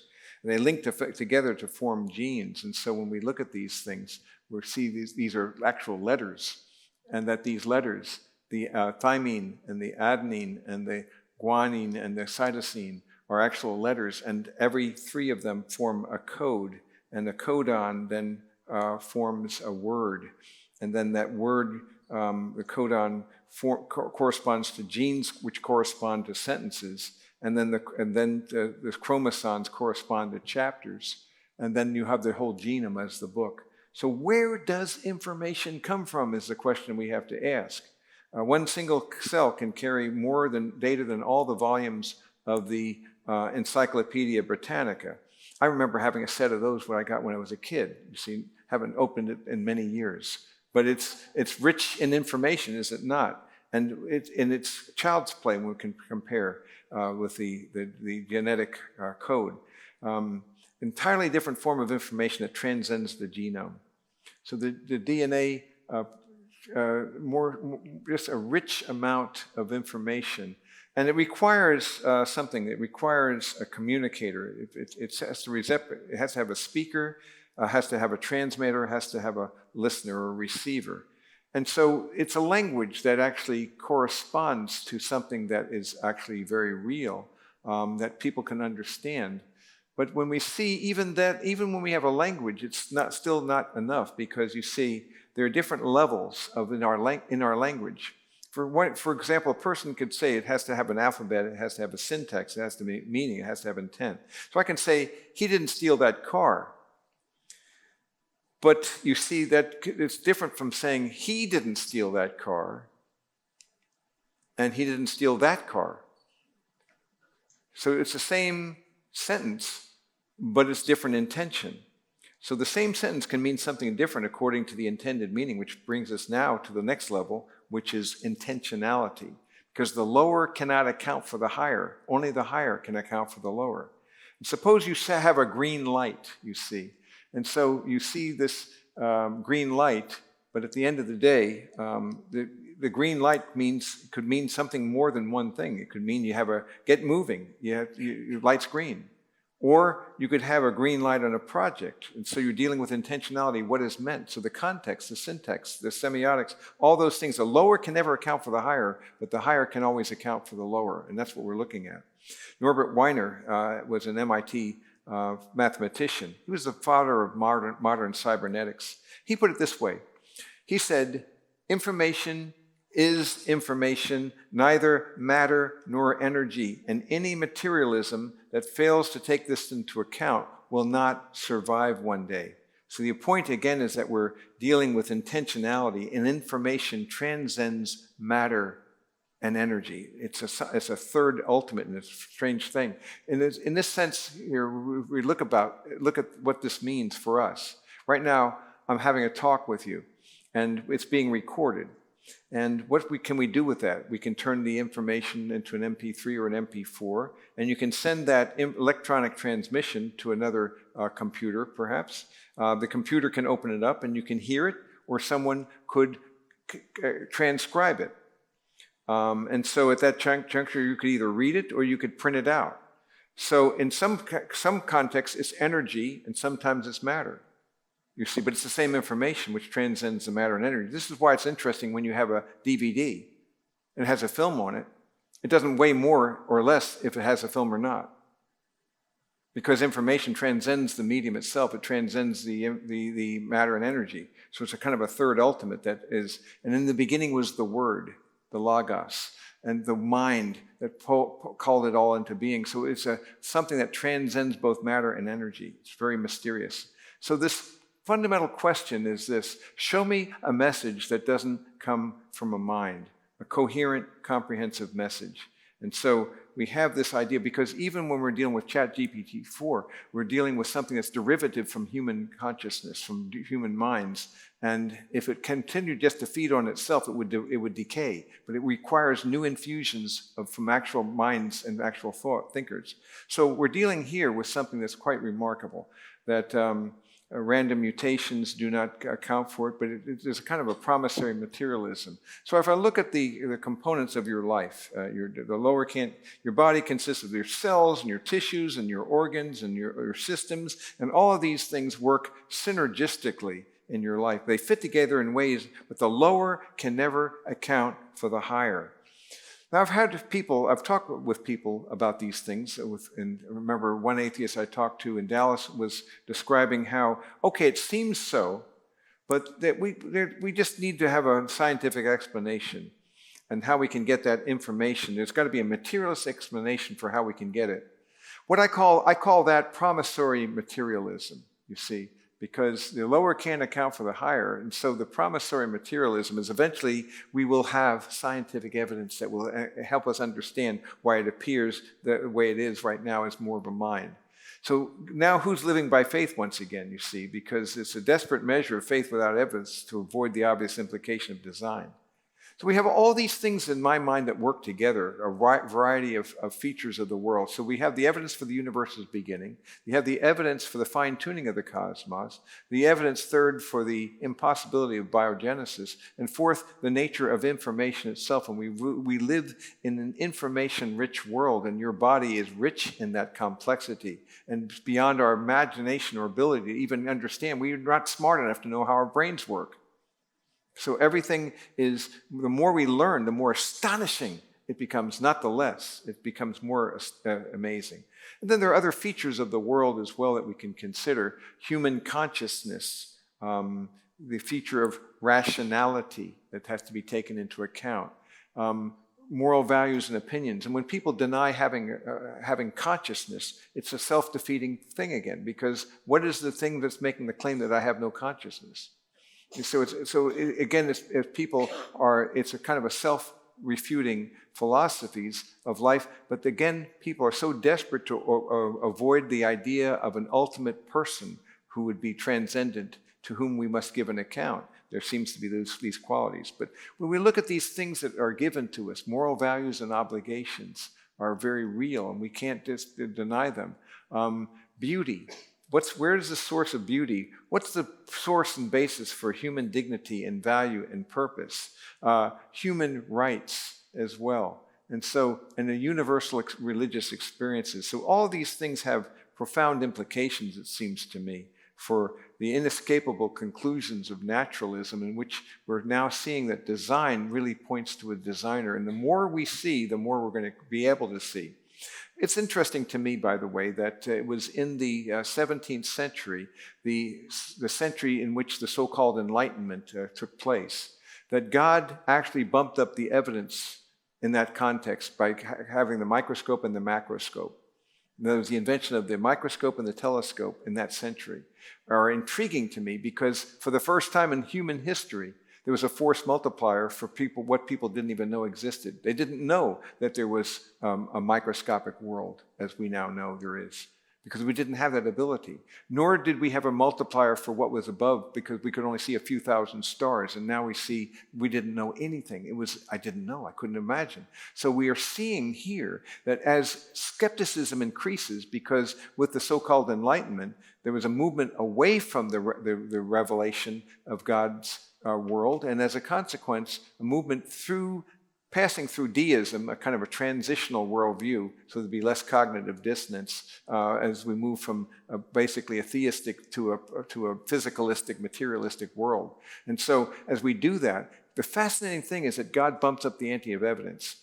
Pascal once said that God has apportioned the evidence in such a way that there's enough evidence to satisfy the mind of a person who believes, but also to enable the person who rejects the evidence to rationalize his disbelief. So what happens when disbelief bumps up? When the natural default now is no longer theism, but an anti-theism?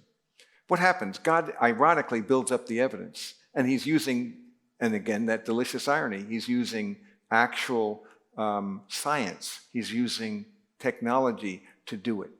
And so he's revealing himself, and it's going up exponentially. And the more we learn, guess what? We learn enough to know we didn't have a clue before what we thought we knew.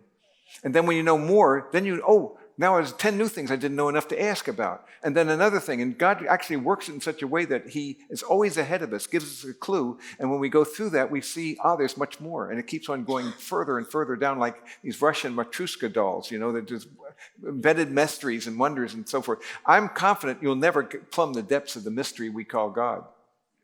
You see, the more we learn about him, we're seeing this now. Wait till you see the next creation, the new creation. Wait till you see an unfallen world, you see. You haven't seen anything yet.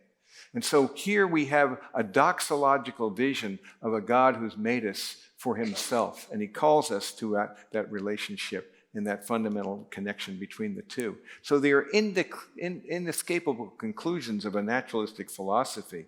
And I'll just tie these threads and leave them for you. If naturalism is true, then I give you several inescapable conclusions. One of them is that there would be no transcendent or spiritual dimension, so that there would be ultimate reality consists of merely matter and energy and space and time, but where they came from cannot be answered. The second implication is that there's no life after death. All of human life is a brief episode between two oblivions. They're just here for a cosmic blip, and you're gone. You see, you'll hear the statement, but you'll be remembered by the people that knew and loved you. Woody Allen was asked in a Rolling Stone magazine interview if he wanted to live on in the hearts of his friends. He says, no, I want to live on in my own apartment. What good will it be with them? Because there won't be anyone to remember you either, and no one will remember them, and so it will go. If that's your basis for meaning, you built it, your platform on the firm foundation, as Bertrand Russell put it, of unyielding despair. You see, you have nothing to build upon. And so what happens when your friends die? We have an aspiration, I believe it's wired in us by the living God, from whom and through whom and to whom are all things, for more than that. We long for more than that. If there's no life after death, we're basically food for the worms. And at the end of the day, then we have this third thought, no absolute foundation for right and wrong, because you see, there would be, if not only would be no God and no life after death, be simply a matter of preference, because you can't say National Socialism was wrong in Hitler's regime, because at the end of the day, what's your idea of evil? In order for you to have evil, there'd have to be an absolute for good. So you can't have it both ways. And so ultimately, you're dealing with because his idea was rigorously consistent with that notion of eliminating the weaker races in favor of the Aryans, which was really picked up from the descent of man. So that the whole idea of this notion, what do you say why would that be evil? And furthermore, you are admitting that that people can get away with murder forever. So it's not a moral universe. Whereas the scriptures tell us no one's going to get away with murder. At the end of the day, that God can't forgive sins, but he can forgive the sinner. And that's the genius and the amazing thing. The one who gives us meaning is the one who took our guilt. So the concept of that is so radically rich by comparison, because we can say it is a moral universe, whereas the atheist cannot say so. And it's an absurdity, you see. You can't turn an is into an ought. And then people, that might be true for you, but not for me. But try that with your bank. So you have a check returned and they claim that you have only $30 in your account. You say, that may be true for you, but not for me. It doesn't work very well, We know better than that. See how far that'll get you. Or I always love this when people claim to be moral, they don't have a morality, or that they don't have an absolute code of morality, they're moral relatives. It's always fun then when somebody cuts in line in front of them, and then the relativist becomes an absolutist immediately. Who told you can get in there? Well, what's your basis? I believe in social Darwinism. Might makes right. So what, you have a problem? And I wouldn't do this unless it was huge. But at the end of the day, though, the guy has no valid argument for claiming that you are wrong, you see. Might makes right. And so you can see that people cannot live in a manner that's consistent with the logical implications of a non-theistic presupposition.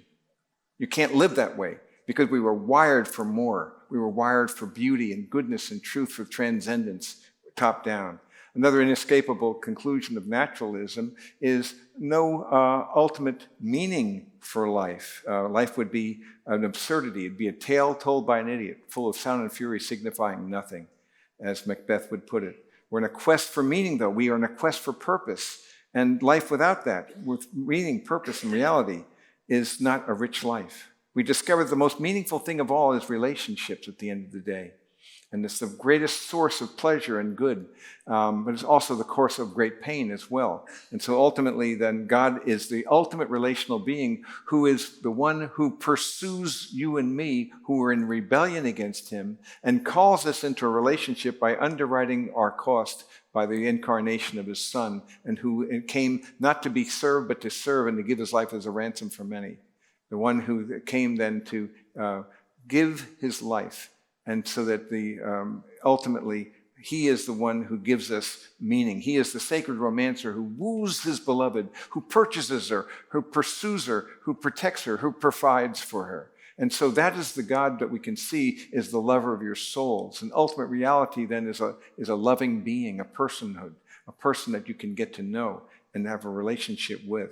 Another implication of naturalism is that there's no free will, because if you stop and think about it, they are the products of their selfish genes. But we can't live as if we don't have free wills, and those who claim it, even when they write a book about not having free wills, are using, what gave them the ability to write that book, you see? So they're making choices. So they can't live that way. People live better than their worldviews because they are bearers of the Imago Dei. It has planted eternity in your heart, Ecclesiastes 3:11. And so you are God-haunted. Even the atheist is God-haunted, you see. And so there's much more because we recognize. So the design pointing to a designer is the ultimate vision of what life's meant to be about. So the implications are profound. And I think about this idea. It's one of my favorite. I love these turreted eyes and so forth, these wonderful creatures. But I think that, so the whole idea of God paying the price to overcome the alienation we had with him, that he is the one who pursued us, wooed us, and called us. The one who made us is also the one who redeems us. And so I kind of conclude with this rich statement from Thomas Merton. And when he said, we're not at peace with one another because we're not at peace with ourselves. And we're not at peace with ourselves because we're not at peace with God. And that summarizes an awful lot right there. So when we have a right relationship with God, it overcomes the fourfold alienation between our God and ourselves and God, ourselves and ourselves, ourselves and others, and ourselves in the created order. So then he begins a process in this third act of creation and fall, and then the third act of redemption, where we're beginning to see the intimations of the act to come. So the least of heaven is better than the best of earth. And so the best is yet to come, and God redeems what he allows. We live in a moral, spiritual, and real universe. And so at the end of the day, we acknowledge his love and grace, and we discover that we find our lives, how? By losing them and finding him, and Christ becomes our life. And that is a life well worth living. It's a life worth pursuing. It's a life worth emulating. And it's a life of meaning and purpose and joy. And if we are infused with the internal qualities of Christ in us through the mediating of the Holy Spirit, so that you live a life of love and joy and peace and patience and kindness and goodness and faithfulness and gentleness and self-control, I find someone like that, I want to be with them. Because that's the person, that's the shortest summary of the life of Christ I know, those 9 words, those phrases. So you and I are meant to be people who please God. At the end of the day, you will be an element in the divine pleasure, so that we long to get in. And as Lewis puts it so beautifully in his Weight of Glory, one day the door on which we are knocking will open at last, and we will find that the one who made us is the one who remade us and brought us into conformity with the image of his Son. I think I'm out of time.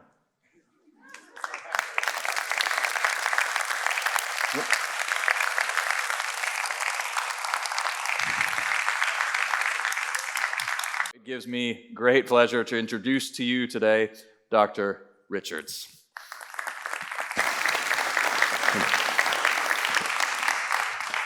Well, the original plan was for Ken to speak last, and then I think he realized, oh man, everyone's going to be worn out. I'm going to have Jay speak last. That's the sort of plan. Well, it's so great to be with you. So thanks so much, especially if you came from a long ways away. It's a pleasure to be with you and sort of finish this up. And so I want to do something not complicated, precisely because we're here at the end. And so I know if you hear, oh man, we're going to hear from a philosopher that does policy work, this is going to be absolutely brutal. So you tell me if it was brutal at the end, all right? But I really appreciate you for being here. So I want to do 3 really simple things. And so if you forget everything else, I want you to remember this. You know beauty when you see it. You know beauty when you see it. Go home tonight, and if you have Netflix or Amazon Prime, just do a search for nature documentaries, or you can do a search for bird documentaries, and you'll find a bunch of stuff, right? A lot of stuff, entire series. There's an awesome Netflix show called, I think it's called Dancing with Birds, that I've actually watched several times. I highly recommend. But all of these, if you watch them, presuppose not only that nature is amazing, but that there are these beautiful things in the natural world, and that's just sort of assumed. You're not going to see a kind of philosophical treatment of, so what are the criteria by which we determine that something is more or less beautiful? And so this is really extraordinary, and it's extraordinary because the kind of standard materialistic way of explaining nature, and certainly of explaining human perception, is fundamentally incompatible with beauty being a real thing.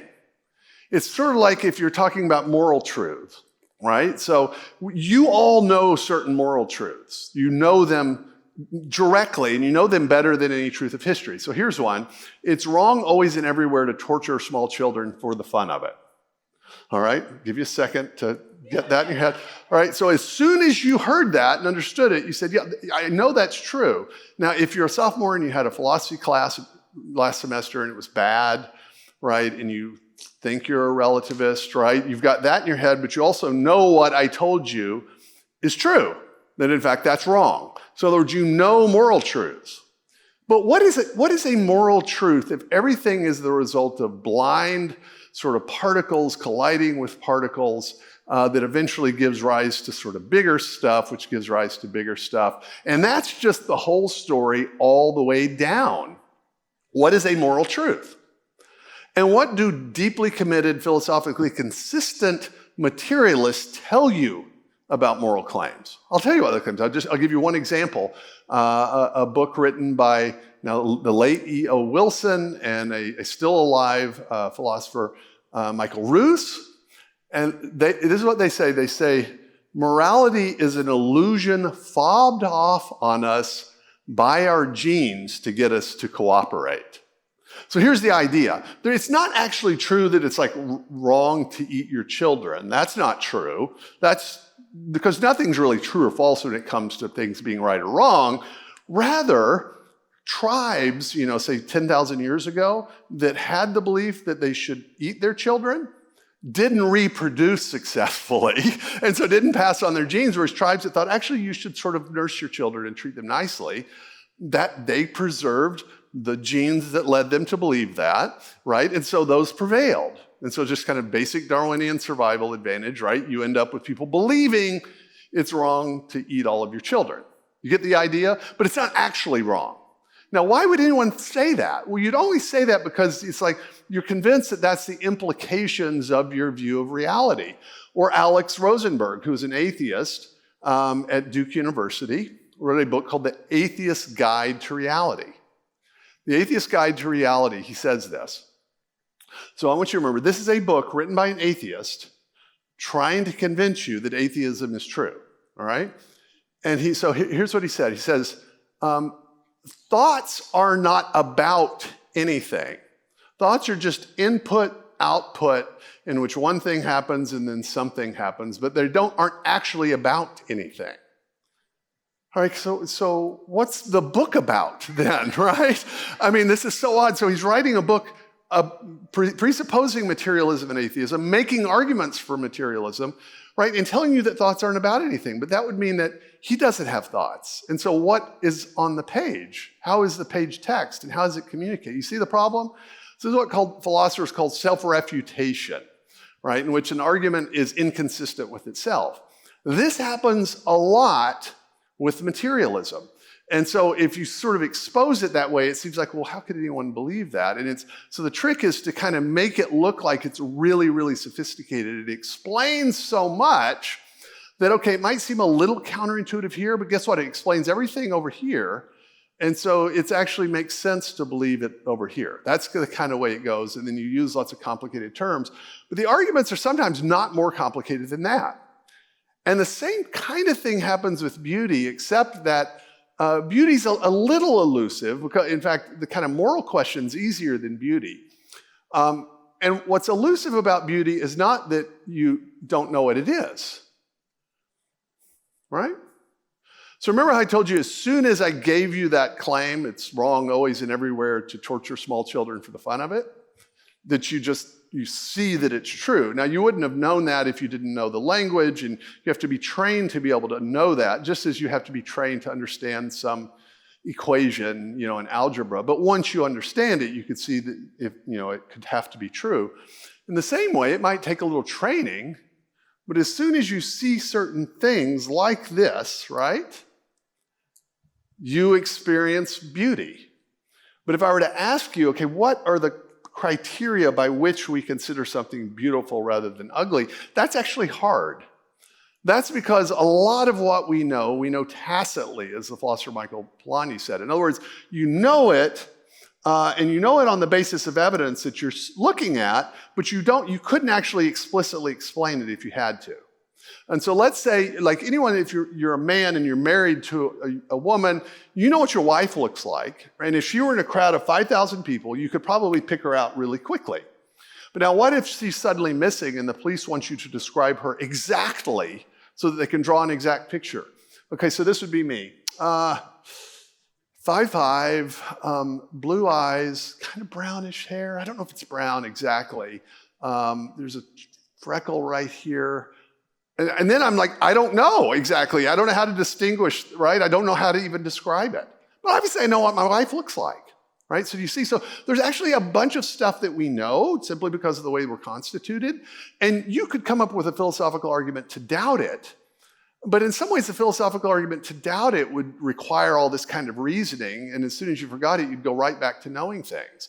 And so what I'm doing, I just want to encourage you, if you have been subjected to kind of skeptical arguments, that beauty, it's not a real thing. It's entirely subjective. It's kind of a made-up thing, and it never actually refers to anything sort of out there in the world. That you basically know what it is. Some people are maybe better at discerning it than others. There's subtle examples, there's edge cases, but you basically know what it is. And so this is why you can tell what is beautiful. So this is the only picture of the slideshow that I actually took. This time, almost to the day last summer. So some of you may know this. This is Lauterbrunnen in Switzerland. It's a glacial valley. It's north of Interlaken, or south of Interlaken. There's waterfalls, right? There's a church. This is just not Photoshop. This is me with an iPhone, right? Taking that picture. That's the Eiger and the Jungfrau in the distant backgrounds. There's 12 of these waterfalls. Tolkien, by the way, backpacked from Interlaken to Lauterbrunnen, I think in 1911, and people think maybe this is his vision when he is describing Rivendell in The Lord of the Rings, all right? Why? I went there and spent a bunch of money to see this, and a bunch of other people, it turns out, do as well. It's absolutely spectacular. And if I had to tell you why it was beautiful, I'd have a hard time. But it's just crazy. Here's some aurora. This is in Norway. Right? We love these pictures. We loved these pictures during the recent appearances. Now, a lot of them were so faint, but we have iPhones with these modes in which we can keep them open. And so there are people in Texas. My sister was in Texas, all right, in the Panhandle. They couldn't really see it, but they pull out their phone and did a kind of long exposure, and then there it was, right? Everybody wanted to see these because they're spectacular and they're beautiful. All right, so those are sort of landscape scenes. Guillermo gave you some amazing sort of astronomical scenes. I'm gonna camp out on the animals. So this is a male mandarin duck. Everyone loves that, right? Here's one you don't know. That is the blue dragon sea slug. All right, did you know that one? I didn't. So God has a sense of humor. I don't know who this is even for, you know, they're not easy to find. Green-headed tanager. Super fat, just the right amount of fat, just the minor amount of sort of bright color, a little short, dark beak. There's, you know, you're not quite sure, but there's something to it. The mandarin fish. It's unbelievable. Look at that thing. Who's that for exactly? Panther chameleon. I think that Ken had this in the background on one of his slides a minute ago. Now these are sort of beautiful in a kind of an obvious way. So Thomas Aquinas talks about the criteria of beauty, and one of the things that he says, there's a kind of clarity or brightness. And so here it's literal. It's a kind of brightness of color that stands out against sort of drab grays and browns. But there's also a different kind of beauty that cats have in abundance, especially if you're watching a cat like a cheetah run. It's obviously an animal, right? It has legs, but it also looks like liquid. And so that you know that cats can change the lengths of their spine, right? So we just, like, I'd bend down to get a towel at the wrong time and throw my back out. Cats can stretch their spine when they're running, right? And they look like they're this kind of liquid form. Here's one, right? It's the leopard. I'll give you one final example, you all know, right? The panda. Okay, so panda. So what is happening here? It doesn't blend in with its environment, right? They're kind of ridiculous. You've all seen those videos of the panda keeper, which has got to be the best job in China, is the person that keeps the pandas, right? And they're kind of rambunctious. But your instinct is that there's something going on here, right? But you can't quite put your finger on it. Now, I just show you that because you all knew directly, okay, there's something going on here, right? And so here's my basic argument, is that if your philosophy of reality can't accommodate that those things are amazing, beautiful creatures, the problem is not your perception of those creatures. Your problem is the theory of reality. Good theories of reality should accommodate the things that you know. And there are not really good arguments for saying that you don't know those things are beautiful. And in fact, the arguments that would say that it would be skeptical enough to make you think that there's no beauty would probably end up undercutting themselves as well. And that's, I think, what sort of happens. We've talked a lot about the sort of glories of the scientific revolution, our ability to understand the degree to which the natural world is intelligible using math and stuff like that, right? That's the kind of glory of the enterprise. But a different kind of tendency also emerged, like the wheat and the tares growing up together in the modern world in particular, right? Which was a tendency toward reductionism. So it's one thing to say that, in fact, we can describe exactly where the planets and the moon and the sun are going to be at any particular moment, so we could predict within a few seconds of where an eclipse is going to be. That's one thing. It's another thing to say that, well, really the only thing that's real is the math, right? That everything ultimately needs to be reducible to the math, and if you can't predict something using math, it's probably not real. That's the reductionist instinct, in which you keep trying to reduce everything to what you think of as a more and more simple and more fundamental level, right? So we talk about the fundamental particles, the elementary particles, fundamental forces. The idea is that these are the things that are really real, and those are they make up kind of bigger things that aren't real, right? And you usually don't hear that argument put that directly, but that's kind of what's going on. And I'm not going to blame poor René Descartes for all of this, but I'll give you just an example of how this happened. So René Descartes, an early modern French philosopher, he and Francis Bacon are often sort of credited with starting the scientific revolution. And one thing that both of them did, as they said, so they kind of an inheritance of Western philosophy up until this point was that to explain the natural world, you need to have several different kind of causes. So there's a material cause, what stuff something's made of. There's the formal cause, what is its structure? What is it? What is its essence? And the formal cause, there's an efficient cause, which is kind of what directly moved it. And then there's a final cause, which you could think of as like, what is its purpose? What's it's directed toward? And these guys said, no, let's not talk about formal and final causes. Let's just push those aside. We'll just talk about material and efficient cause. And so everything is going to be sort of explained in this way. And that sounds very abstract, but the kind of an effect of this was to encourage a kind of reduction of the natural world to other things. So this is a kind of famous diagram by Vaucanson, a Frenchman that was after Descartes, in which he tried to kind of give an illustration of Descartes' vision, because Descartes said, well, there's really just two fundamental things. There's matter and there's spirit, and spirit or soul is consciousness, right? So we are spiritual beings, and so we're conscious. And then there's one other thing, there's matter. And the only thing about matter that's interesting is extension, that it's just in space, right? So it's a length or a weight, that's it. And so then he said, well, okay, what about animals that kind of move around? They're kind of like matter and they seem like they're conscious. And so Descartes said, well, no, they're actually just machines, right? They're just sort of robots.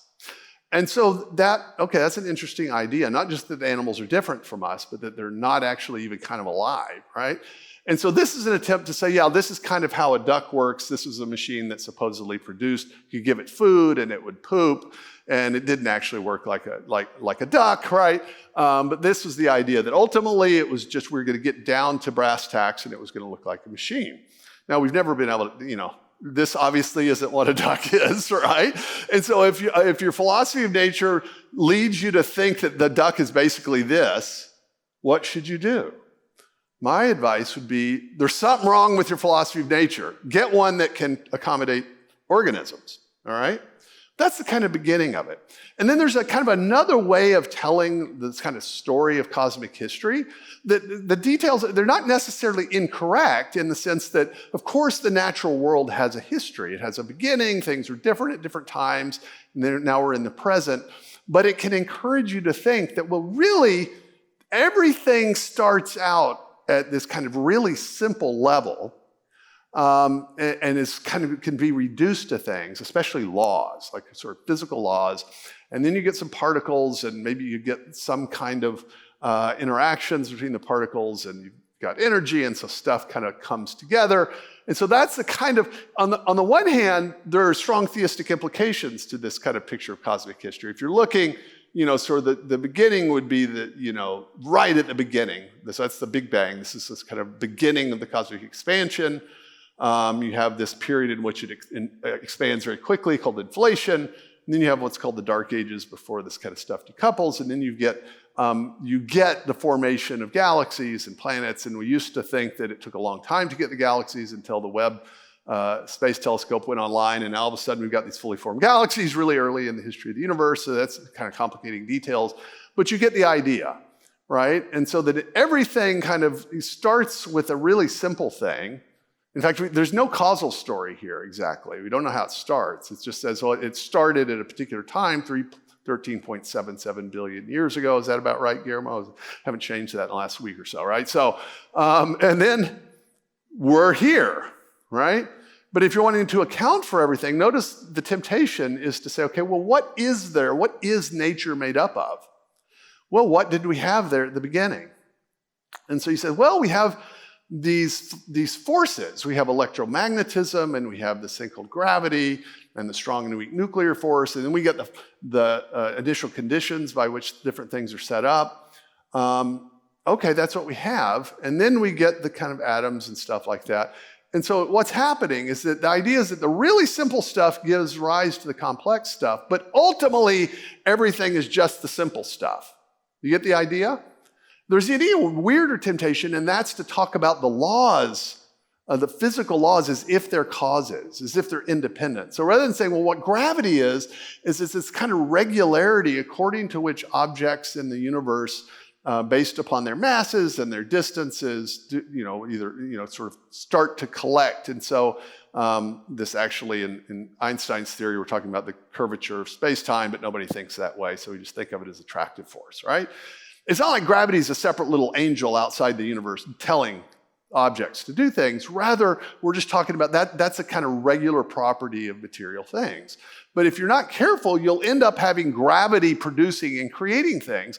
And so this can get so bad that Stephen Hawking at the end of his life could write a book in which he said, this is a quote, "Because there is a law such as gravity, the universe can and will create itself from nothing."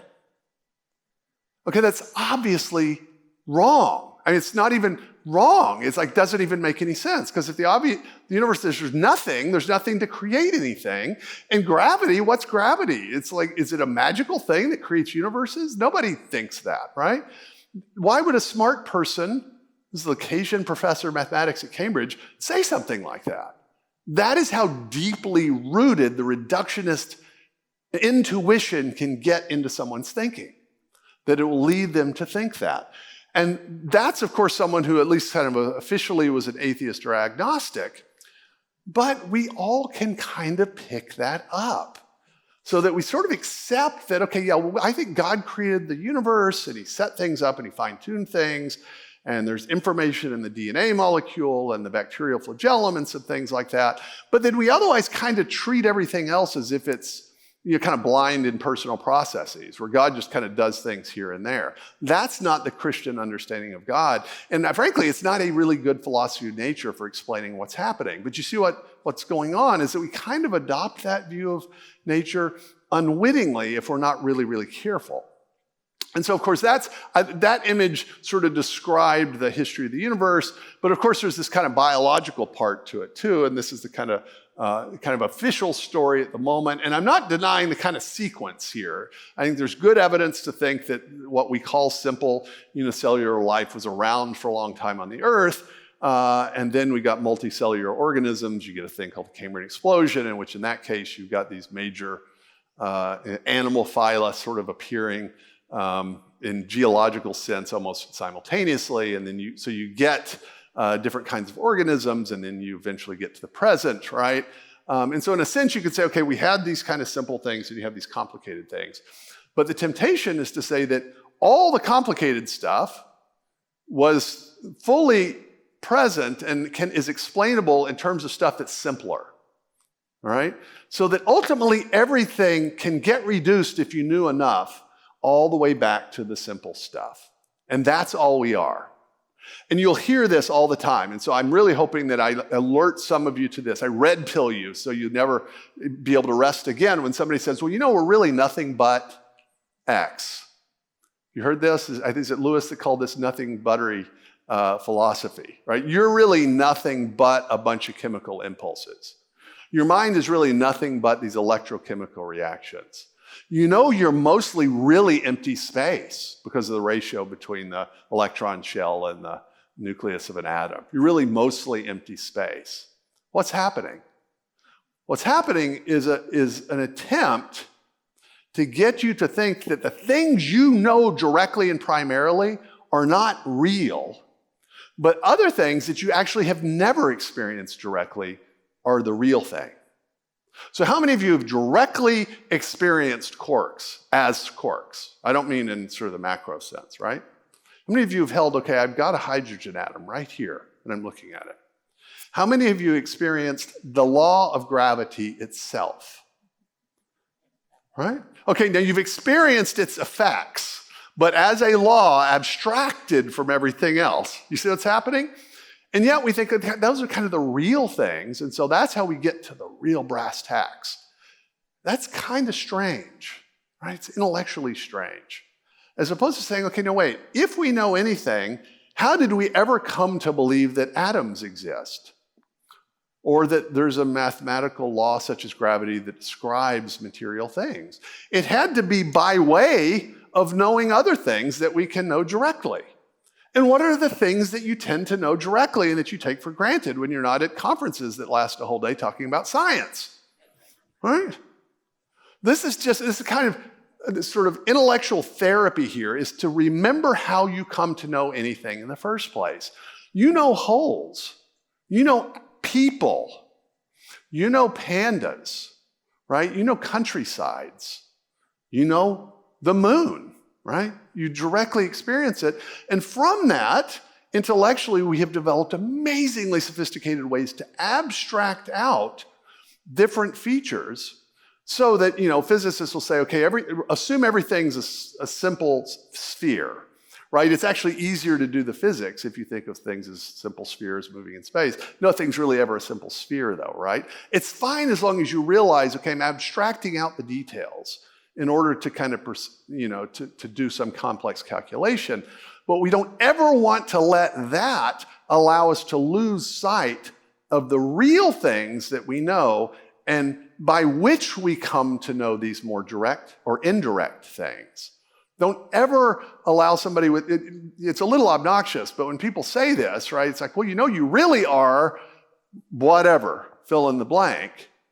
Right? Just say, what do you mean by really? Like, that's more real than I am or than you are? What are you saying? And so you can see how even if you're not a materialist, even if you're a Christian, right, that believes God has created the world and is superintending the world, you can still get yourself into this kind of reductionist mode where you kind of accept this sort of line. And so then you do end up in a kind of weird situation. Now, why do I mention that? I mention it because we experience these holes in the same way that we experience beauty, right? It's direct. It's like a sense. And so if you think about those little animals that I showed you, you know those, and you know they're beautiful, and the beauty actually is what makes us interested in them. And the beauty can lead you to actually want to know more about them. Now that's just true of us as humans. Turns out, it's also true of science. Beauty has played a crucial role in the history of science. I won't camp out on this long because Melissa Cain Travis talked a good bit about it.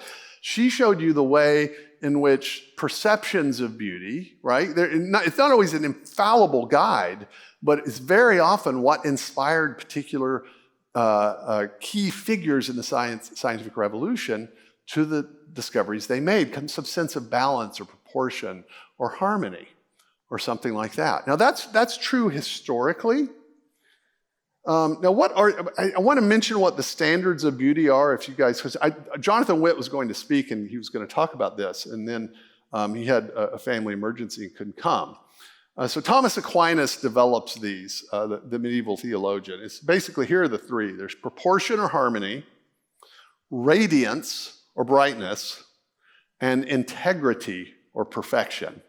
And then you could add a fourth one, which would be actuality, which he doesn't list, but he presupposes. So actuality means it's a real thing, right? It's there, sort of concrete in this case. All right, so those are the kind of criteria of beauty, but most people don't know that. Most of you probably never even heard those criteria. You still kind of know it when you see it. And that's the way it tends to be in natural science, is that scientists tend to know beauty when they see it. So what's my point to this point? First, reject a philosophy of nature that would encourage you to deny that beauty is a real feature in the world. That's a bad philosophy of nature. It's not a part of science properly construed. Secondly, that science itself depends upon the perception of beauty, at least historically. And there is also a colleague and a friend who's actually here in the audience, professor of sociology at Catholic University, where I used to teach, Brandon Vaidyanathan. Did I get it this time, Brandon? Vaidyanathan? I've never been able to pronounce his last name, sorry.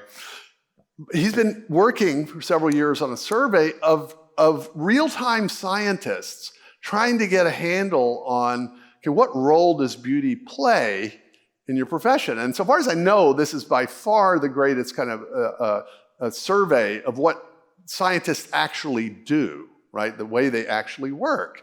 And rather than try to give you a whole lecture on this, I've got a short little video that just kind of summarizes the results of the research to date that we'll show you. It's good stuff. So you see the idea, notice he describes these three different kinds of beauty, and the first one is the one that we're all acquainted with. But I know lots of scientists, I mean, Guillermo will tell you this story, that just thought the starry sky was beautiful and amazing, and so he went into astronomy. Or biologists that thought these birds were amazing, butterflies, amazing. Now, do you think when you're 6 years old and you think a butterfly is really cool, are you going to have the same exact view of what a butterfly is when you're a 35-year-old specialist in that? No, of course not. But the beauty, right, it sort of directed your interest to it. And then in different ways, a type of sort of theoretical beauty can continue to help point you in the right direction toward truth, so that there could be some kind of connection between our perception of beauty and the truth itself. So you should be asking yourself the question, okay, on what view of reality would that make the most sense? That beauty would be a real thing, that it would guide you toward something that is true, even if the truth is much deeper. So my third point, my final point, related to the first two, is just the simple failure of materialism to explain things away.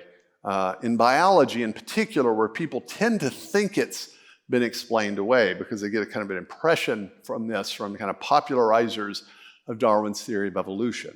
So to kind of explain this, I need to introduce a couple of concepts that you probably already know, but bear with me. First, Darwin's idea of natural selection, and then his other idea called sexual selection. So what's natural selection? It's a kind of one of these things that if you think of it in a certain way, it sort of has to be true at some level. And so the idea of natural selection is that if you have a, say, reproducing organism, so a population of water buffalo or something like that, and then you have variation in, say, the size and speed and strength and sharpness of the horns of the water buffalo, and they're reproducing and there's variation.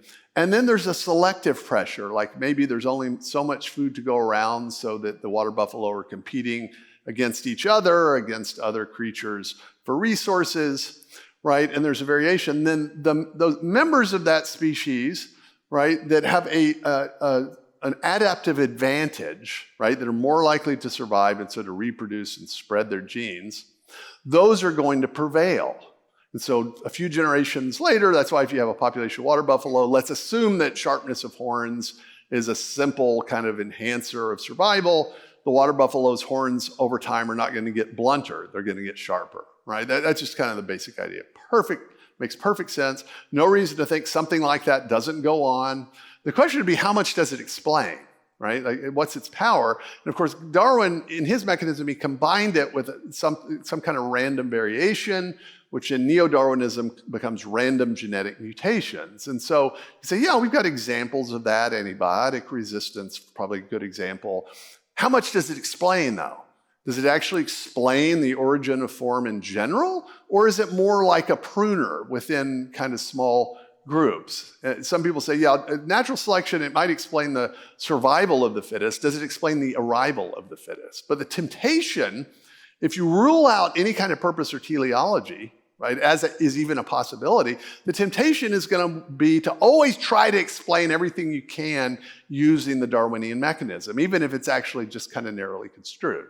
Right, so that's the basic idea. So I'd say, look, if natural selection is just the claim that, sort of members of the reproducing population, they have a fitness advantage, and fitness is defined as sort of reproducing more, then they're going to tend to prevail in later generations. That's just kind of an intuitive thing. It's the kind of thing that'd be true in any possible world. And so the popular example, at least in terms of the lore, would be Darwin's finches, as they came to be known. Darwin had a famous voyage on the Beagle to the Galapagos Islands in the Pacific and collected lots of specimens of organisms there, including a bunch of finches. He didn't actually collect them, it turns out. It was his assistant. He didn't actually label them. It didn't even occur to him to apply his theory to this. But later in his notebooks, not in his Origin of the Species, he realized actually the variations in the beak thicknesses and lengths might very well be explained by my theory. Here's what he put in his note, a note in his journal. Look, once he had sort of gotten these out and was comparing them, one might really fancy that one species had been taken and modified for different ends. So you get an original group of these finches. They get spread out on different islands. There are different environments on these islands. And so on some islands, having a thick beak, maybe it helps them to crack the seeds or something and eat on that island, whereas on this island, it's actually better to have a long, skinny beak for finding seeds down in the cracks. I mean, you make up the story, right? You get the basic idea, and then over time, you're going to get these kinds of variations of these finches based on natural selection and the environment. This makes sense, right? So not that complicated. Of course, it's all finches, though, right? I mean, you could say, okay, well, yeah, what else could he explain? But it at least explains that. But Darwin realized that he has a problem because there was some of these weird things especially in the world, in the biological world, that don't seem obviously to be consistent with natural selection. What do you do with that? And they all involve kind of sexually reproducing species, lots of animals, there's plants that are like this.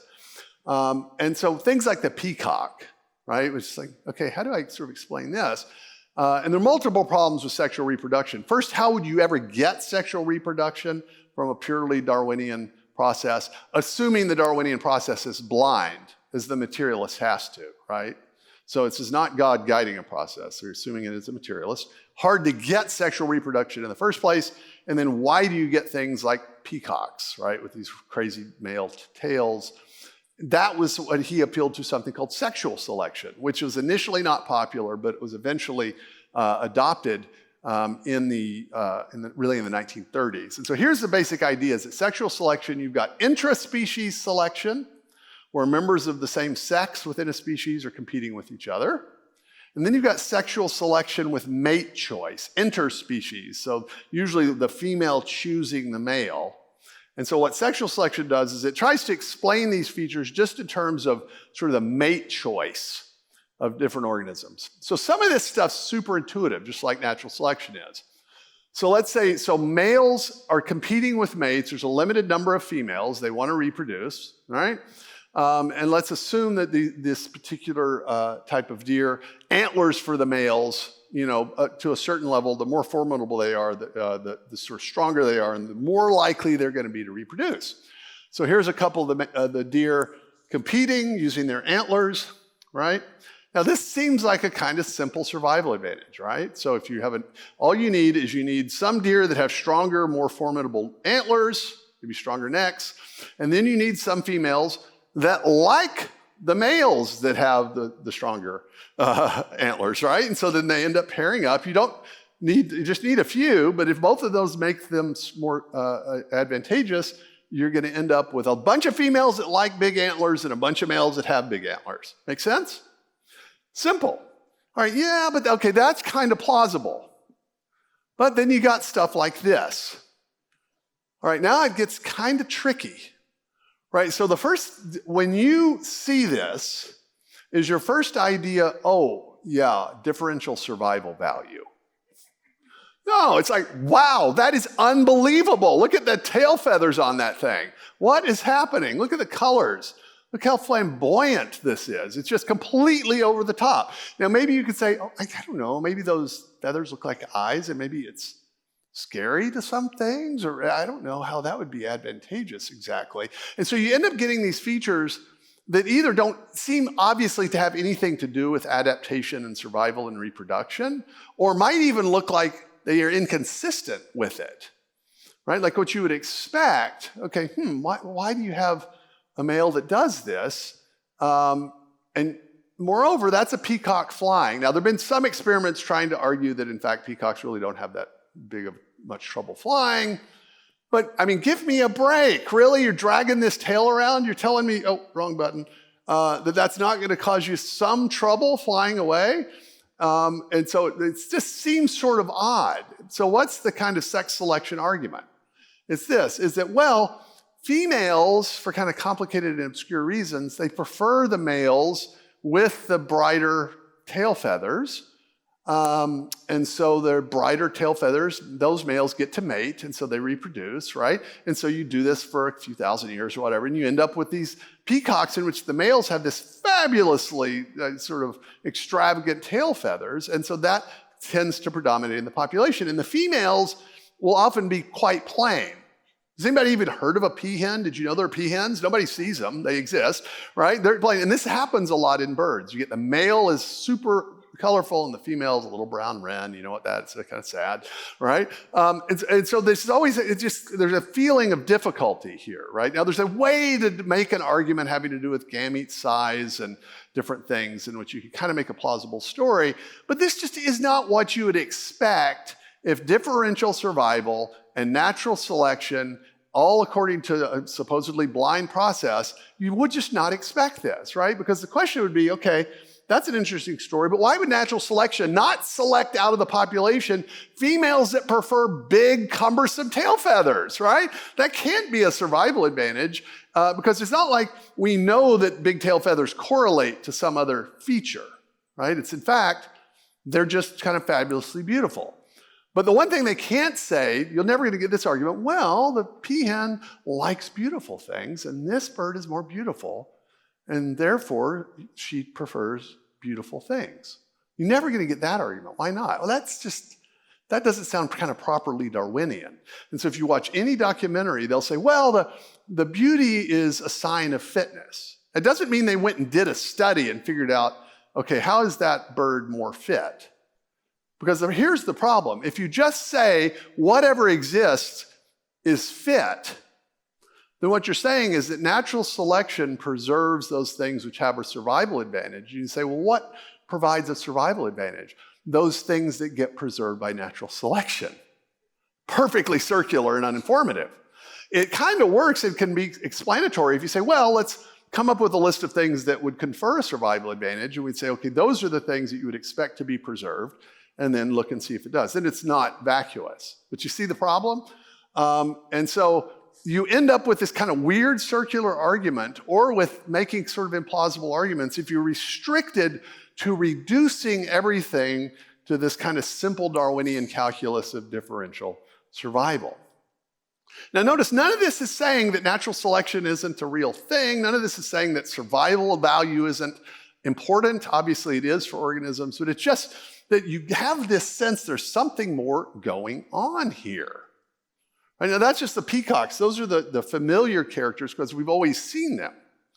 Here's my favorite ones. This is a kind of class of birds thought to be related to crows. I haven't looked into this. I'm just giving you the kind of official story that tend to exist in very dense jungles and forests. Places like New Guinea is where they get most of these things for some reason in New Guinea. Texas doesn't get any of them, and I don't know what's happening. But New Guinea gets its kind of unfair amount. Latin America has some of these, and Indonesia. That's where most of these birds are. So if you go to Colombia, you can see some amazing things. But here's a couple of birds of paradise from New Guinea. All right, so on the left is Wilson's bird of paradise. On the right is called the Vogelkop laforina. Vogel is, I think, a German word for bird. So I just look at these things for a minute, all right? So they're officially, I don't know why biologists, they make these different genre, but I don't know exactly why they're making different genre as opposed to just different species. I don't know if they tried to interbreed, I sure know the details. But the males are uniformly unbelievable and bright, and the females are generally kind of plain, all right? That's a bird, and you're going to see this in a minute. So this, obviously, you don't really get the full impression without a video, and so I'm going to show you from a PBS Nature video a clip of just one of these things, because they not only have these spectacular feathers, they also generally have very elaborate dances that they do, and then some of them also have this very elaborate construction project that they do that looks like, I don't know, it could be kind of orthonc or a tower, or a nest or something. And then the females are walking around trying to decide which one they like, right? And if you watch these documentaries, it will always be, everybody kind of presupposes that these birds are amazing, that they're actually beautiful. And I think that's telling. All right, so here's a clip. And that is literally the end of the relationship right there.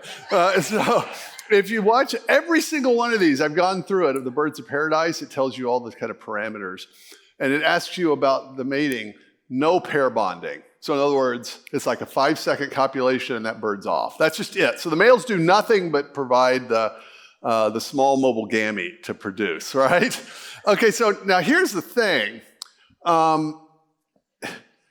That's just really weird, right? It's just not at all what you would expect if you're thinking of kind of functional requirements for reproduction. Now you can kind of tell a story and say, well, maybe these things kind of correlate to fitness, but wouldn't you expect if this is a blind process that what would correlate to fitness would just be some random thing, right? That, that female bird. Instead, it's things that we recognize are beautiful, that are amazing. You can look at these birds and you can analyze and give St. Thomas's criteria of beauty and see those in these birds. They don't seem like random assemblages. They look like their own integrated, wild and crazy thing.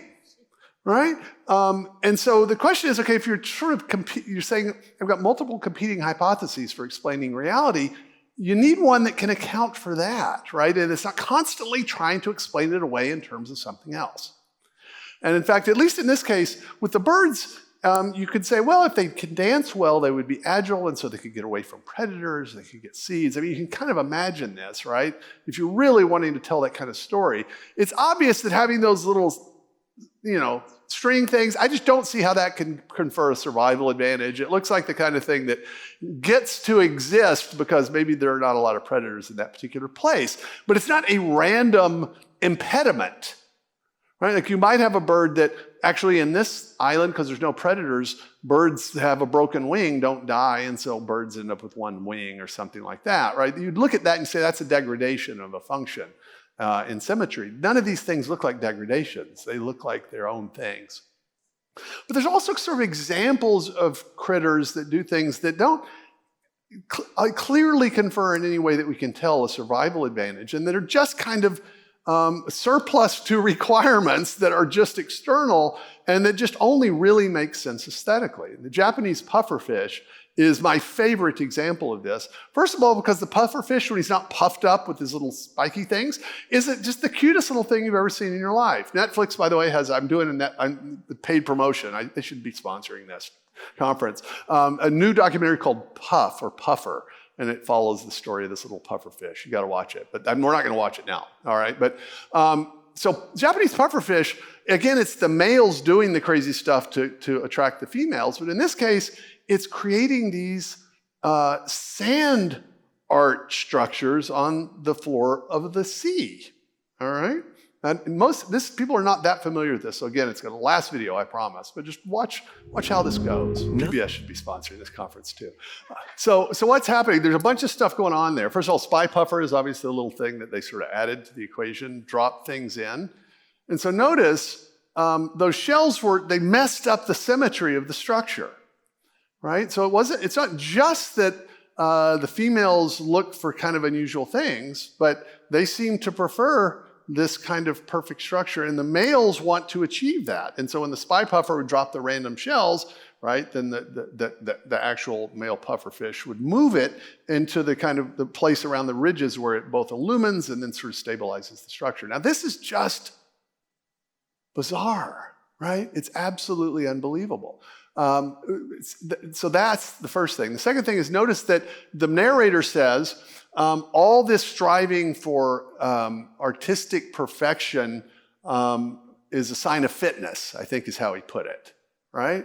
Now, what is that? Have they tested like the sperm quality of the ones who have, right? And they, and they have more sperm, and it's like the sperm motility is better. They could do that. They don't. They're just assuming, because the theory requires it, right? That somehow the better this kind of pattern is, the more biologically fit the male is going to be. And so natural selection is selecting for these things. We don't actually have any real evidence that that's true. In fact, it seems like a really elaborate thing to do for what, as you can just see, takes about 6 seconds, right? And doesn't obviously seem to have anything to do with fitness.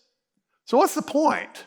Right? It's not like a deductive proof that materialism is wrong and Christianity is true exactly. It's just, okay, look, if we've got two competing hypotheses, God created the world, right? The world is the result of purpose and intention, or something that insists everything be reduced to its simplest level, it be blind processes, and that everything we find in biology is sort of gets squeezed through this filter of natural selection.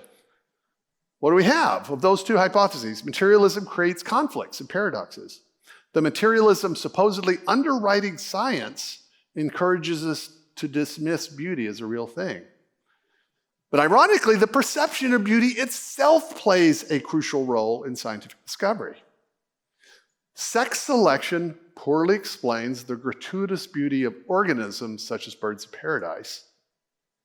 And so thinking of that, how likely is it on materialism that these female birds and female pufferfish would prefer features in mates that we perceive as beautiful? Because the whole thing presupposes that in fact those female fish and birds are selecting for something they perceive as beautiful. So that's what makes it intriguing. It's like the birds seem to know that that's amazing, right? And we know it's amazing. There is no way natural selection explains how pufferfish and birds of paradise in New Guinea would select for beautiful things that we find beautiful, right? And so that's the question. On what view of reality do these kinds of things make the most sense? I leave that as an open question, but I suspect you all have an answer in your heads. So this is the very end. I want to end with a hymn probably most of you know by Folliot Pierpoint, who was a high Anglican. It's called For the Beauty of the Earth. And so the version you know, the refrain is probably, Christ our Lord, to you we raise this our hymn of grateful praise. The original, as he wrote it, is Christ our Lord, to you we raise this our sacrifice of praise. So this our offering of praise to you for the beautiful things you've created. So it's really a prayer that you might not notice, and so I'll just read it. For the beauty of the earth, for the glory of the skies, for the love which from our birth over and around us lies, for the wonder of each hour of the day and of the night, hill and vale and tree and flower, sun and moon and stars of light, for the joy of human love, brother, sister, parent, child, friends on earth and friends above, for all gentle thoughts and mild. For yourself, best gift divine to the world so freely given. Agent of God's grand design, peace on earth and joy in heaven. Christ our Lord, to you we raise this our sacrifice of praise. Thank you very much.